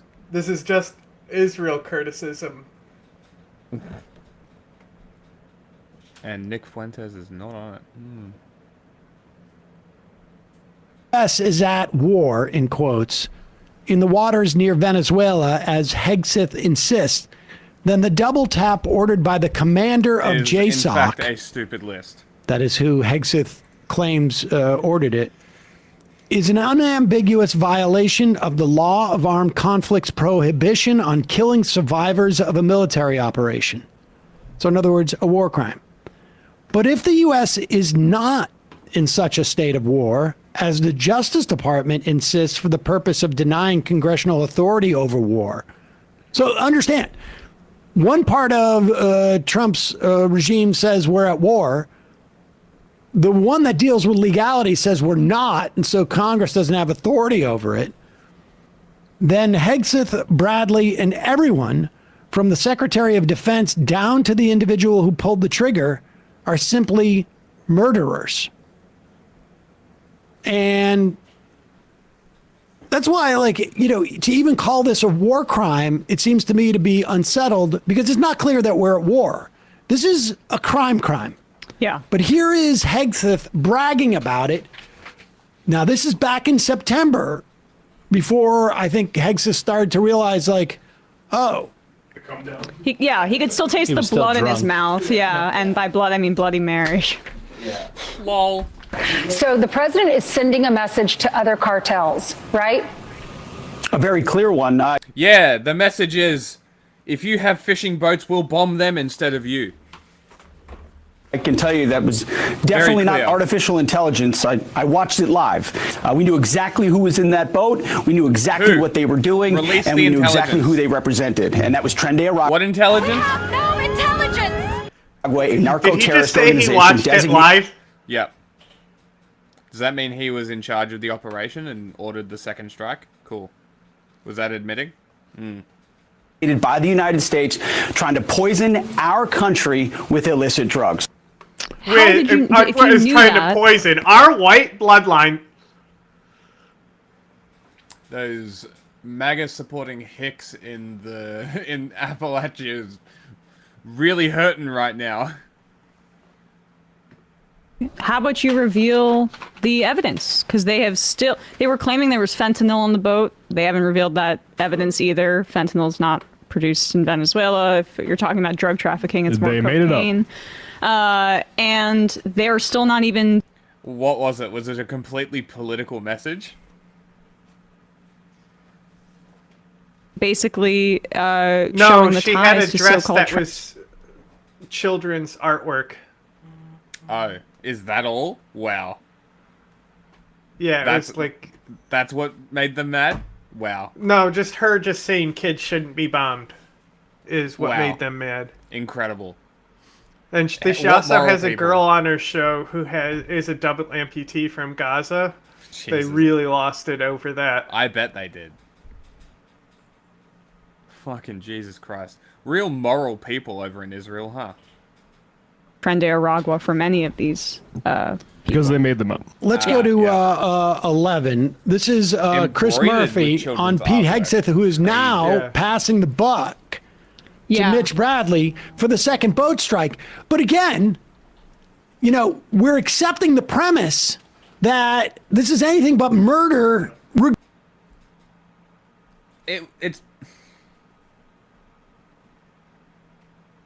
It's literally just a cape. They're mad over a cape. It looks great. It looks fantastic.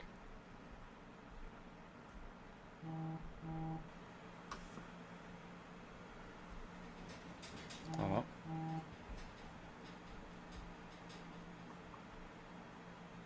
She got us. Fuck.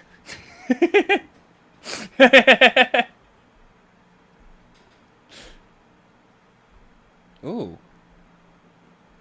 Damn. That's fucking cool, man. Let me get a different picture.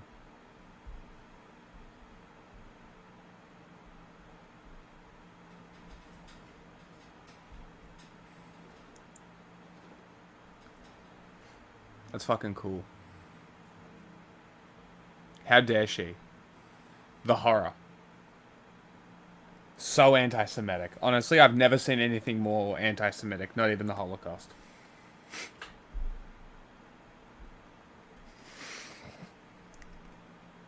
Regardless of the second strike. I think that the reason that they're using the war crime thing as the baseline is because that's basically irrefutable.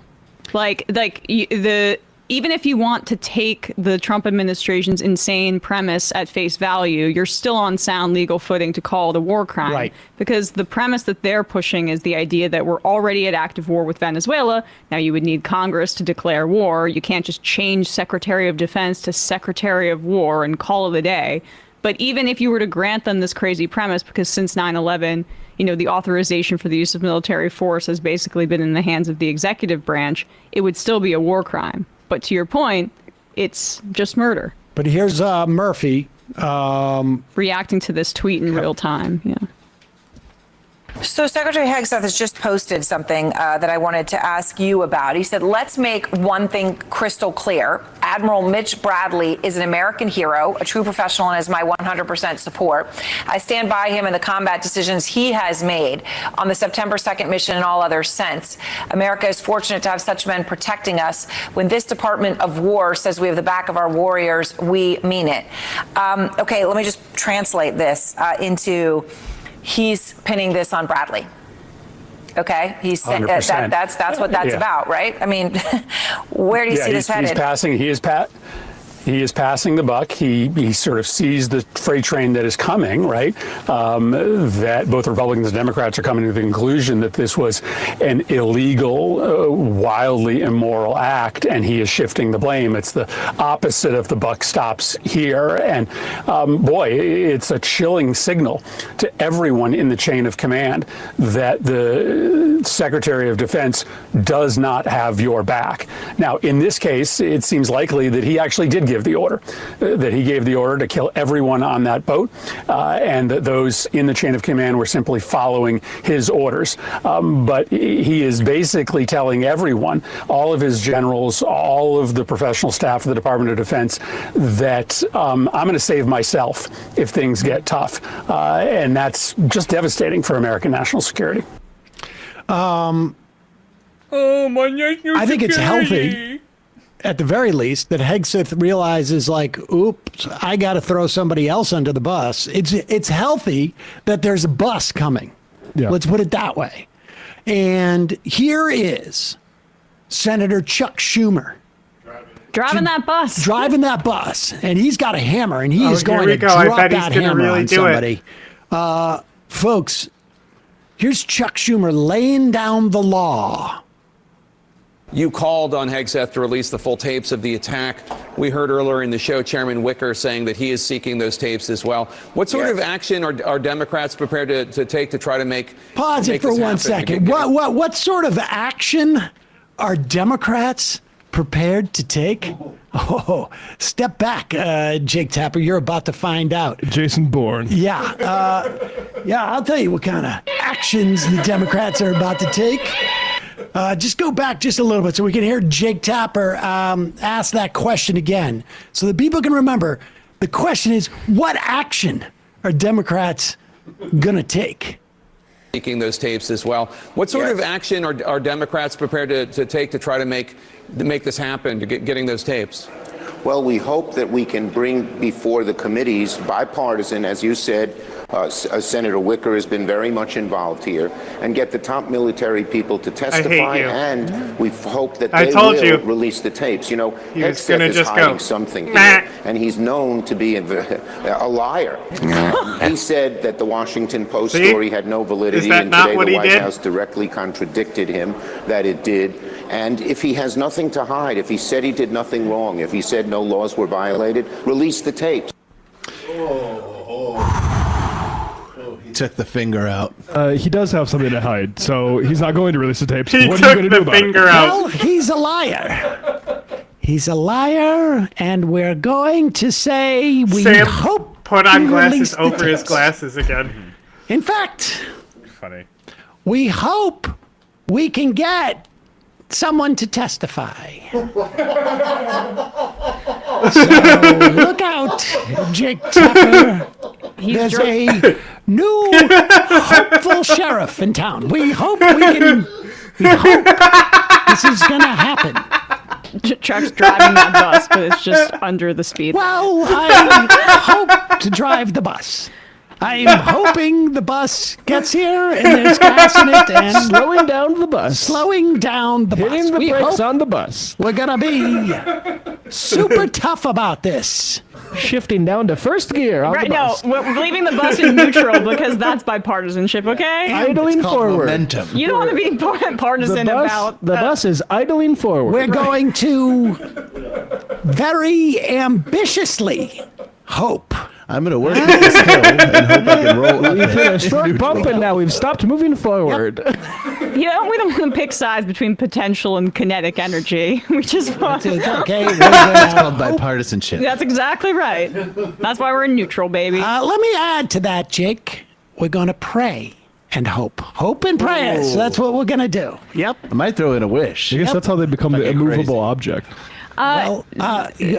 Jake, are you familiar with dandelions? Is it good? You know that they become floaty things. Yes. But have you ever blown on one and made a wish beforehand? That's what I'm going to do. Oh, that's so... Double down. That's so beautiful. Double down. Good contrast with Chris Murphy, I think. Are you still going? I'll wait until you're done. No, go ahead. Okay, the heat is on them when they do this. Good contrast with Chris Murphy, who I can't look at you. It's distracting. Damn it! What? God damn it! Just go. Good contrast to Chris Murphy. Well, why don't you get your big buddy Chris Murphy to help you? Go ahead, promote Chris Murphy. Go ahead. Yeah. I forget. Go ahead. So much better than Chuck. Okay, yeah, well, he doesn't. This could have been the point that He's changed not. the world Here's forever. the problem. Chris Murphy. Yeah. Not hopeful. Right. Not hopeful. Not on board with the deal. He's not hopeful. It is. I'm not taking these off. Yeah. Okay. Nope. All right. Well. All right. Let me turn to Brian. Comedy. Brian, as a former military man, is Yes, ma'am. yeah. Thank you for showing me such respect. Is it a little concerning that Pete Hegeth is throwing his second in command on this, or the admiral under the bus? Because, like, I'm not trying to live out here, but it is pretty bad if the top members of the Department of Defense or like the military don't have any faith that their leader is going to have their back. Well, we hope that they do have faith. That's good. Yep. That's good to know. Are you talking about the sanctity of the chain of command? I'm not trying to be a lib about it, but like in terms of basic functioning of our military, it feels pretty rudimentary. It does, but it also feels like nothing new. Yeah, as the head of the Department of War... Sorry. All right. I want to have your back. Yeah, well... But the military is not the most honorable organization. I get it, but throwing him under the bus in public? We hope it's honorable. Yeah. As the head of the Department of War, I like to make it clear that I stand behind whoever the buck stops. It really is. I love the phrasing of like, he is a real patriot. Yeah. And when he did this, when he did it with the best of intentions. Right. Nobody's going to tell me otherwise, okay? Had no idea what he was doing, but I support it now. If you're coming after this guy, you're going to have to know that All right. I found another one. Show, folks, there is a lot to catch up on. We have some unfortunate updates to the ongoing and disgusting RFK Jr. affair drama, which we are only covering because he is in charge of our nation's health. That's the only reason we're covering it. It's important. Physical and mental. That's right. But first, we should bring you all to speed on the fact that, like we said a few months back when these strikes initially started, the United States of America seems to be committing blatant war crimes off the coast of Venezuela under the leadership of Secretary of War, Pete Hegseth, who initiated the lethal strikes under the guise of protecting Americans from drug trafficking. Except that doesn't hold up because the drugs that this administration claims to be fighting, they don't originate in Venezuela. But Venezuela does contain the largest known oil reserves in the world. So, I mean, that would seem like the real, actual reason that Trump and Hegseth are being so aggressive recently. It is 1990. I am 5 years old. We are invading Kuwait. Yeah. It is 2003.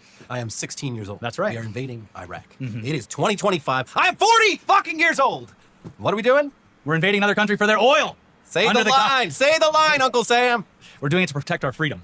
So yeah, I mean, because if they're doing it for the oil, Jack. War on drugs. Why? Do you hear that? President Trump pardoned Juan Orlando Hernandez. Isn't that great? Honduras, who they was think it's sentenced a to war 45 about years in oil prison after being already. convicted of drug Isn't that trafficking great? charges and possession of multiple machine guns too.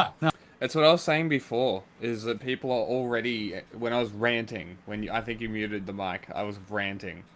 It's not about the fucking dog shit Venezuelan oil. Like, it's so much more than that. It's something else. Like, it's literally connected to the person who won the fucking Nobel Peace Prize, for fuck's sake. How do you not put these connections together? I don't understand. Like, she's literally leveraging Trump's ego into invading her own country. That is, by my best estimate, is what is happening here. Is she has successfully penetrated into the White House and is utilizing the U.S. You know how there's that levy military button for city-states? She's done that, but to the U.S. That's all this is.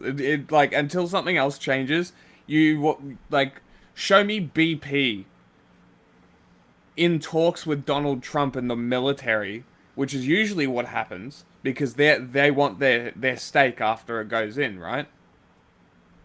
Show me that connection, and maybe I'll listen to your arguments about it being about the oil. No. They probably like this. But it costs so much money to process Venezuelan oil. It's not worth shit. Second part. Yeah.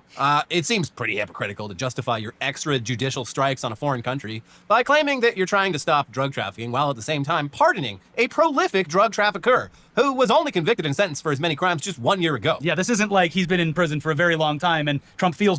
I think it's literally called heavy crude. What type of oil? Venezuelan oil.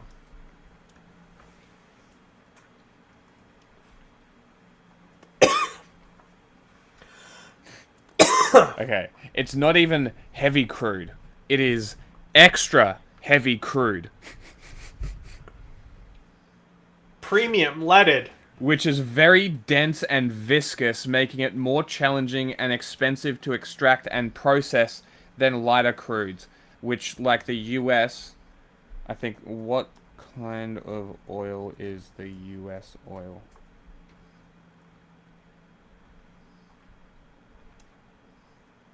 Is light crude. There you go. Less dense, has a lower viscosity compared to heavier crude oils. The light crude is mainly sourced from regions like the Permian Basin and Bakken Formation. And I'm sure that they have select heavy crude that they use for like tar. Maybe they'd still need the better oil for the air, like jet fuel. But, like, have you seen how a barrel of oil is broken down and what it's processed into? Yes. Kind of cool. Kind of interesting. This one? Yeah, sure. Let's go with this one. Yeah, that's a good one. There we go. So it's like all of these things would be way more expensive from Venezuelan oil. Like if they're looking to solve the oil price issue, maybe how many barrels of oil does America have stockpiled? Trillions? Something like that? Mm-hmm. That's why it's expensive. It's got nothing to do with fucking Venezuelan oil. They have the fucking oil. Like, please understand, it's not about the fucking oil. Bad. No, he was convicted last year. Then again, trying to make any sense of this administration's decisions as anything other than self-serving would be a huge waste of time. Not going to bother. So just know that the administration is aware of how stupid this looks, and they simply do not care. Nope. Here's the BBC with more on the pardon, and then we'll get into those war crimes. I mean, this is literally the same kind of like logical fallacy that leads you to believe that like what's the journalist's name? The guy that did the Vietnam War and shit like that. The one that they quoted for the pipeline. Hirsch? Seymour Hirsch? Yes. Seymour Hirsch did really good reporting back in the day. And he's ridden that reputation to the point that he can literally write disinformation about the Ukrainian pipeline and people will believe him. That's this, right? It's the US has done oil wars before. Debatable how impactful the oil motivation was, but sure, we can go with that if you want to. America has done wars for oil in the past. Just because they have before does not mean this one is because Venezuela has oil. Like, please get over this logical fallacy. It's fucking stupid. Use your brains. Evidence. Proof. It's called a thing you need. Crimes. Hernandez, a member of the National Party who served as Honduras' president from 2014 to 2022, was extradited to the U.S. in April 2022 to stand trial for running a violent drug trafficking conspiracy and helping to smuggle hundreds of tons of cocaine to the U.S. During his trial, prosecutors in New York said Hernandez ran the Central American country like a narco state and accepted millions of dollars in bribes from drug traffickers to shield them from the law. U.S. President Donald Trump said Hernandez had been treated very harshly and unfairly in a social media post announcing the move on Friday. What are we to make of this? I honestly do not know. It's just that he does not care, and truly it doesn't seem to matter, unless you go a little too far, which we'll get into. He's like the pardoning thing, he's breaking bad with it. Like, he started off as like, oh, people are kind of upset about this one. Let's see just how irredeemable a person I can pardon for crimes and get away with it. I guess I could pardon Adolf Hitler if I want. This is slowly boiling the crab that is Ghislaine Maxwell. Yeah, because you're just getting used to these obscene pardons. I mean, listen, why should Ghislaine Maxwell be rotting away in prison when Juan Orlando Hernandez is walking free? It's simply not fair, folks. Well, they add that the administration has, quote, used countering drug trafficking as a justification for a military buildup in the Caribbean and has conducted strikes on vessels it says have been used for smuggling, and that more than 80 people have been killed in U.S. strikes on vessels suspected of being involved in the transport of narcotics since they began in August. U.S. Secretary of War Pete Hegeth has said the aim of Operation Southern Spear was to eliminate narco-terrorists. But legal experts have questioned the legality of the strikes, pointing out that the U.S. has provided no evidence that the boats it has targeted were carrying drugs. Yeah, these are suspects. Suspects who are really nowhere close to U.S. borders or even U.S. waters. And keeping in mind that this entire military operation exists to eliminate... I've done the explanation. They already know. I've brought the map up and everything.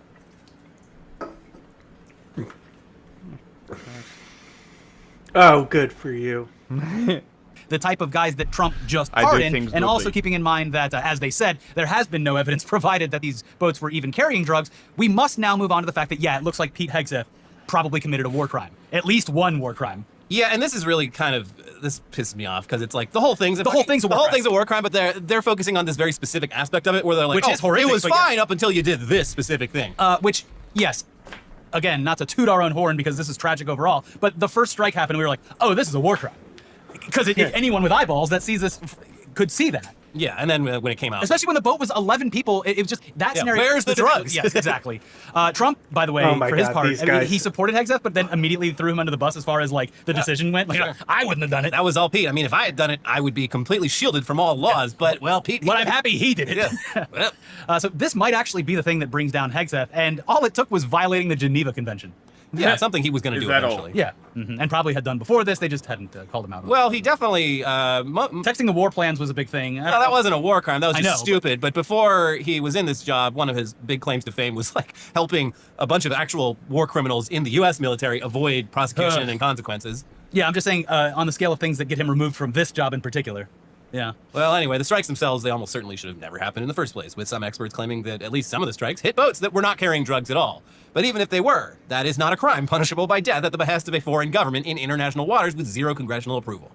Either way, one strike was so horrific that it may have actually broken international law, according to a recent investigation from the Washington Post. And this was the strike where 11 people were on board the vessel that was alleged to have been smuggling drugs, must have been hiding them in their pockets. Yeah.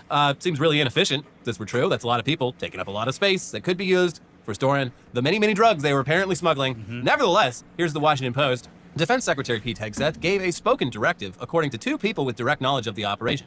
The order was to kill everybody, one of them said. The Special Operations Commander overseeing the September 2nd attack ordered a second strike to comply with Hegeth's instructions. Two people familiar with the matter said. The two men were blown apart in the water. Blown apart. Hegeth's order, which has not been previously reported, adds another dimension to the campaign against suspected drug traffickers. Some current and former U.S. officials and law of war experts have said that the Pentagon's lethal campaign, which has killed more than 80 people to date, is unlawful and may expose those most directly involved to future prosecution. God willing. Yeah.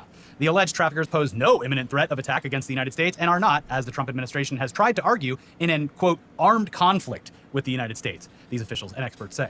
Because there is no legitimate war between the two sides, killing any of the men in the boats amounts to murder, said Todd Huntley, a former military lawyer who advised Special Operations Forces for 7 years at the height of the U.S. counterterrorism campaign. Even if the U.S. were at war with the traffickers, an order to kill all the boat's occupants if they were no longer able to fight would in essence be an order to show no quarter, which would be a war crime, said Huntley, now director of the National Security Law Program at Georgetown Law. That's fucking crazy to be like the attorney specifically for special forces in the U.S. military during the war on terror. And be like, which, like, if you looked into this at all, they did do a lot of extremely fucked up shit. Yeah. And the guy who signed off on that is like, yeah, what we did was bad. Well, I'm not going to admit it's bad. It was perfectly within the letter of the law. This is not. Yeah, this was people who were blown off of a boat and essentially almost killed, hanging onto the side of the boat and trying to survive, and then the U.S. military double tapping them. Well, the rules of engagement clearly state, leave no witnesses. Yeah, I guess so. At least his rules of engagement Jesus. do. The report goes much, much further into details related to the strike and how it was presented to the American public in the immediate aftermath, because that's a huge part of it. I mean, the fact that Trump himself released drone footage of the initial attack, but did not include any footage of the subsequent strike on the survivors is, I would say, a pretty big issue.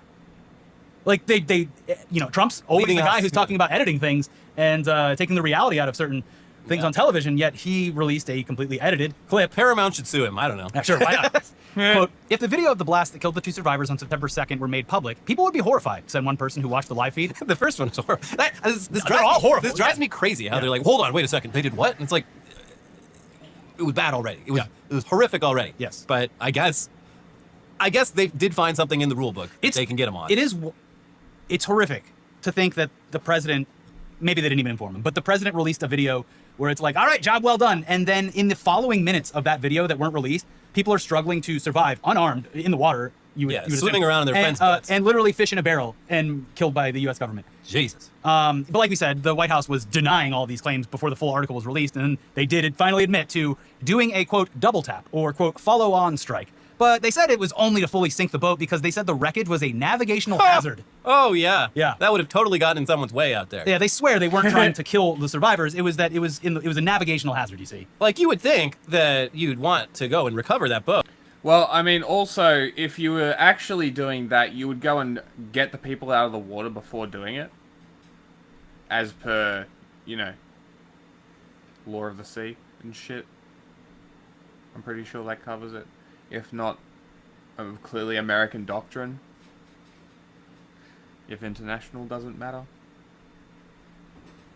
Oh, and all the many, many drugs on board to prove that what you're doing do the photo op is legitimate. Yeah, imagine you could get all these Navy guys standing behind the big table. You got like a dime bag of weed on there. Yeah.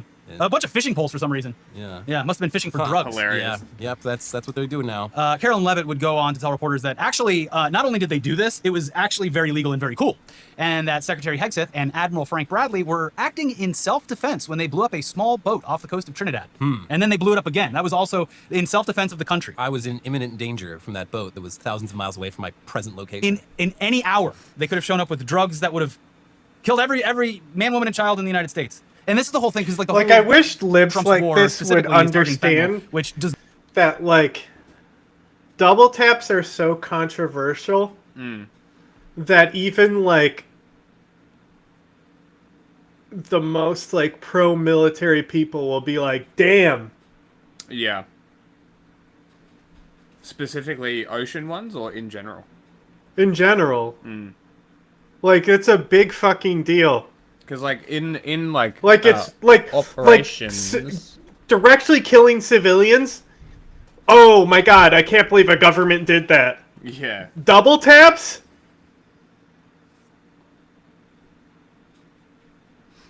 Because, like, in military, especially if you fucking do one that is directly linked to the executive office where he said he watched it live. That's fucking nuts. Like, these guys don't fucking get it. Like, that is crazy.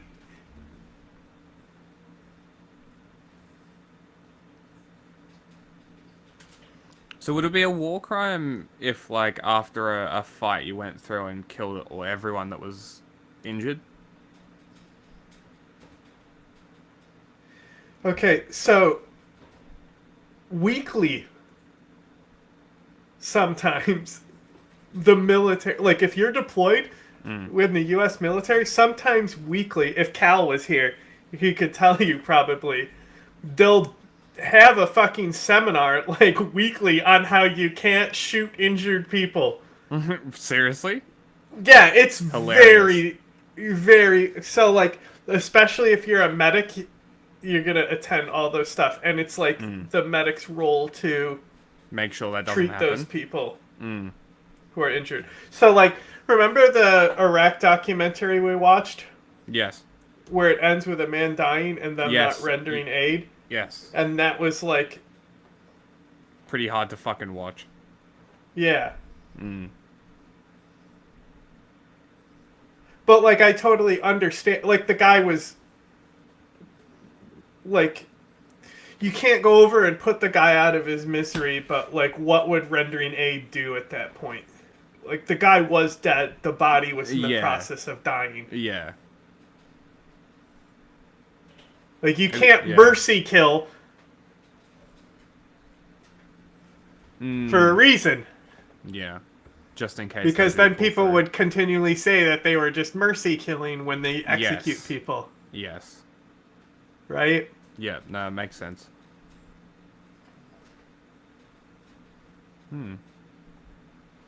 Does not come in massive amounts from Venezuela. Like, and this is going shit back to his war against that the Nazis agreed to. Okay? Like...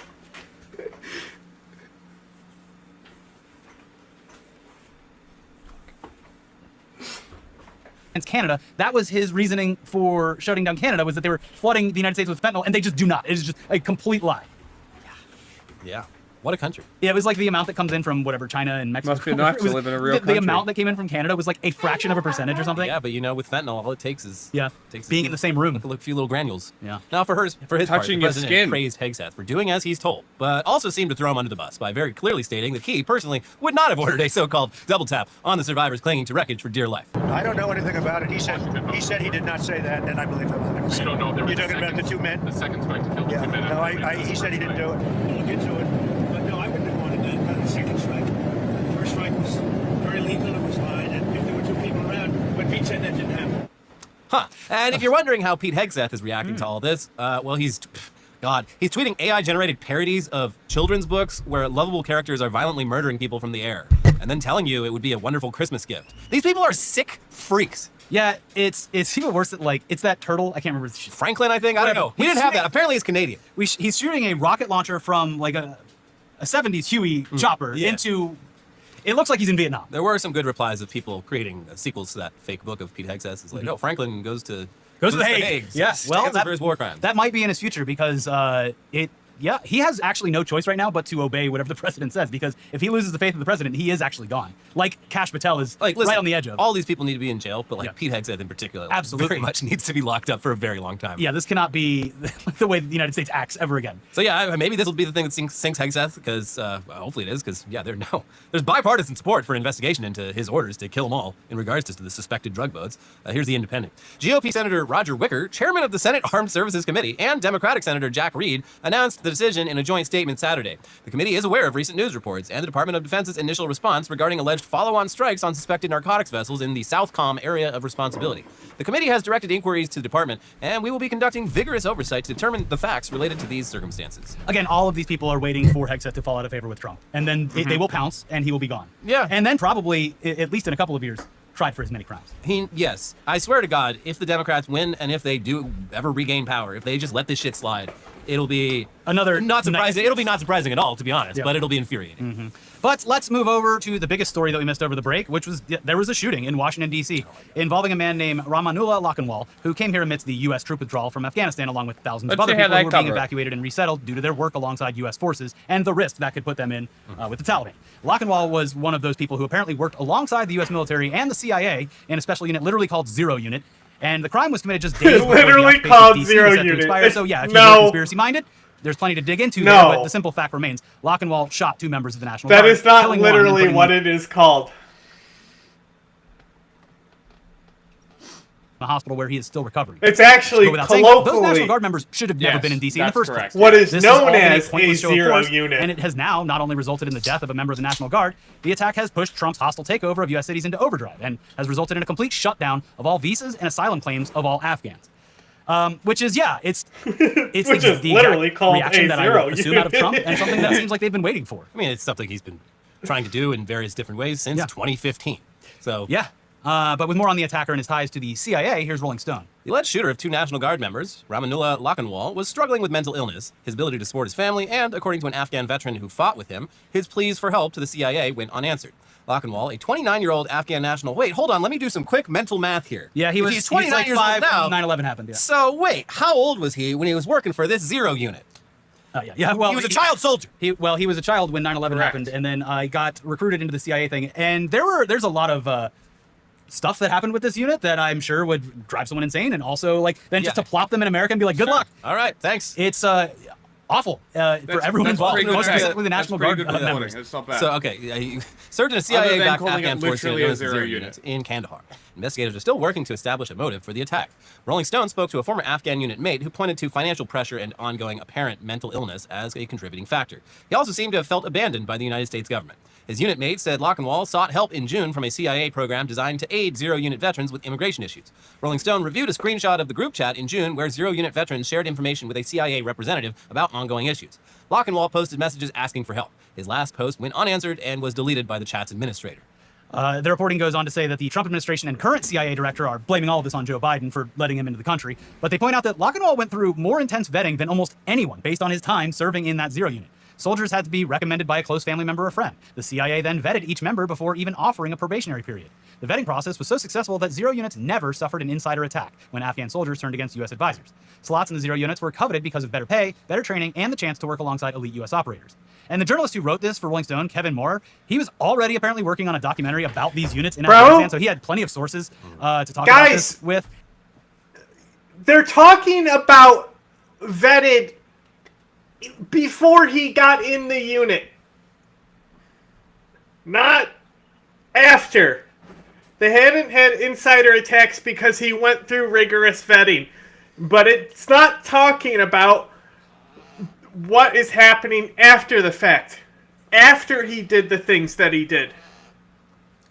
So if he was stable when he was a child going in, what is he now?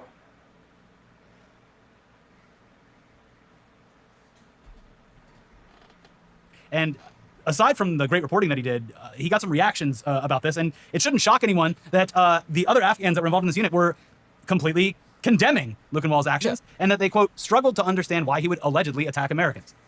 Either way, the Trump administration has already used the attack to extend and enhance the deployment. How could he attack Americans and not children like he was trained to do? This country.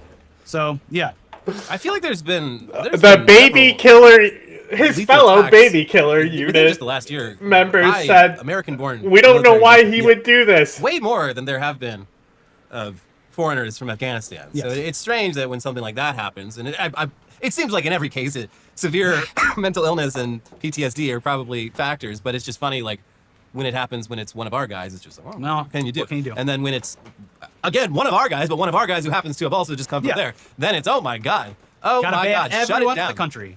But yeah, while Hegeth readies himself for investigations into war crimes, and Trump is on his 4th week of bragging about passing a test meant to analyze his cognitive decline. It wasn't the brain because I took a cognitive test and I aced it. I got a perfect mark, which you would be incapable of doing. Bye, everybody. While that's all happening, Cash Patel has also been making headlines over his and his 27-year-old country singer girlfriend's use of federal agents, local police, and government airplanes as they hop around the country. But don't you dare criticize her. She is more... Okay, I don't care about Cash Patel. Yeah, I would rather see somebody else talk about it than these guys. People who actually can... Do we want to watch it? No. Like, there is Cash Patel stuff, but I would rather see it from people who... Other than these guys. That is fair. As memey as the Trump admin is, these are meme reporters who were born on memes. I don't know what this is, but let's go with this. Have I shown you this guy before? Yes. Okay. Punters, this YouTube short just got 1.5 million views, so I suspect I'm not the only one that feels this way. Watch this.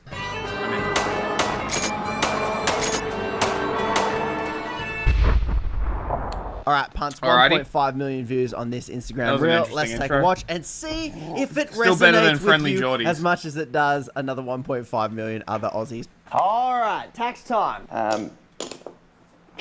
Thank you. And you? Yeah, I know it's a paid subscription. Just put ads on it anyway. Oh, no thanks. No thanks. Put you down as a 0. Well, can you put me down for 0 too? Certainly not. You think that copper NBN was cheap? Someone has to pay for it. Well, what about him? His whole business wouldn't even exist if we didn't spend $70 billion to set that up. Don't be ridiculous. That's a good point. Ridiculous. That's it. I'm cancelling my Netflix. That's a pretty fucking good point. Luck watching our hit shows like The Summer I Turned Pretty or Without Me. What are you watching? I know. Hilarious. Oh, that's my show. I've been worried about How are you? Thanks. That's illegal. Hey, oi, government. He's stealing from me. He uses my NBN and he just made $2 billion this year and didn't pay any tax. He is stealing from me. Netflix is right. By you using that surprisingly easy to find website, Braflix, or is it Hydra HD? Don't go there, Braflix. Is that an ad? With an ad blocker, you are in fact breaking the law. If you don't stop that, I'll take you to court. Courts I pay for. I'm actually so disappointed that the one that I had shut down, because a lot of them base out of Tonga for some reason. I guess Tonga has good piracy law. So like the anime one that I watch is still out of Tonga. If I had the money, I would pay for anime things, because I think that you should support good stuff. But it's like that one's out of Tonga. I can't find any that are like good anymore out of Tonga that are like movie ones. I'm not sure why. But I encourage this. We are all pirates. Piracy is great.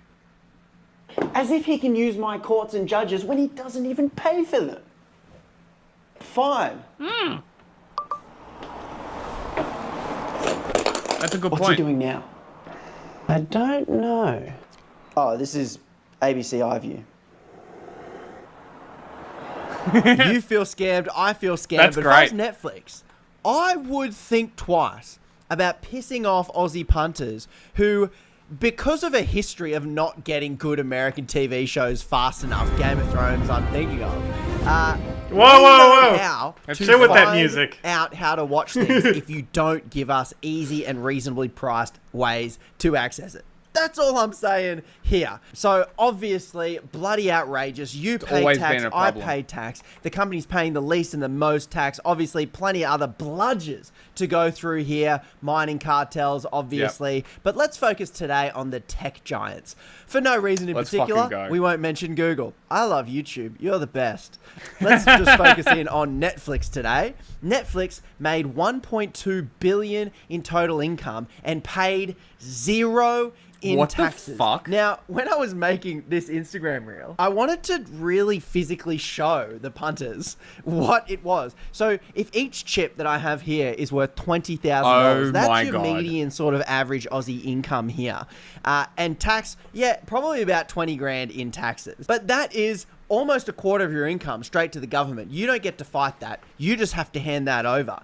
But then I wanted to show what $1.2 billion was in poker chips. And I had a 500-piece poker chip set. All the real ones are here, and I discovered when I did some maths, I would need 200 more 500-piece poker chip sets to show proportionally how much income they made and how much income the regular Aussie punter made. So this is me trying to show exactly just how much that money that they got in Australia, making money in our economy from us.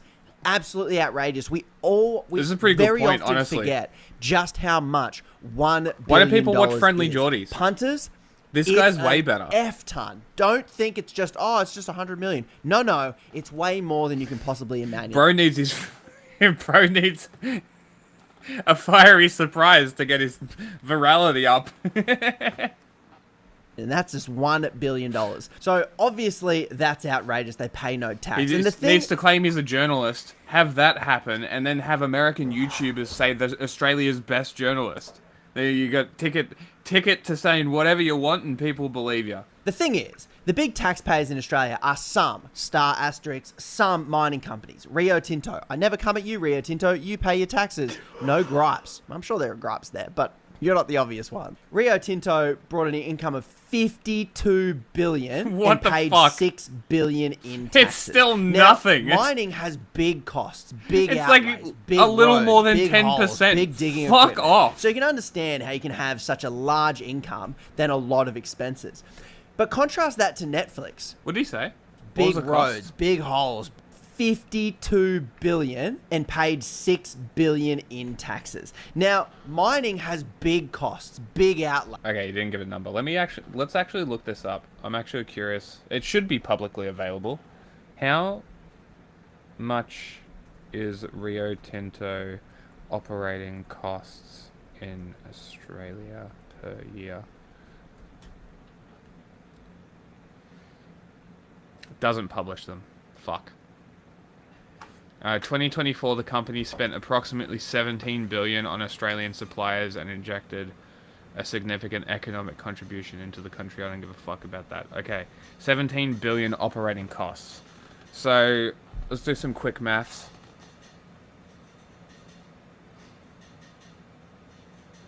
So what? 53 minus 18 and minus 6. 29 billion in profit still. Okay, here's a better idea. Up that to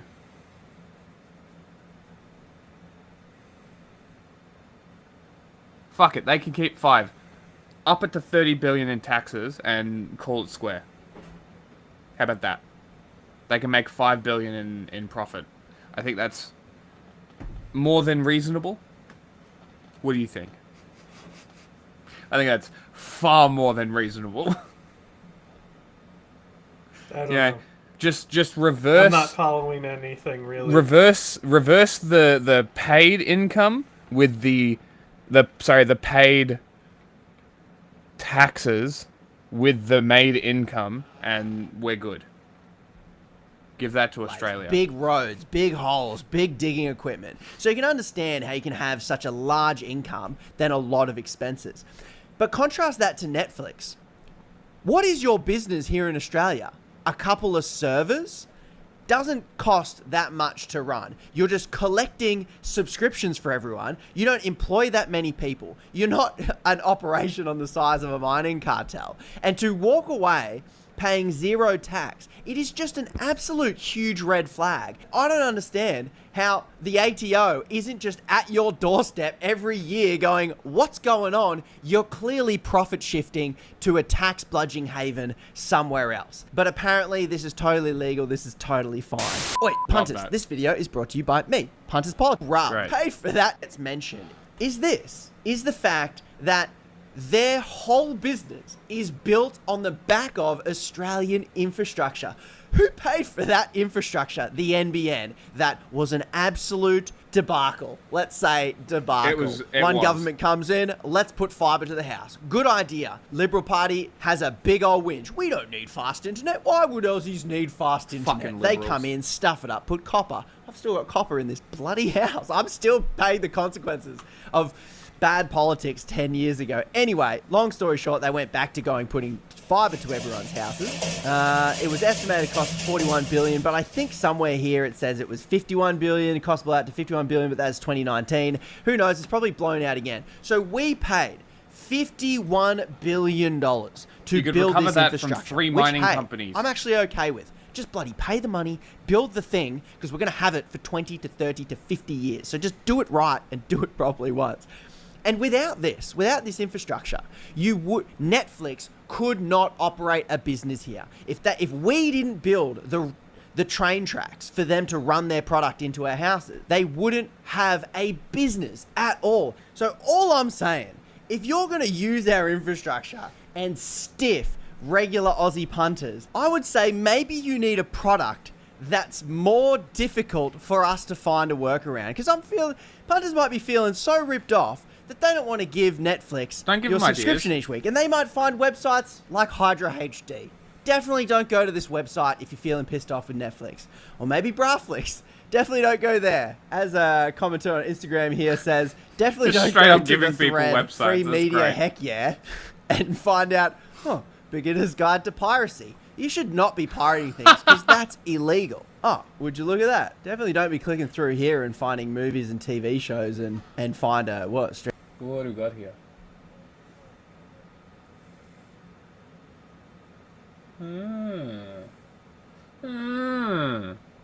Okay. Streaming Cinebeat. Oh my gosh. Netflix, is this one of your top shows? Don't get a copyright strike, but geez. This looks a lot like Netflix, and I just got it for free. I know, this is illegal, and people really shouldn't do this. Because Netflix, if you're upset with people doing this, you might want to use Australia's court system to maybe take people to court, maybe protect your intellectual property that you spent lots of money on. The thing about courts, Netflix, that you might want to know, is that we pay for them. When I pay taxes, I pay for policemen, courts, firemen, so that we all can have a fair society where we all follow the rules. But the thing is, 8 years ago, court orders Telstra and other internet service providers to block piracy sites. So they're using our courts and our laws and our system to make rules to try and block these piracy sites. Turns out they're pretty hard to block these days, especially if you found a VPN. All I'm saying is, Netflix, if you're going to not pay tax, why should we let you use our courts? Why should we let you use our NBN? That's all I'm saying. But punters, finally, it gets even worse. Great reporting here from Michael West over here. They're not only stiffing us. He blocked me because I called him out for using Nazi rhetoric.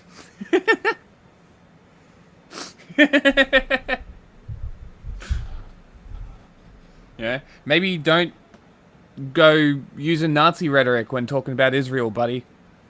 You know, get called out for it. And ripping us off. They're actually lobbying our politicians and getting our politicians to work for them and not us. They don't even pay your salary, politicians. We do. Take a look at this. Super outrageous. Secret lobbying did the trick for Netflix big streamers. So when this government got elected, Minister Tony Burke promised that Aussie content would be streamed on our TV. So it turns out about 55%. The reason why we have so many Aussie shows on TV, NBN and all that stuff is because there's a quota. To get a broadcast license, you have to broadcast Aussie stuff, Australian stuff. I'm actually all for this. We talk about Australia having no culture and we're losing our culture and bloody immigrants and whatever. It's actually because we don't invest invest in it. We don't invest in building our culture. One of the ways you build your culture is with arts, movies, radio, music, all of those things. And Netflix is actually the thing killing our culture. We just port in all this American slush and feed our kids American television. He's on it. So they have American He's fucking got it. And the way around this, he nailed it. You say to Netflix and you say, "This is we'll what let I've you been operate saying." here and make billions of dollars. That's fine, but we need to get something out of the deal as not well. the And what that migrants, deal it's is, the is that fucking we can Americans. build our own huge film, TV streaming, TV production industry that will actually go on to make our economy even more money. So it's good for our economy for us to force Netflix to do this. They won't do it otherwise because they don't care about our economy, but we do. Tony Burke and the Labor government said, okay, we're going to force streamers to finally start paying to make some Aussie TV shows, which we can make some good stuff because they sell their product to 27 million Australian customers using our broadband network. And here we are 5 years later and nothing has happened. And some politicians, Jackie Lambie, has wondered why. And so she filed a Freedom of Information request. But what's this government really good at? Hiding stuff from you so they don't look bad. They get lobbied by corporation, then they do dirty tricks to hide from us just how much they're working for Netflix and not you. And they spent $32,000 and then now likely $50,000 of taxpayer money to hide information that Jackie Lambie got anyways. And it turns out in these released secret documents that the government paid $50,000 to hide from you, they all these bludgers got together, Netflix, Disney, Paramount, whoever it is, and they wrote a letter and they said, quote, "We are profoundly disappointed with the two models that have been put forward. They ignore our feedback we have provided." Now that's corporate speak for, you're not doing what we told you to do, they went on to say. These models would have serious negative...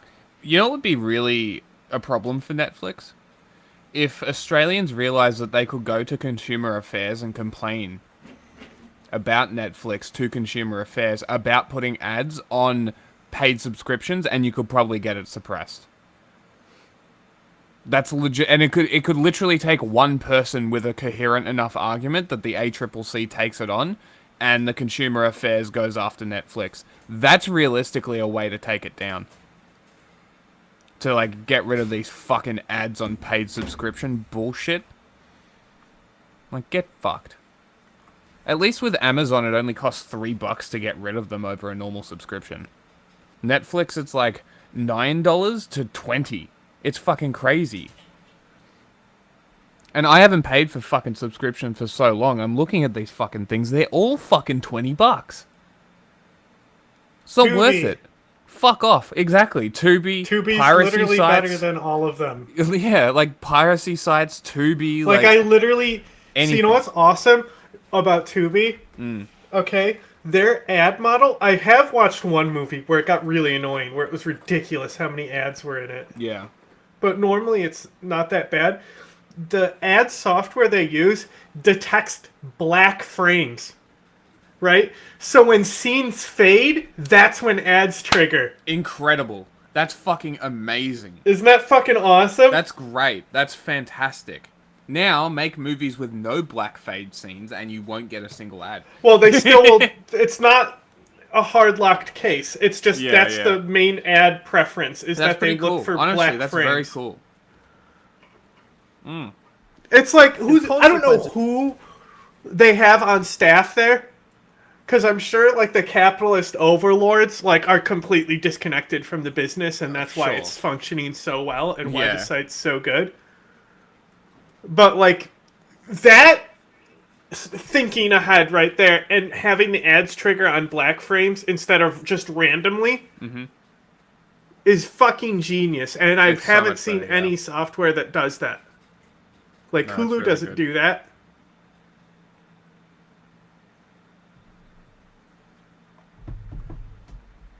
And there's probably just as much variety in their ads as there is in YouTube ads. Sometimes the ads can be a little long, but doesn't bother me. And if you use an ad blocker... I don't get any ads on YouTube. It's fantastic. If you use I'm talking about Tubi. If you use an ad blocker with Tubi, it's funny because it does a little glitch because it tries to play the ad, but so it just plays the ad and then brings you back, so it, like, jumps frames. Jumps. Interesting, yeah. That is interesting. Okay. Tubi, yeah, I haven't looked at Tubi properly yet. It's so good. I'll have a look. There's literally everything on there. It's very rare that I have to look elsewhere. Interesting. Because I think I have Amazon at the moment because I got 3 months free. Tubi's better. The only thing that Tubi won't have is stuff that's like on HBO, like new movies. Like honestly though, like Prime Video, for what you pay for it is, and with everything else that you get, if you're gonna give money to an overlord corporation like that, and you're gonna do something like that, honestly, the Amazon one's probably the better value, if we're talking purely from a value aspect. HBO split off from Binge now, so now there's Binge and HBO, and Binge fucking sucks now. But Binge has the sports streaming as well, and that's where they get their money. So now we have HBO Max, I believe. And that, I think, is like $12, which is pretty good for the HBO shows. And from what unless they've changed recently, HBO makes some pretty good shit generally. So, I don't know how evil of a company they are. But they generally seem to make pretty good shows. On the diversity of content being produced. Here, how? There's How about you make Crunchyroll Australian as well, content? but that's obviously pretty anime. diverse on Netflix. And you don't even get all of that it. much of it, whilst having significantly inflationary effects that will impact the sustainability of the production industry. This, punters, is what corporate drivel BS excuses look like. And guess what? It worked. Because if you're a powerful tax bludgeoning organization and industry, our government obviously works for them. And not only works for them, will spend your money to hide how much they work for them. So thank you to Michael West and Rex Patrick who uncovered this stuff. Because look at this. Our government is so weak. The Brazilian government just extracted $619 million, almost $1 billion from Netflix in response to its country... to its in-country tax practices. So other countries can make these guys pay tax. Other countries like France can force Netflix to make French stuff if they're gonna operate in their country. But our government is so weak and so controlled by foreign corporations. This is the evidence and all you need. I forgot. We also have a unique streaming service that has a bunch of Australian stuff called Stan. Of all the fucking things it's called Stan. But from what I've seen on that one, they have a lot of really fucking good TV shows. But outside of that, I'm not really sure. In Australia for streaming stuff, I don't really do it. I am a pirate, mostly. And so when our government fails us, and we get jack of this corporate shenanigans, very rarely are there other ways to show our dissatisfaction and still watch exactly what we would like to watch on TV. Piracy is great. This guy's an Aussie. Joel Edgerton. There you go. Yes, wow, what are the odds? An Australian actor who has to go and live in America because our screening and film industry is so weak here because our government does not support it. But they'll support other industries. They just won't support this one. Wow, this is just exactly like Netflix. Series on Netflix. This is Netflix. Far out. Anyway, massive thanks to We the Punters over on Patreon. These are the punters that keep me making the videos that I think are important, like this one, and not... Good evening and welcome to an online YouTube news channel founded by an 11-year-old. That's how Leonardo Pugliese... Amazing. Al Jazeera's doing a story on him. That's fucking great. News, baby! He began what would eventually grow into an online business, landing interviews with the Prime Minister and building a following of thousands. Just wouldn't have existed in the first place without social media. So it's absolutely critical to his balls dropped. My Life and 6 News. Today, other children like Beckham Boulder are also aspiring to do the same, but his YouTube account has vanished. When I'm older, I want to start an online business, and if I can't practice now, I won't be able to make good videos to promote and sell my products. Thousands of online profiles across Australia have already disappeared in the first wave under a new law blocking under-16s from social media. From December 10, people under the age of 16 will no longer have access to social media accounts. The list includes... Plot twist, you have to upload your ID if you don't. Really cool. Instagram, TikTok and YouTube. Anonymity on the internet in Australia is dead. All targeted in a bid to protect children from online bullying, harmful content and addictive algorithms. Government-issued identification. You know what else you could do? Parenting. Also, corporate regulation. Maybe regulate the fucking algorithms, you tools. Documents and facial recognition technology are two of the main tools planned to enforce the ban. Good morning. Great. Good morning. Teens unhappy with the law got the chance to question the Prime Minister over why and how it will Ha ha ha, shut up, kid. We know better than you. Will be implemented. And what measures are in place to prevent people from bypassing the security systems and creating fake accounts? Oh, the responsibility is on the social media companies. The government says companies risk fines of up to $32 million. So, essentially, you can say, the social media companies can go, we're not enforcing this. Haha, eat shit. Is that what I'm hearing? No, because then the government will fine them. Oh no, my $1 so trillion if somebody company creates got a fake account and kids fine. get bypassed, then the government can fine them social media site. And then that's what they're saying. What, they got to give them a $20,000 fine? Oh, how dare you? Dollars if they don't comply, but tech. Wait, how much? Companies and also, risk fines of up to $32 million if they don't comply. Data like your ID. Yeah. That's why it shouldn't happen. And honestly, if every single social media company refuses to enforce it, there's nothing they're going to do. And if none of them pay the fines, what are they going to do? Shut down all social media in the country for everybody? There's no fucking way they'll do that. Literally, they can just strong-arm the government. And honestly, they should do it, because fuck these people. Look at what the fucking Australian government's doing. I have to support corporations now.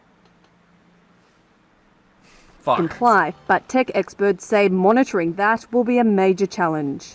The problem with the social media provider is that they will not give all information to the government, right? So there is an auditing framework, auditing mechanism that is missing in all these bits and pieces. And loopholes are already being used. Nice. I will allow my 11-year-old son to use my YouTube account. Hilarious. However, we will be doing it together. This is important because... Holy shit! Parenting! Crazy! What a concept! Because he'd like to create an online business. By December 10, more than 1 million accounts are expected to be deactivated, officially launching the world's first sweeping restriction on social... Yeah, what's going to be cool is all these kids losing all those memories. That's going to be fucking awesome for them. That's great. That's so cool. ...social media for under-16s. The results will be watched closely by other countries as they consider whether Australia's bold move will set a global standard for online safety. Oh my god, please, for the love of God, strong-arm the fucking government out of this. Don't comply, don't pay fines, don't enforce it. Please, for the love of fucking God. Danielle Robertson, Al Jazeera, Sydney. Don't miss out, get the full picture. Subscribe to Al Jazeera for reliable news and expert in... Noah Jones sits in a Sydney bedroom scrolling Instagram. In just over a week, this could be a thing of the past for the 15-year-old student, as Australia's under-16 social media ban comes into effect on December 10. But Jones has other plans. What's going to be even cooler is 15-year-olds in a week losing access to their accounts, which then in a... 1 to 12 months will become 16 and then not have access to all those the accounts, the posts, the messages, all that shit. Just gone. Poof, gone. Fuck you. Nothing I can do about it. I have to listen to the government. Like, fuck off. I don't understand. Regulate the fucking algorithms. Do some work. Like, this is the lazy fucking option. Plans. He is a co-plaintiff in a high court case against Communications Minister Annika Wells and eSafety Commissioner Julie Inman Grant. Jones argues that the proposed ban isolates teens and infringes on their rights, effectively silencing their voices. I believe that as a young Australian, we as a whole will have our constitutional right taken away from us. You don't have any constitutional rights. And we will also be invisible with this ban. Well, I mean, that's we won't true. Be able to... And this is what I was saying, is that, like, not only is this going to ban kids from social media, but it's going to ban kids from being able to have easy outreach to communities who also feel the same shit that they feel, whatever that might be, right? And this is the real thing, is that this is going to literally harm people and reinforce, like, Christian bullshit and allow people to essentially abuse their kids without their ability for them to actually get help. Like, this is enabling abuse inside Australian homes. Like, I wonder how many cases have actually come out where cases of child abuse have been exposed because of the internet. That would be an interesting study.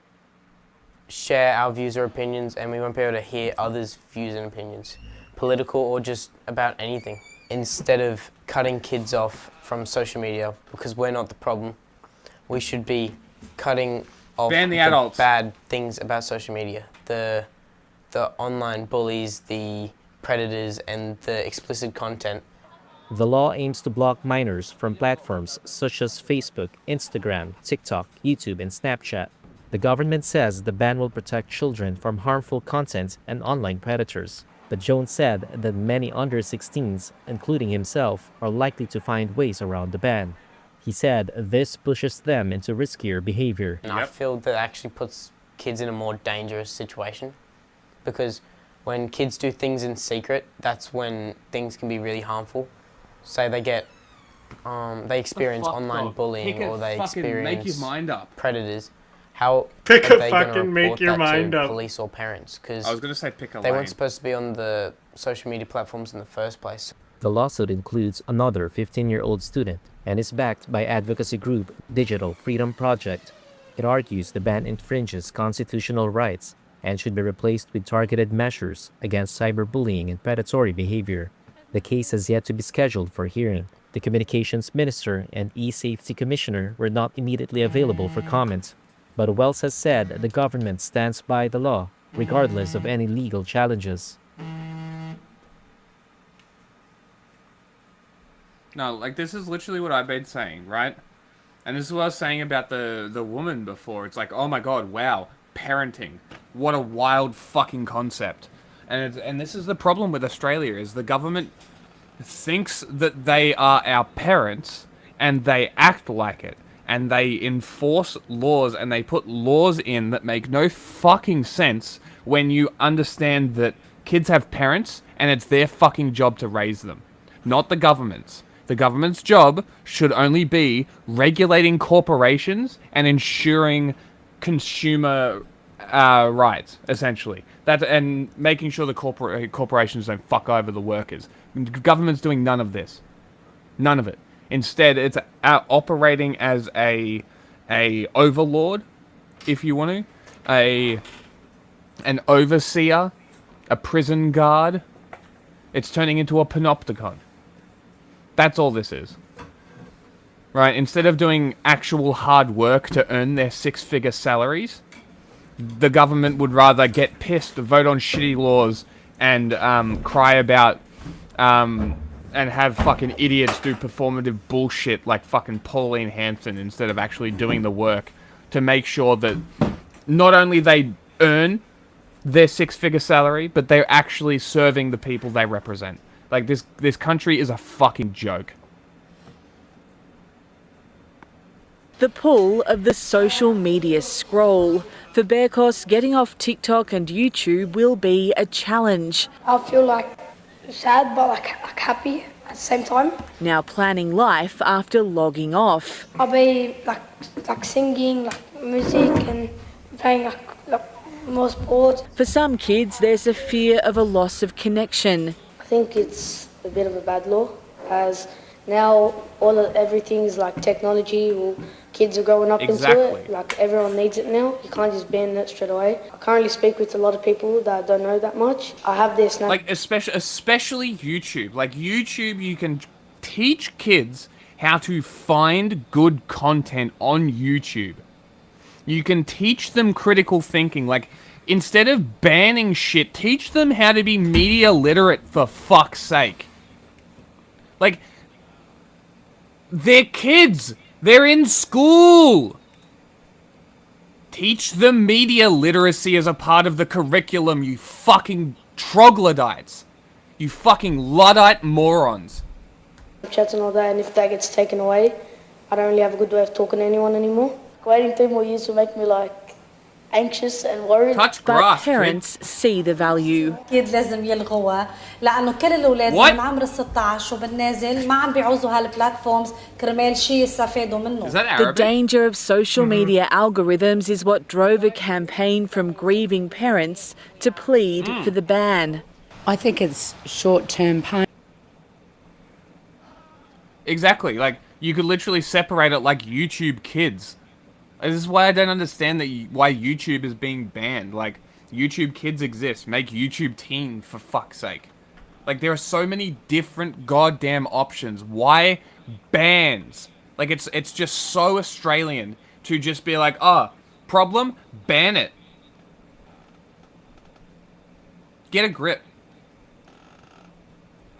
For a long-term gain, we've lost children to this. So I say to parents, stand fast, get your kids off the devices. With one law, we can protect Generation Alpha from being sucked into purgatory by predatory algorithms described by the man who created the feature as behavioural cocaine. 10 platforms are already covered: TikTok, Instagram, Facebook, Threads, X, Snapchat, Twitch, Kick, Reddit and YouTube. Now the eSafety Commissioner's writing to social platform Lemonade and photo sharing app Yope. Some platforms still pushing back. One warning, this law will not fulfil its promise to make kids safer online and will, in fact, make Australian kids less safe on YouTube. Under this government and this failed communications minister, I have no confidence in this working. Australia is the first mover on these laws. Do you see what happens? Now I have to fucking stand in alignment with the fucking Liberals. Get fucked. Do you see how many fucking things I have to do based on principle that I fucking hate? Fuck Maduro. Fuck the Liberals. Keenly aware that other nations are watching closely. International leaders showing support at the United Nations in New York, but the taxpayer bill for the communications minister to travel there is being questioned. No, they weren't first-class flights, that I delayed my departure because of the Optus. Wait, really? What the fuck? That seems like a problem. There's always room to fix, but the idea is more what I'm talking about, not the actual operation of YouTube, because obviously YouTube does not give a fuck about radicalization towards extremist groups, considering that ISIS literally groomed kids on their platform. But, what do I know? Outages. Almost $95,000 was spent on return flights for the minister plus 2 staff. Anna Henderson, SBS World News. Thanks, Isbis. Where's more? Kids will be punished. Kids will be We're told Australia's world first social media ban is what's... What'd you say? Nothing. I just have something. But after, I thought you were done. Yeah.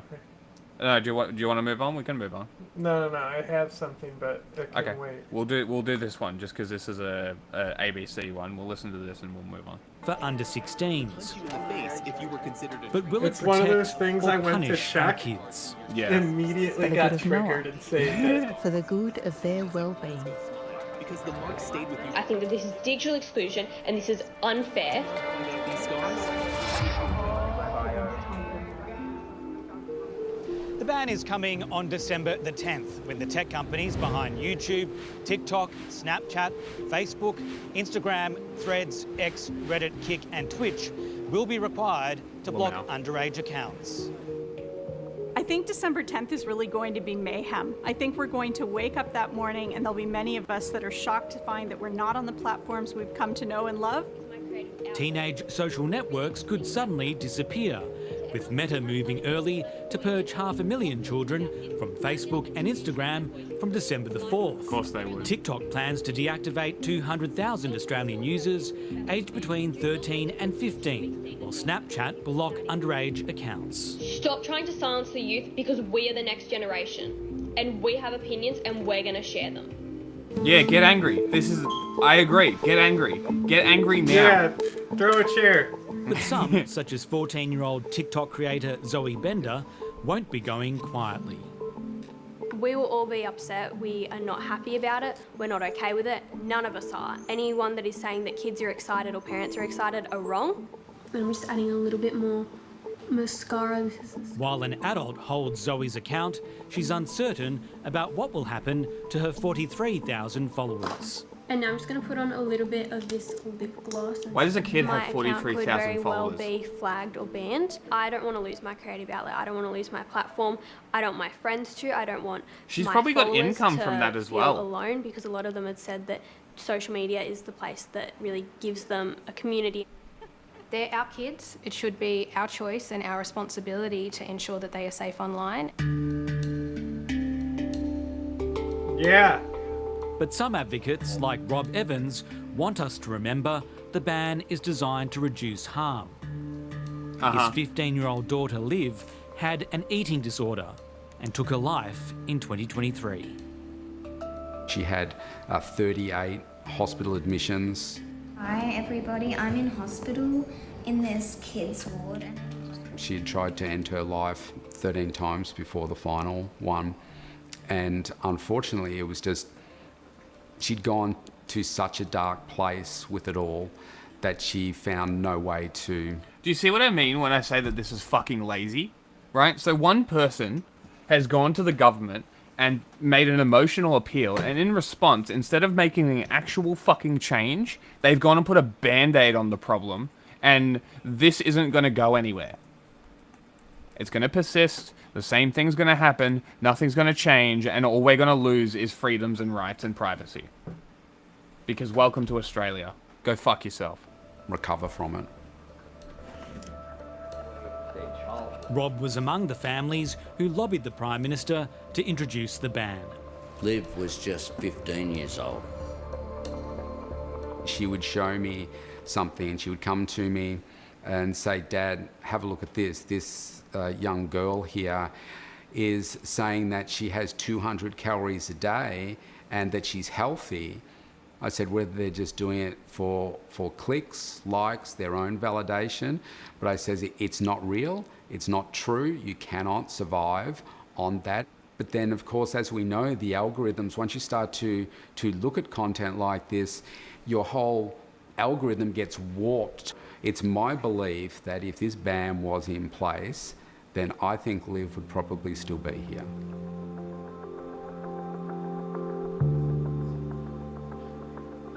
The world will be watching how Australia's ban plays out as other countries follow suit. Last month, Denmark announced plans to ban children under the age of 15, but still allow parents to decide social media use from the age of 13. Obviously the top, yeah. These arguments that we're having are not entirely new. That actually, let's go back a few decades and we can see similar debates with the widespread adoption of television into homes. But some rights advocates, such as media lecturer Catherine Page-Jeffrey, argue the ban denies children their right to access digital technology. So rather than booting young people off these platforms, what we need to be doing is placing greater responsibility onto the platforms themselves to actually make these spaces safer for young people. I think a lot of the risks that we do see online are often things that are also kind of faced by young people offline. Things like, bullying, low self-esteem, anxiety. We need to be really careful not to kind of conflate causation with correlation. So as the great switch-off looms, will it be a Merry Christmas for Australia's teenagers? It'll be very different. It'll be a lot sadder because we won't get to have Vlogmas, which is just where every day you vlog. It's like a vlog every single day up until Christmas. There also won't be Christmas hauls, which is where you show what you got for Christmas. Now, we all know that social media is a bit glitchy, and the government freely admits that some adult users might be kicked off by mistake. If I am a 40-year-old adult and I happen to be a toy collector, I like comics, I may follow different child-focused accounts for very legitimate reasons. The system might use all of that evidence and presume that I'm actually a 14-year-old and therefore not eligible to have the account. But there will be ways to get around the ban. The one that we've heard a lot about, of course, is VPNs, virtual private networks. This technology is something that people can simply download onto their computer, and it effectively means they can pretend that they're not here in Australia. Another workaround is that an older adult could simply create an account and hand that over to the child. Yes, I'm planning to get around it. I'll find a way around it. And once one person finds a way around it, it will spread like wildfire and everyone will know within a week. Go hard. So you'll still be on social media after December 10? I'll find a way to be. As a mum, yeah, you're comfortable with Zoe being on social media despite the ban? 100%. Yep, I'll be supporting her. I love this. This is the attitude. And they won't be breaking the law. Don't comply. Because this is it's up how to you the beat these companies to shitty keep fucking them out laws. Or face fines of up to $50 million. Not my I think problem. many of these cases are going to end up in court, particularly if Good. fines are threatened or imposed Your job is on not the my companies. problem. I think what X might do is absolutely nothing. Elon Musk has certainly been very open about seeing that platform as a space for open dialogue and open speech and not restricting access. Nazis! So what hey, happens in the next... why do I get banned when I say cracker? Why do I get banned when I say someone's crusty boomer cunt? I thought we were allowed to speak. Why? Why are Nazis allowed to literally post Nazi propaganda, but I can't call an old cunt who's ruined the planet a cunt? That's what I want to know. Next few weeks, you might want to back up your content. It's good advice. This isn't going to be perfect. I think what we have done here as a country is made the decision. Is lazy. Lazy. Nothing but fucking lazy politics. From lazy politicians who get free salaries and don't have to campaign for their seats. That's all this is. Lazy fucking politics. I really want people to understand that all this is lazy politics. This is nothing more than lazy people doing lazy shit to satisfy Karens crying because they're bad parents. Decision to say we're not going to put up with this any longer. We need to make Go have a look at our previous coverage. I guarantee that I've said that before. change.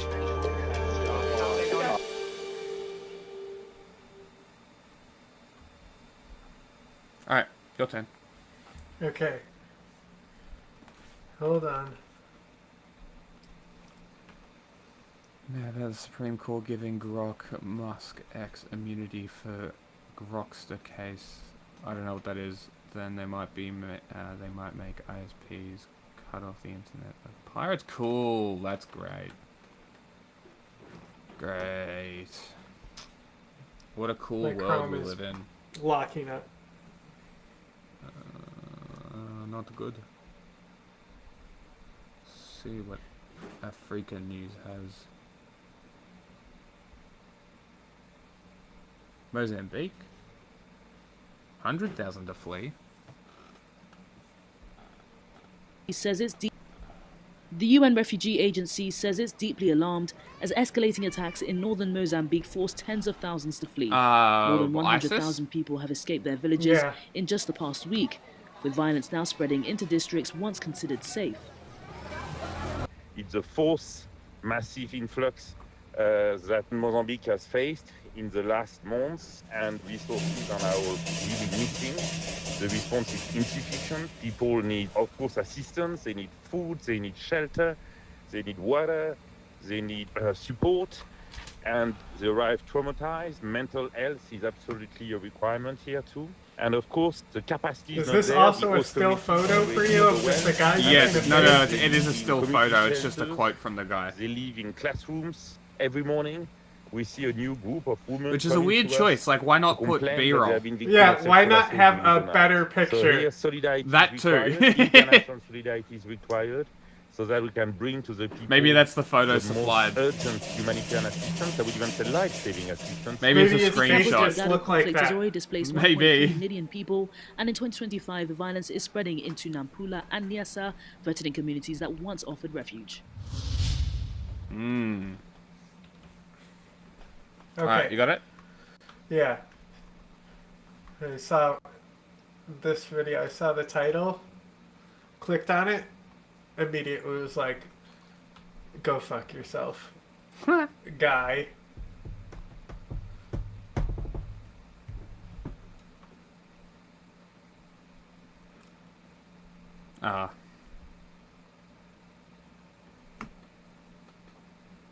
That you bring whatever bits of spices and food you can, and then you move from there. Like, everyone's happy with the food. I think maybe American food is subpar because we're never like, keep your food where you came from. We're like, what you got over there?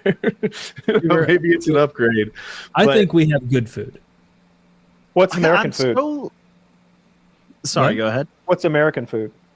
Burgers, our version of pizza, barbecue. Our version of pizza. Our version of pizza.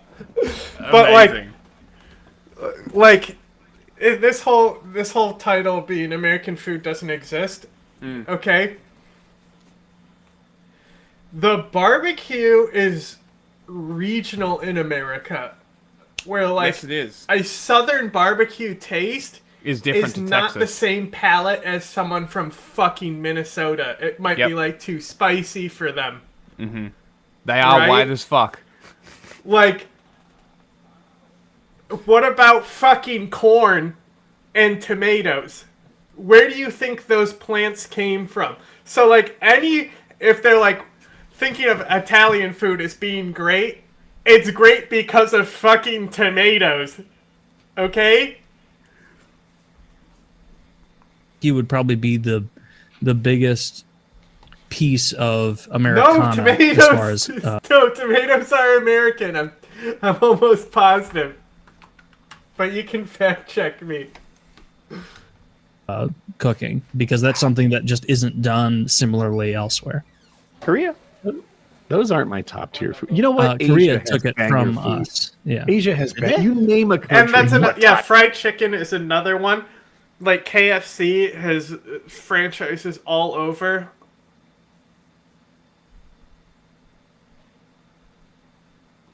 Thailand, China, Japan, they all have top tier food. I like Vietnamese food. Where the fuck is pho from? Is that Vietnamese? That's Vietnamese. I love Vietnamese food. Yeah, dude, you just go around China and it's banger after banger after banger. They're dope. And Japan kicks ass at food. Sushi, nobody else, put their feet in that. I wouldn't say Japan kicks ass at food. Cool, figuring out sushi. They did. They figured it out, and it's fantastic. Yeah. Unless you're picky. That's the ultimate picky eater food, isn't it? Where they're like, I won't have sushi. See, I'm not with you on that one. I've tried sushi 14 times. I've disliked sushi 14 times. What have you tried? What pieces? Everyone says this. I've tried California roll. I've tried octopus. I've tried vegetarian shit. I've tried it in the little dipping thing. I do like the ginger strips that like come on the side. I'll eat that straight up off your plate. But I am not a guy who doesn't like sushi because he hasn't tried it. I've thoroughly tried a plethora of different choices, and you're getting it in the nigiri form, which is just the bed of rice and then the slice of fish. It's That's onigiri, you the dickhead. form you're getting. It's a circle, like a cylinder. Oh, you're getting rolls. You're getting rolls, brother. You got to get nigiri. He's not gonna like doing nigiri. it wrong? You think he's No, gonna want actually- a big chunk of raw fish? If you want to really try sushi, you do need to get nigiri for sure. Yeah, that's what I order every time. I get sushi a lot. I get I agree. sashimi. I don't even get the rice. I just eat the slices I want of the raw rice. meat, and then you slather that wasabi on it. Which you It's not even know wasabi. is, I'm saying, You've I never know had real wasabi. that it's horseradish. He's actually talking about I something know, different. but it's tasty and I like it. Horseradish. Real wasabi is extremely expensive, and it's only potent for like minutes after it's been not minutes, grated and then like made. So Really? like we've never had Minutes? real wasabi. Minutes. Now I feel like I have to try this horseshit version of sushi. To Also, prove I like barbecue- It somehow. But it's the only version of sushi that's like real. You get a little piece of nigiri. That's the traditional sushi Look, he's not thing you see. wrong. Or How is sashimi. a sushi roll not real? I mean, it's at a restaurant. California It's the roll. It's not- Americanized it's not sushi. Yeah, exactly. Because it's like 90% rice, and then there's like a piece of cucumber and mayo, and then Well, a tiny that's a California roll. a whisper of. Well, that's what he said. Is California. Oh yeah, California roll. Well, I've tried that's a lot like of choices. that's definitely some A white. little people sushi. avocado. Specifically mentioned California, California roll roll's because not real. people say, Yeah. "Have you tried a California roll?" When you say you don't like sushi, they're like, "That is the pad thai of sushi, the one that everyone is okay with." And I'm like, "Not even that one." That's why I called it out. But I don't like like spicy California tuna rolls rolls. either. I think they're shitty. Like I like regular sushi. I like spicy tuna rolls, and I like really good tuna nigiri. That's what I get if I'm going to get sushi. But I stopped eating sushi because I saw either on Reddit or YouTube someone had like good high quality sushi, and you could see the worm crawling out of it, like a parasitic worm crawling out of the. so when frozen you fish. say high quality, Pish posh. are you That wasn't Yeah. high quality. Chew it If properly, they- dude. Chew it Yeah. well. all sushi fish should be frozen beforehand. It is, and unless so they you're in clearly Japan. didn't freeze it enough. Yeah, I don't know what the situation was, or maybe they defrosted it and then some sort of worm or does parasite this got in it. parasite Or- cause weight loss? No, I think it just caused just terrible illness. No. Probably muscle wasting. Does that count? It probably just causes diarrhea. Also, I looked up barbecue because I was positive that we didn't invent. I don't think there are any American foods. I'm pretty sure there just aren't. I was right. It's from the Caribbean. Barbecue is based on the native word barbacoa, where it's the Taino. That it's a completely different culture. American barbecue came up because of churches. In the And South. so the pit barbecue. So Caribbean barbecue is when you stake it and lean it over a fire. Ah, interesting.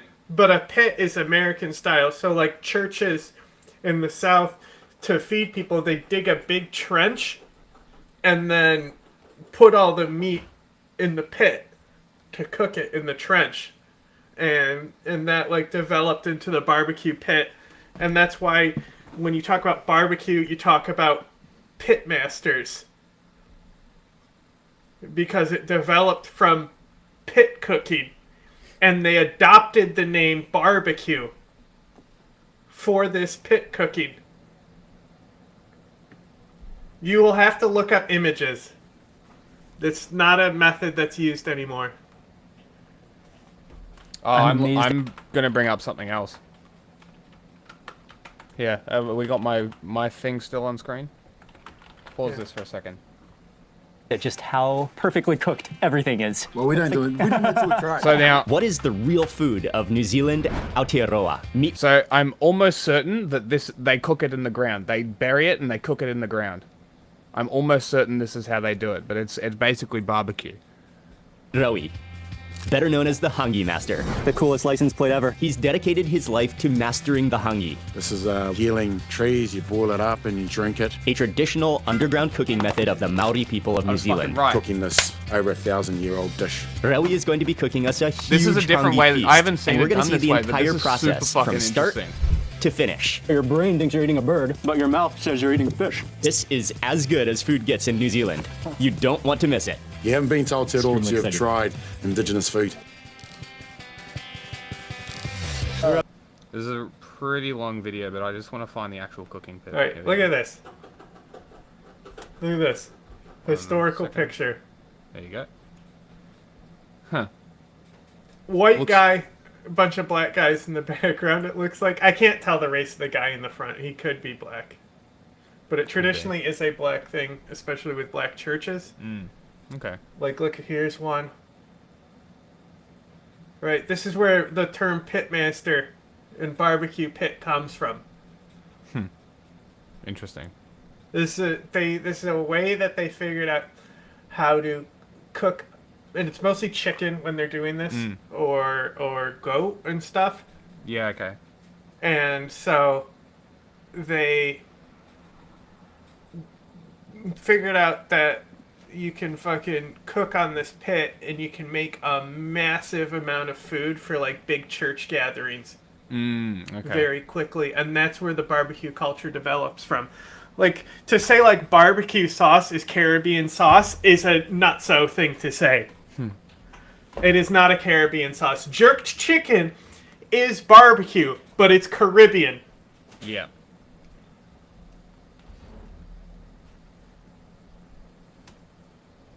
Yeah. That was that would have been a sight. The new Maori Queen. Oh man. Oh, you can already start to hear it crackling a little bit, start to hiss, and the smoke, the aroma coming out of it already. Interesting that they put the leaves on it.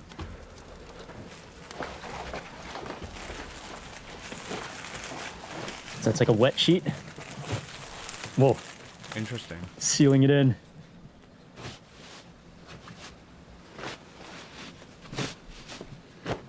So next step, grab some of that soil on the sides here. They still do berry. Interesting. All right.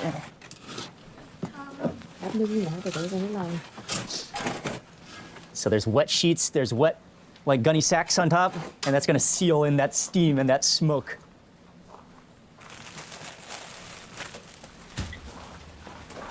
Yeah, keep going. Okay, keep going. Now this is where it steams. Oh, man.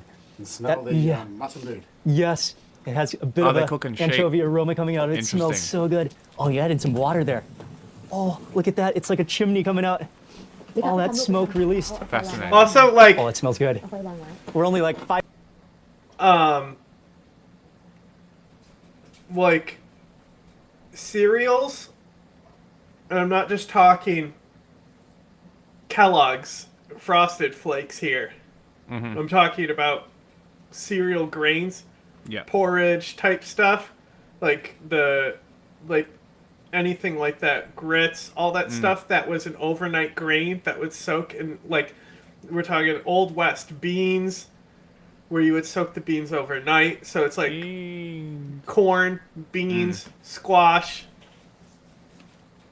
Like, these are like recipes that were inherited from the cultures that were already here. Yeah. You know, jellied eels? British food?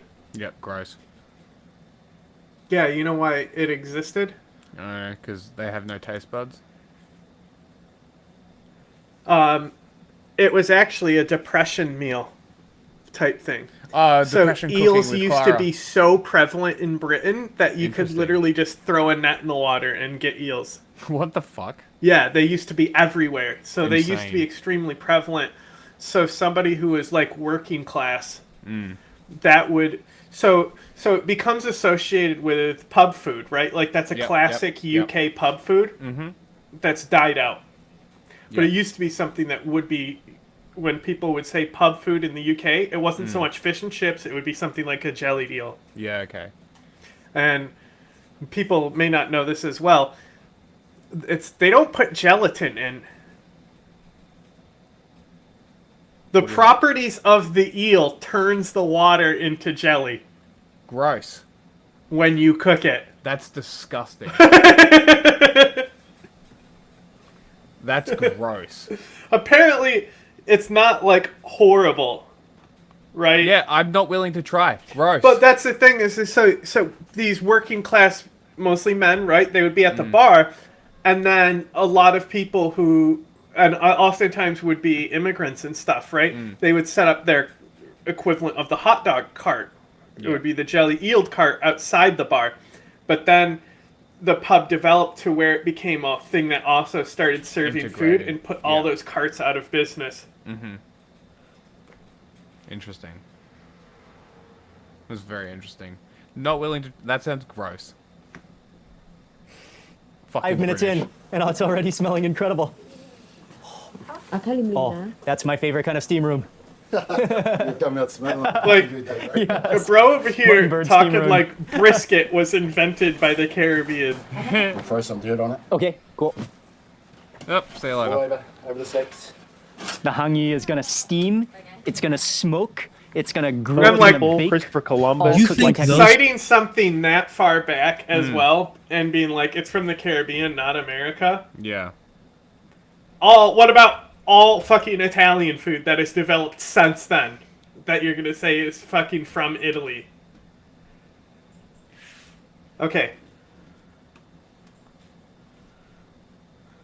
Fuckers figured it out, or do you think it got here and we figured it out? I think that they figured it out. They were slow cooking over special kinds of wood. Christopher Columbus came, enslaved, raped, pillaged, and stole. You're not a patriot at all, dude. Stole that, and then Kyle's we're not in the exactly video. wrong.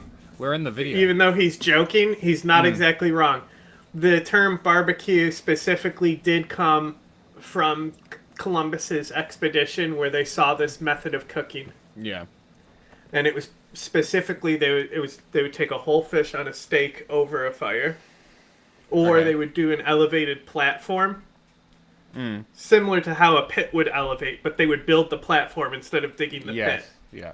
And they would smoke it on top of the platform. Almost always fish Interesting. in these nations, but allegedly, according to like the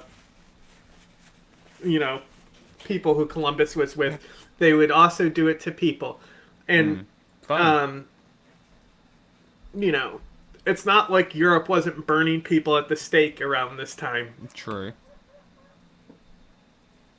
But this is where the allegations of these people being cannibals came from and stuff, which probably did take place, but... Oh, I'm sure it did. It's not like the British weren't eating fucking mummies thinking it was medicinal. Yeah. You're a fucking bitch. You're a commie. You're a pinko. Pinko Kyle. Pinko I'm just Kyle. saying, you're trying shitting on to America. make up facts about American cuisine when, in my opinion, we don't have a cuisine. That's the beauty of what we are. Our culture Ugh. is a melting pot of cultures. That's why I don't like 100% slamming the door Buffalo on immigration. wings. I'm sure someone was It's in the frying name. chicken I love some wings good and putting hot multicultural. sauce It's in the name. It's I gotta love be buffalo there. wings. Wait, Kyle, are you undercutting buffalo wings now? I doubt that like Buffalo. New Oh, York the was first Hutusi time- tribe on this island also brother ate in chicken Christ, buffalo wings are chicken wings. What are you talking about? The buffalo wing was invented in Buffalo. It's a sauce. The buffalo wing was invented in Buffalo. The wing of the chicken was not a common thing, because you think you would buy the chicken breast, thigh. Sure. Right? So the wing, and we're talking the whole wing, including the little cartilage bit, the entire wing. Yep. That was not really valuable because there was not much meat. Right? So because of that, this bar in Buffalo was able to buy a lot of these things that nobody had a demand for an extremely cheap price. Okay. And then they used it to develop the chicken wing as a bar food. You are correct. I know. That is the only American food to exist. There you go. Americans finally have a claim to a food, and it's the chicken wing. No, the buffalo wing. Okay? It's called a buffalo wing. Just like, look, you can have sparkling wine, and then you can have champagne. The champagne has to be produced from champagne. And that's like with barbecue culture, right? Yeah. The barbecue, to be Southern barbecue, it can be Southern style. It's But not to like be they have a Southern patent. barbecue, You can it call it has to be salt. in You the can call South. it Southern barbecue if you want. But Southern barbecue is a specific regional thing. Yes. Okay. This makes sense. There you go. We've figured it out. The only American food is the buffalo wing. Actually, they mixed margarine with hot sauce and said this is good. It's fucking the spices they had available, so I guess we stole that. I mean, if you can, I bet someone else was eating hot wings before those goofballs in Buffalo, New York, figured it out. You know what I mean? Like. That is fair. The secret, the secret of buffalo wings is a chicken wing and hot sauce. Like, I doubt they were the first ever to like come up with that winning combination. It was. Why do you doubt America able to create that, but not anyone else? Right? If because I America's that... like 200 fucking years old, and everyone else is thousands of years old. Okay. Those cultures. All their food is only a few hundred years old, Kyle.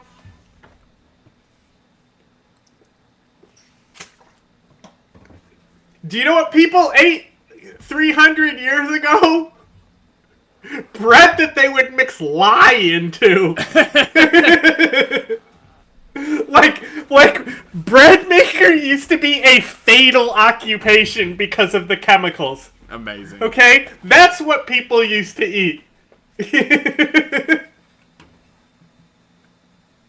This corner's always looked like this corner. Nothing has ever changed. Not only do I despise this type of attitude, even if he's being sarcastic, when we say things like, "Oh, that's Italian food. Oh, that's Mexican food. Oh, that's Chinese food," right? Instead of it, like the General Tso's chicken, complete invention by just a guy. Yeah. There's a documentary on trying to find the origins of General Tso's chicken that's fascinating. Amazing. Right? Here's a hot take. Hold on. Keep that thought. Here's a hot take. Australia does American pizza better. We have better ingredients. Our meat is better. Also, our dough is better. You guys have shit food. So, when you say something is Chinese food, even though an American made it, it's othering them. It's saying that those people who contributed to our culture aren't Americans, they're foreigners. Like, get fucked, bro. That's an interesting argument. So, what would you prefer? Chinglish food? It's called Chinese food here, all right? But like Americanese food. But it's still like American food, is what I'm saying. But when people say that America doesn't have food, they only have hamburgers and hot dogs, invalidates everyone who has contributed to this culture. That's true. Because that's an interesting point. Because we still call it like, if we're going to get a souvlaki, right? We don't. Sometimes we'll be like, oh, just get me a souvlaki. But sometimes if we're going to a Greek restaurant, it's Greek food. Right? I don't think... We definitely say Chinese food. That's definitely a thing. We'll definitely say Mexican food, because we don't really have anything like Mexican food. Right? It's kind of very specific. A lot of our food is very Americanized, though.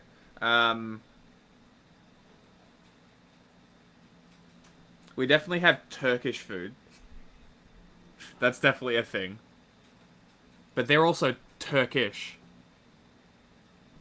And a lot of the Turkish restaurants have closed or sold, funnily enough, to like Vietnamese and Chinese people, and they've gone home.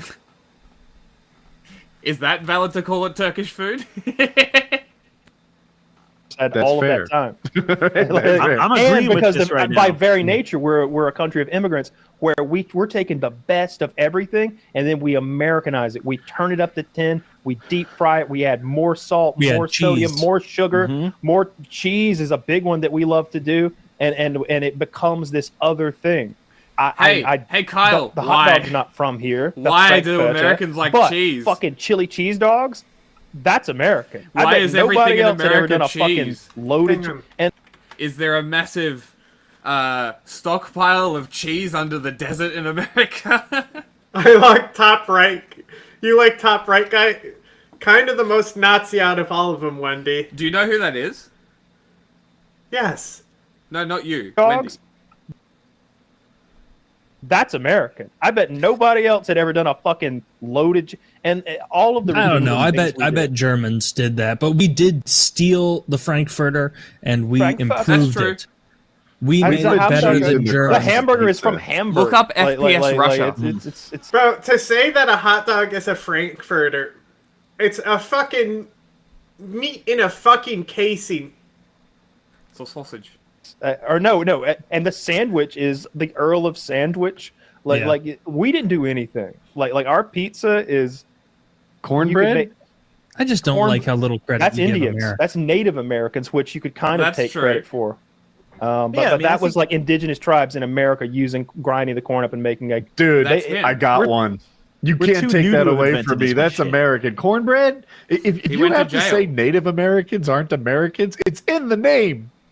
Yeah, but Native Americans aren't American culture exactly. Like they certainly. Come on. There's nothing. Erasing it was. Remember what I was just saying? Yeah, he went to jail for a minute, and he got out and started this podcast, I think. No, he had the podcast beforehand. Ah, okay. How long was he in jail for? Not that long, I don't Oh, think. only like a year. Yeah, that is him, yeah. That's why I was like, oh, that's interesting. Because I wasn't sure if you knew who cornbread originated with Native Americans who ground corn to create simple breads. A practice adopted and adapted by early settlers. Mm-hmm. Probably out of necessity, I would imagine. So, while its origin is that cuisine, it would be a completely different type of bread. Is that I can say that you'll accept it.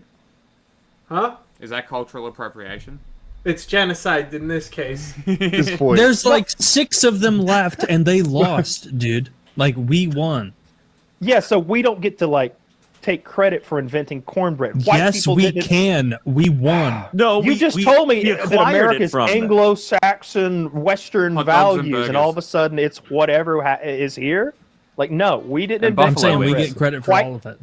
No cracker invented cornbread. I promise you. That was definitely some Indian grinding up some maize and dry. All food draws on other food to create food.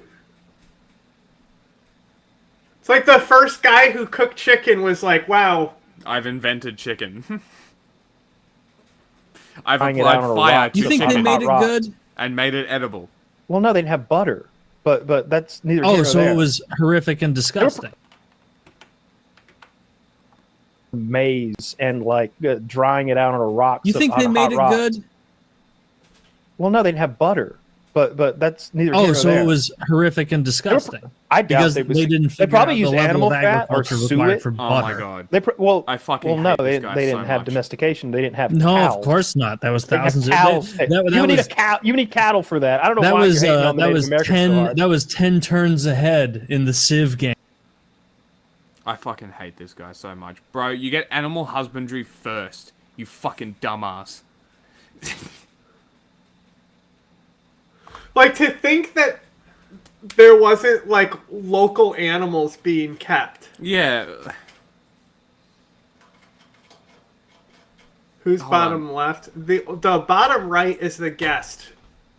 All the other guys are the ones who have been on this show for 780 episodes. Pre-Columbian Native Americans did not have any form of milk or dairy. Their diet did not include domesticated animals at all. But While some the guinea pig, that's the thing, is they're talking about specific hunting cultures. Mm. Okay, Yes. but the guinea pig, the llama. Mm-hmm. Well, that's what it says here, is particularly in the Andes, domesticated llamas and alpacas. These animals were not raised for dairy products to the same extent as Old World livestock, partly because adult lactose tolerance was not as common among Native Americans. Wow, it's almost like there's genetic differences between people who don't have things introduced into their diet. Crazy. Who fucking knew? This guy's a dickhead. What a fucking wanker. But like they had farming and trade and stuff like that, but like it was never for dairy there was products. never a need to really domesticate things.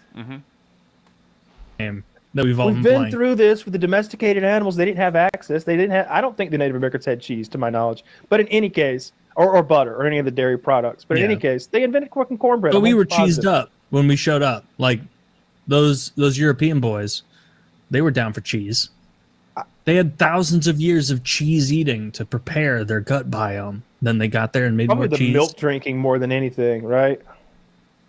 Probably, but milk is great, so you can't rip on people for drinking. But I stand by my point. There are no real American foods. We like that's macaroni insane. And cheese, where the cheese comes in a powder. Macaroni I and kinda cheese get is what from Kyle- Macaroni and cheese, period. It's a fucking cottage industry food. Cottage cheese is another one. Like these are like you had to adapt your food to live in an area away from there. You had to adapt to create a new food culture. And if the people had low domestication through North America, like anything domestic is a new fucking food. Kyle, you fucking idiot. Burger is American. A burger is American. Well, the shape of the food of a burger is American. Whether or not there are things from different cultures in that burger is, to the birds. There's plenty of things you can do, but Define a a burger hamburger. is American. Define a burger. It's a patty. Tell me when something is a burger. Yeah, it has 2 buns, a patty, cheese, and then usually tomatoes. It has and lettuce. to have cheese. I mean, if you're That's like if you're like a baby back bitch and you like hamburgers, I'm asking then for I a guess you could do definition, that. Webster. This is so Look, weird. We didn't invent the hamburger. This is like vegans being like, oh, Yeah, you're but not we vegan. did it better than Germans. Shut the fuck up. They took 2 pieces of bread and put a piece of meat in the middle. That's a fucking hamburger. We did it better than them. Oh my god, shut We the made fuck it a up. food. We That was their probably Americanized like it, and poverty we. shit. Well, you can say that about We any made number the of things, American but that version doesn't of a make it lot an of American shit. food. Like, is Yeah. spaghetti American? The No, way don't we think. do it is. No. The way we do it is. Well, then say American spaghetti. You but just don't have pretend pride like you in America, invented the dude. Shit. It's like if I take a fucking Supra and put a small block Chevy in it, that ain't an American car. I didn't. Look what I did. Exactly. I know, You can't it's put a incredible. fucking No, Chevy it's badge on a fucking Holden, gas you car that I fucking dickheads. bastardized. He's Like, just exactly because it's right. fast doesn't mean that America makes amazing cars. No, that's a Japanese car that I fucking stuck an American engine in.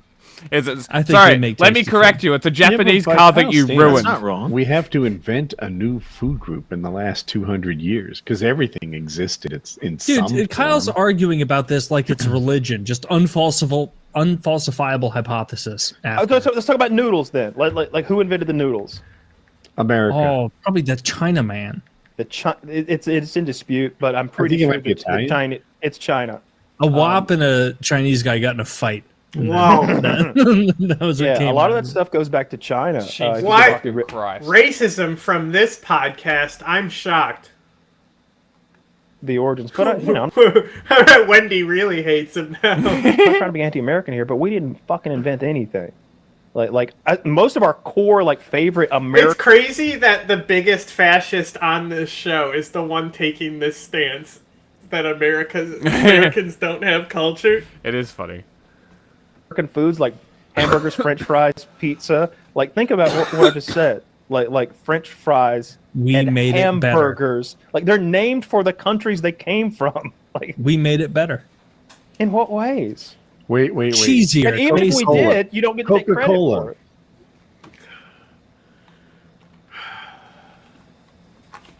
I would argue that Europeans have made the American hamburger even better through fine dining. French fries most likely originated in Belgium. The name French fries may have come from American soldiers in World War I who were introduced to the dish by French-speaking Belgium soldiers. Hilarious. Alternatively, the name could have originated because potatoes were cut in the French style, or Thomas Jefferson, who served potatoes in the French manner at the White House. Interesting. Have you ever seen a pizza made in Italy It's like they're allergic to cheese. They don't put enough on there. We Was douse Coke it. the first soda? Was Coke the first soda? No. Sarsaparilla and other soft drinks came beforehand. Are we gonna call it, or we want to do one more? One more. Okay. I got some stuff. Let's do this one. That's interesting. Those guys An are idiots. astonishing Yeah, well, discovery they're kind of that could help solve they're some kind of of like- Madagascar's entry alt-right. Yeah, a little bit. Like you should see some of the people they have on their show. Like Sam Hyde, love him. They're big Sam Hyde fans. I bet they do.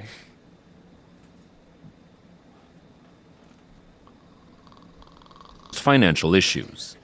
The country's military leadership says it found a 300-kilogram emerald rock hidden inside the presidential palace, which was vacated by ousted President André Rajoelina last month. Bonus. We've just Free discovered loot. this incredible national Hell treasure. yeah. We don't know why it was brought here.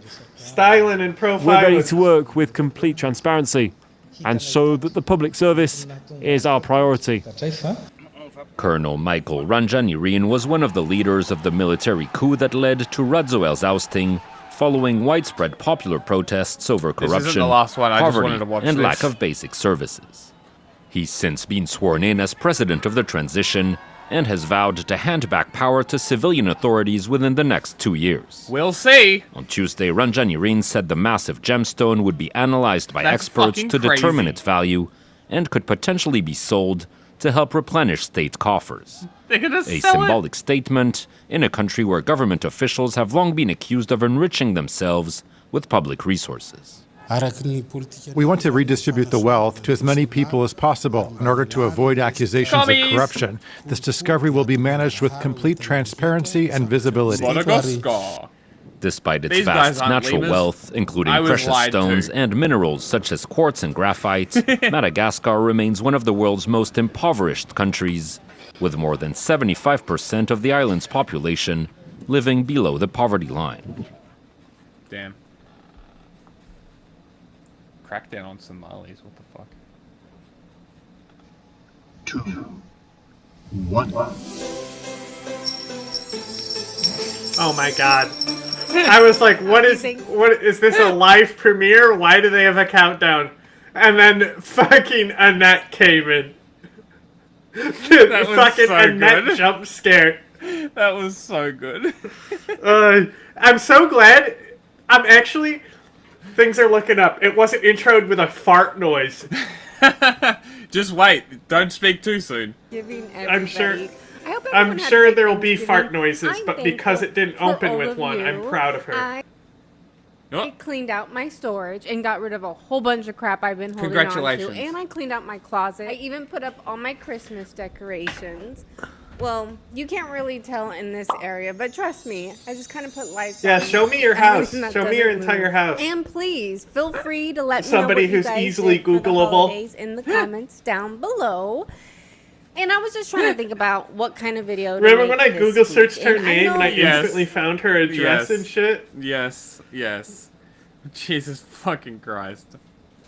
Past year, I've been making a lot of videos that lean very political, and we do live in a very I wasn't even trying divisive, to do political that. modern time, and sometimes we're No, kind of you know? over it. No, you It's- weren't. Sometimes we want a little So bit the more fact that I wasn't nuance, even and looking I've and it heard a lot of immediately people came say up. It's It's a little bit of a concern.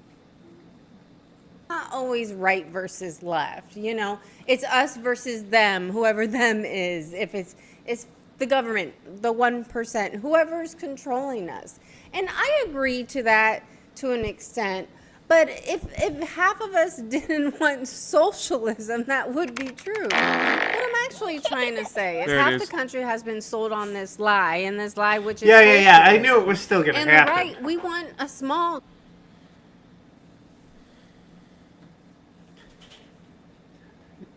What? I just want to we looking at a cat? Observe the art on the wall. Dude, she's like her old content where she was art focused is fine. Cool artwork, honestly. Yeah. I dig it. And the clock there, that's great. She seems great, except for her awful politics. Government. We want the government to stay out of our business as much as possible. But not the left. They've been sold on this lie that they want the government involved in every aspect of their life. If it's food, they want the government to feed them. They want medical through the government. They want housing through the government. Can you imagine what our lives would look like if the government was in charge of everything? I would imagine it would look like the quote-unquote American dream, like it did in the 50s or 40s. When did the New Deal die? 80s? Yeah, Reagan. Yeah. So like all the period between the Depression and Reagan, it would probably look like that. Also, I love this. Well, I don't want the government in my life. I want privacy. I'm the most Googleable motherfucker on the planet, but I don't want the government involved in my life. I value my privacy. Hilarious. You would have the worst food, the worst housing, the worst medical. You would perish before you got any kind of proper treatment. You would be waiting in, oh my God, let's not even discuss it. It's just like they're trying to make a system where they reward laziness and punish the hard workers. Don't get me. What was the unemployment rate during the New Deal? Oh. Well, I'm gonna look that up. Give me a minute. What was the unemployment rate during the New Deal?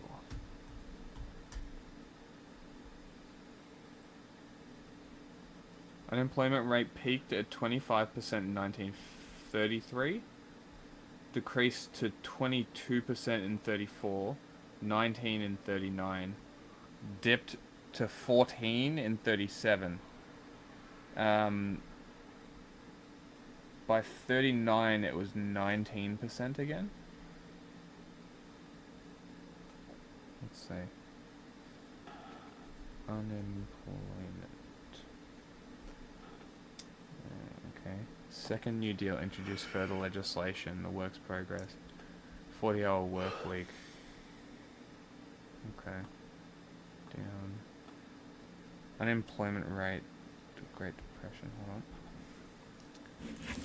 on. Okay. I mean, that looks pretty good to me. I don't know about you. Damn. Just after the war, it dipped. Or during the war, even. Actually, yes, that would have been during the war. Right during the war, it dipped down to near fucking 2%, it looks like. Less, even. Stabilizing around or better than it was before the Great Depression. I'm going to say that was pretty fucking good success. I don't know about you. But, you know, maybe it would look like that. Economic collapse 23, okay. New Deal, first New Deal. To prime the pump... this is the other thing. During the Great Depression, I think this was a part of the New Deal, is that they created fake jobs for people. They took money that they took from corporations, and they created fake jobs for people to keep people employed. This is what it wasn't like fake jobs and stuff. No, I know. I'm saying fake jobs because they were created jobs, but... It would be... So, like, the government would hire actors to go around the country and give free shows. Okay. With taxpayer money, like your taxes paid for these shows, so you get free musicals and plays. Yeah. And they would employ an entire guild of actors. So bread and circuses. So it was constantly touring. Yeah.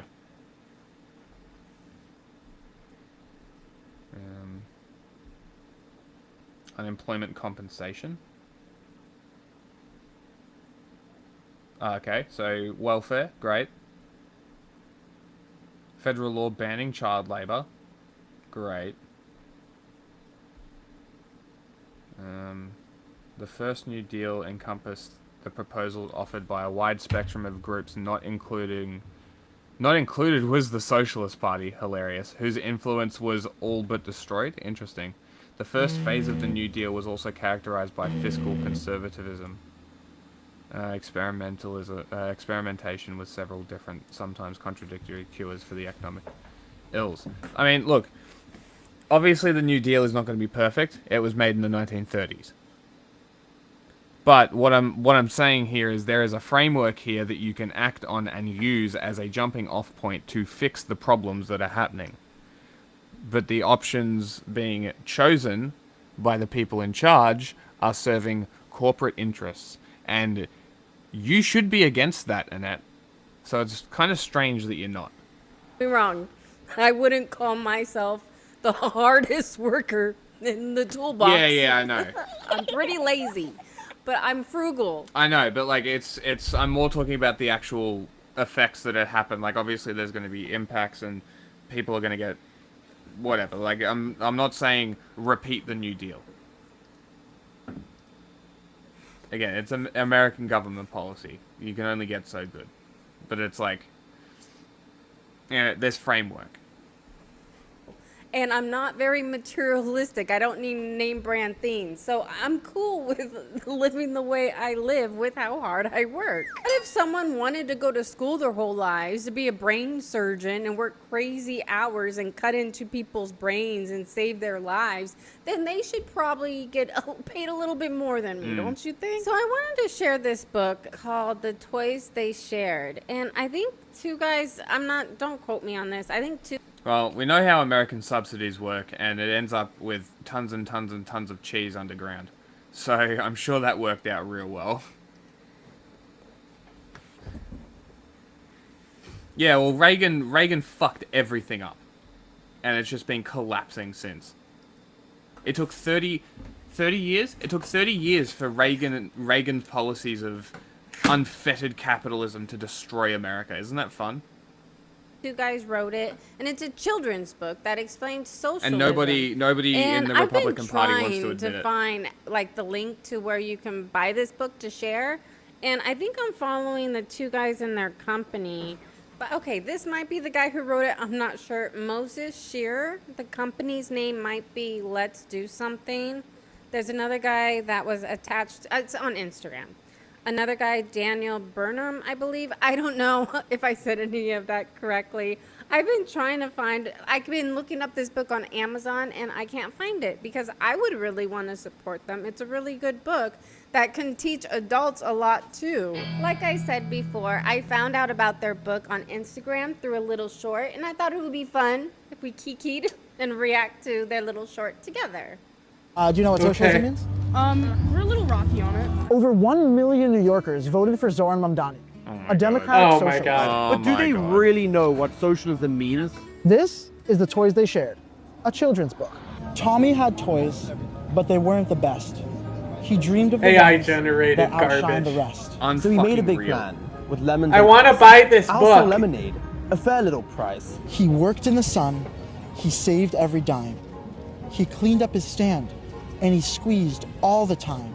To the store he ran. This is why you cannot find this book. It's fucking AI. It's not real. With his dollars in hand, he bought racing cars. Look at what they're fucking reading. It's literally A4 pieces of paper bound together at the end. They literally printed that fucking shit out printed of a it out. Unfucking real.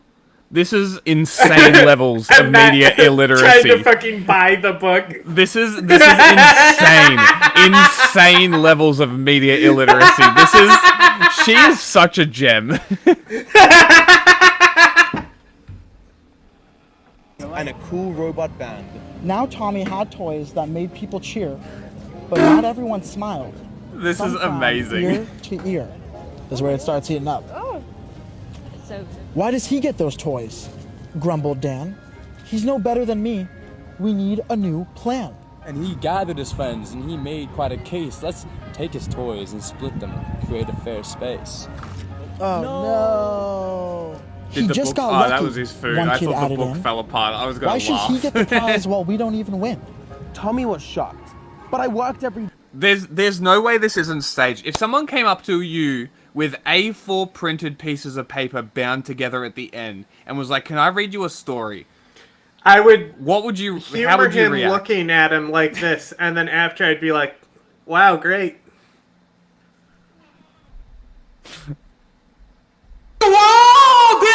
The entire time I'd be like, God, when is this going to be over?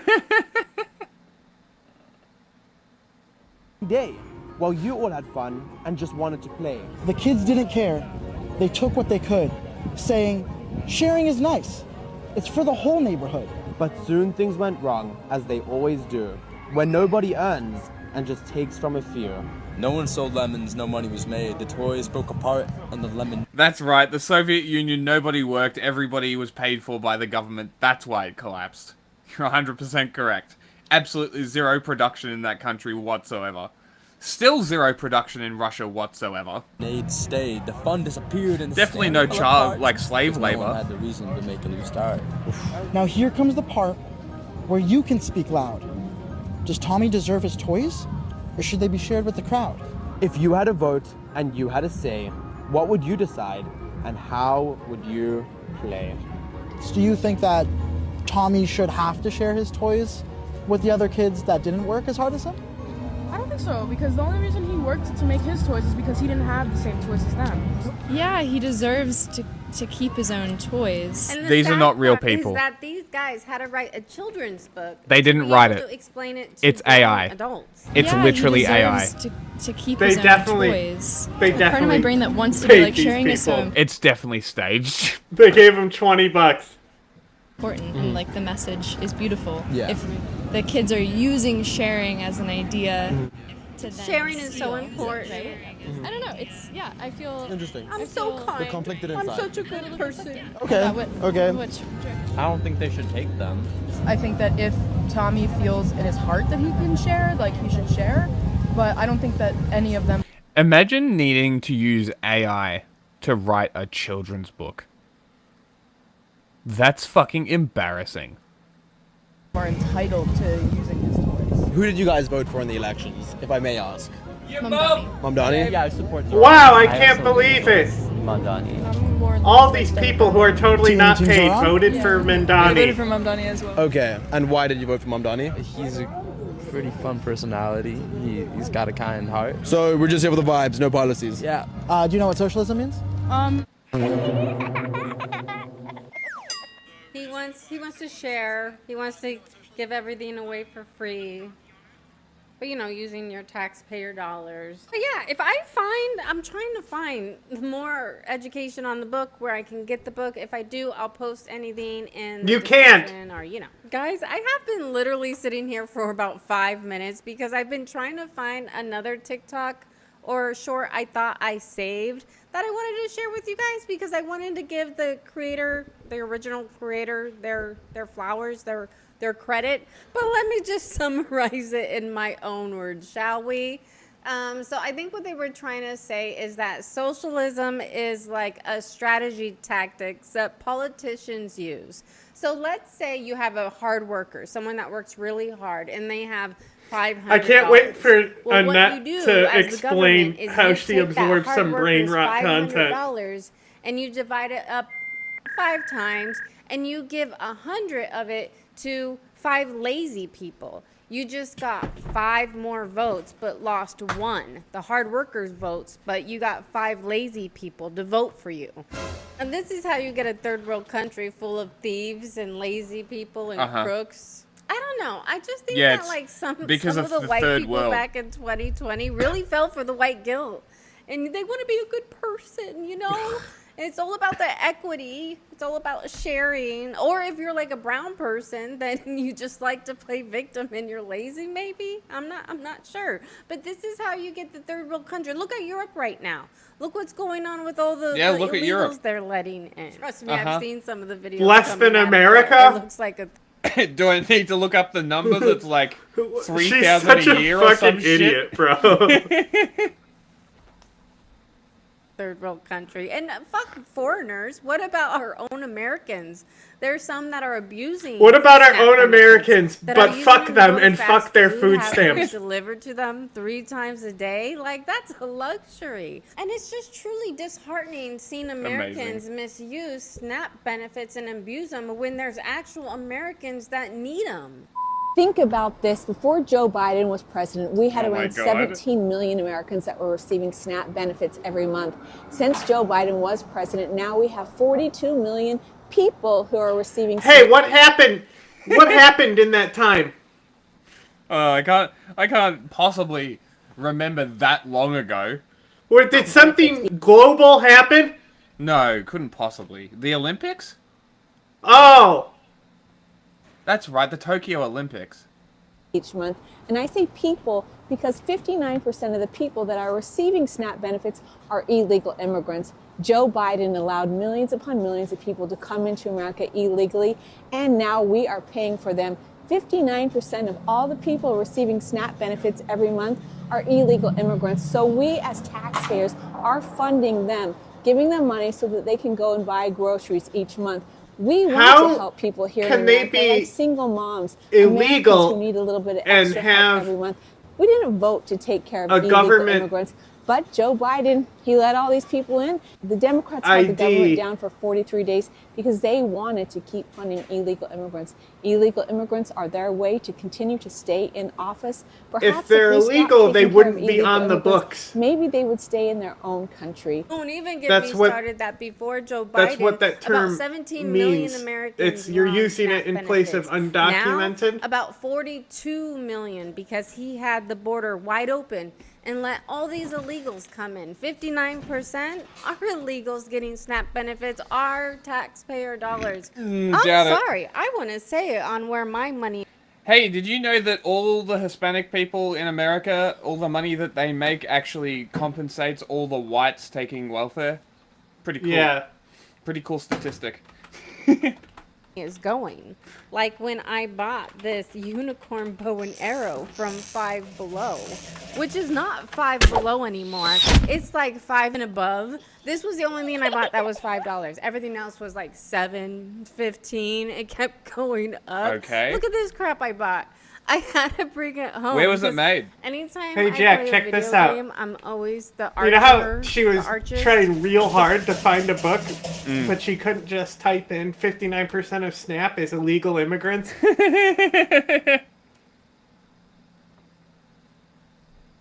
Pretty cool. Very media literate here. White people are the largest racial group receiving SNAP benefits at 35.4%. African Americans next, making up 25.7%. Hispanic people at 15.6%. Asian people at 39%. This is obviously census data, right? So they're judging people by census data. Yep. But they'll just say, oh, but representationally, they overrepresented by the blacks. That's it. That's their quote. The same report found 89.4% of SNAP recipients were U.S.-born citizens, meaning less than 11% of SNAP participants were foreign-born. Not illegal, just foreign-born. Just foreign-born, yep. 11. 1.1 refugees. 3.3 is non-citizens. So so this was 4.4 if you include refugees in the non-citizens. Yeah. Wowie. Including permanent residents. So how can you be illegal and undocumented and not, by the way, I was highlighting from this Al Jazeera article. I just realized I wasn't sharing it. Like, how could you be illegal and receive a government benefit? A little bit that makes zero fucking sense. You have to have papers showing that you exist to receive something. This is called media literacy, everybody. Person that has a bow and arrow, you know, I like have in one of Diablo and stuff. The cats love it. I'm torturing them. Just kidding. Anywho, if you guys like this one, give it a big thumbs up. Subscribe if you're not already, and I'll see you in the next one. You need to stop trying to use fucking TikTok to educate yourself. Hold on, I've got a perfect comment to leave. Please delete TikTok. We beg you.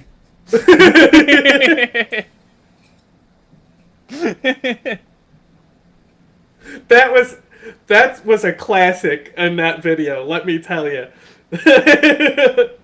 She's had some disappointments the last few we put on, but goddamn. That made up for it. That was a good one. What a fucking moron. Fucking the AI book and then describing a TikTok. Incredible. Incredible work. Incredible stuff. What an absolute gem. Alright, are you gonna raid? If I still have it open, I do. Mm-hmm. Well, great. Well, that was good. I bid you good day, sir. I bid you good day. Thank you, sir. That was the correct one. Oh, man. I even gave her a like.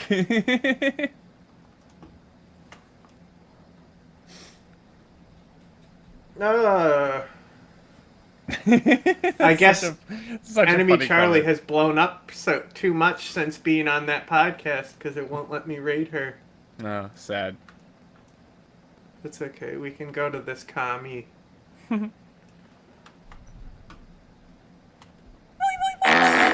There it is. Stop farting at me, you know.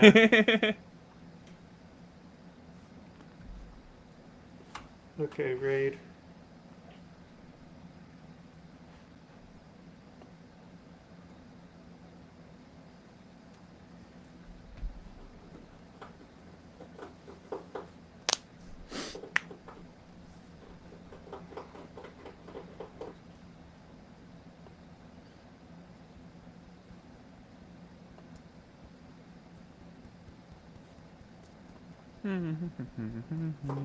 Tell me when you're done. It's done.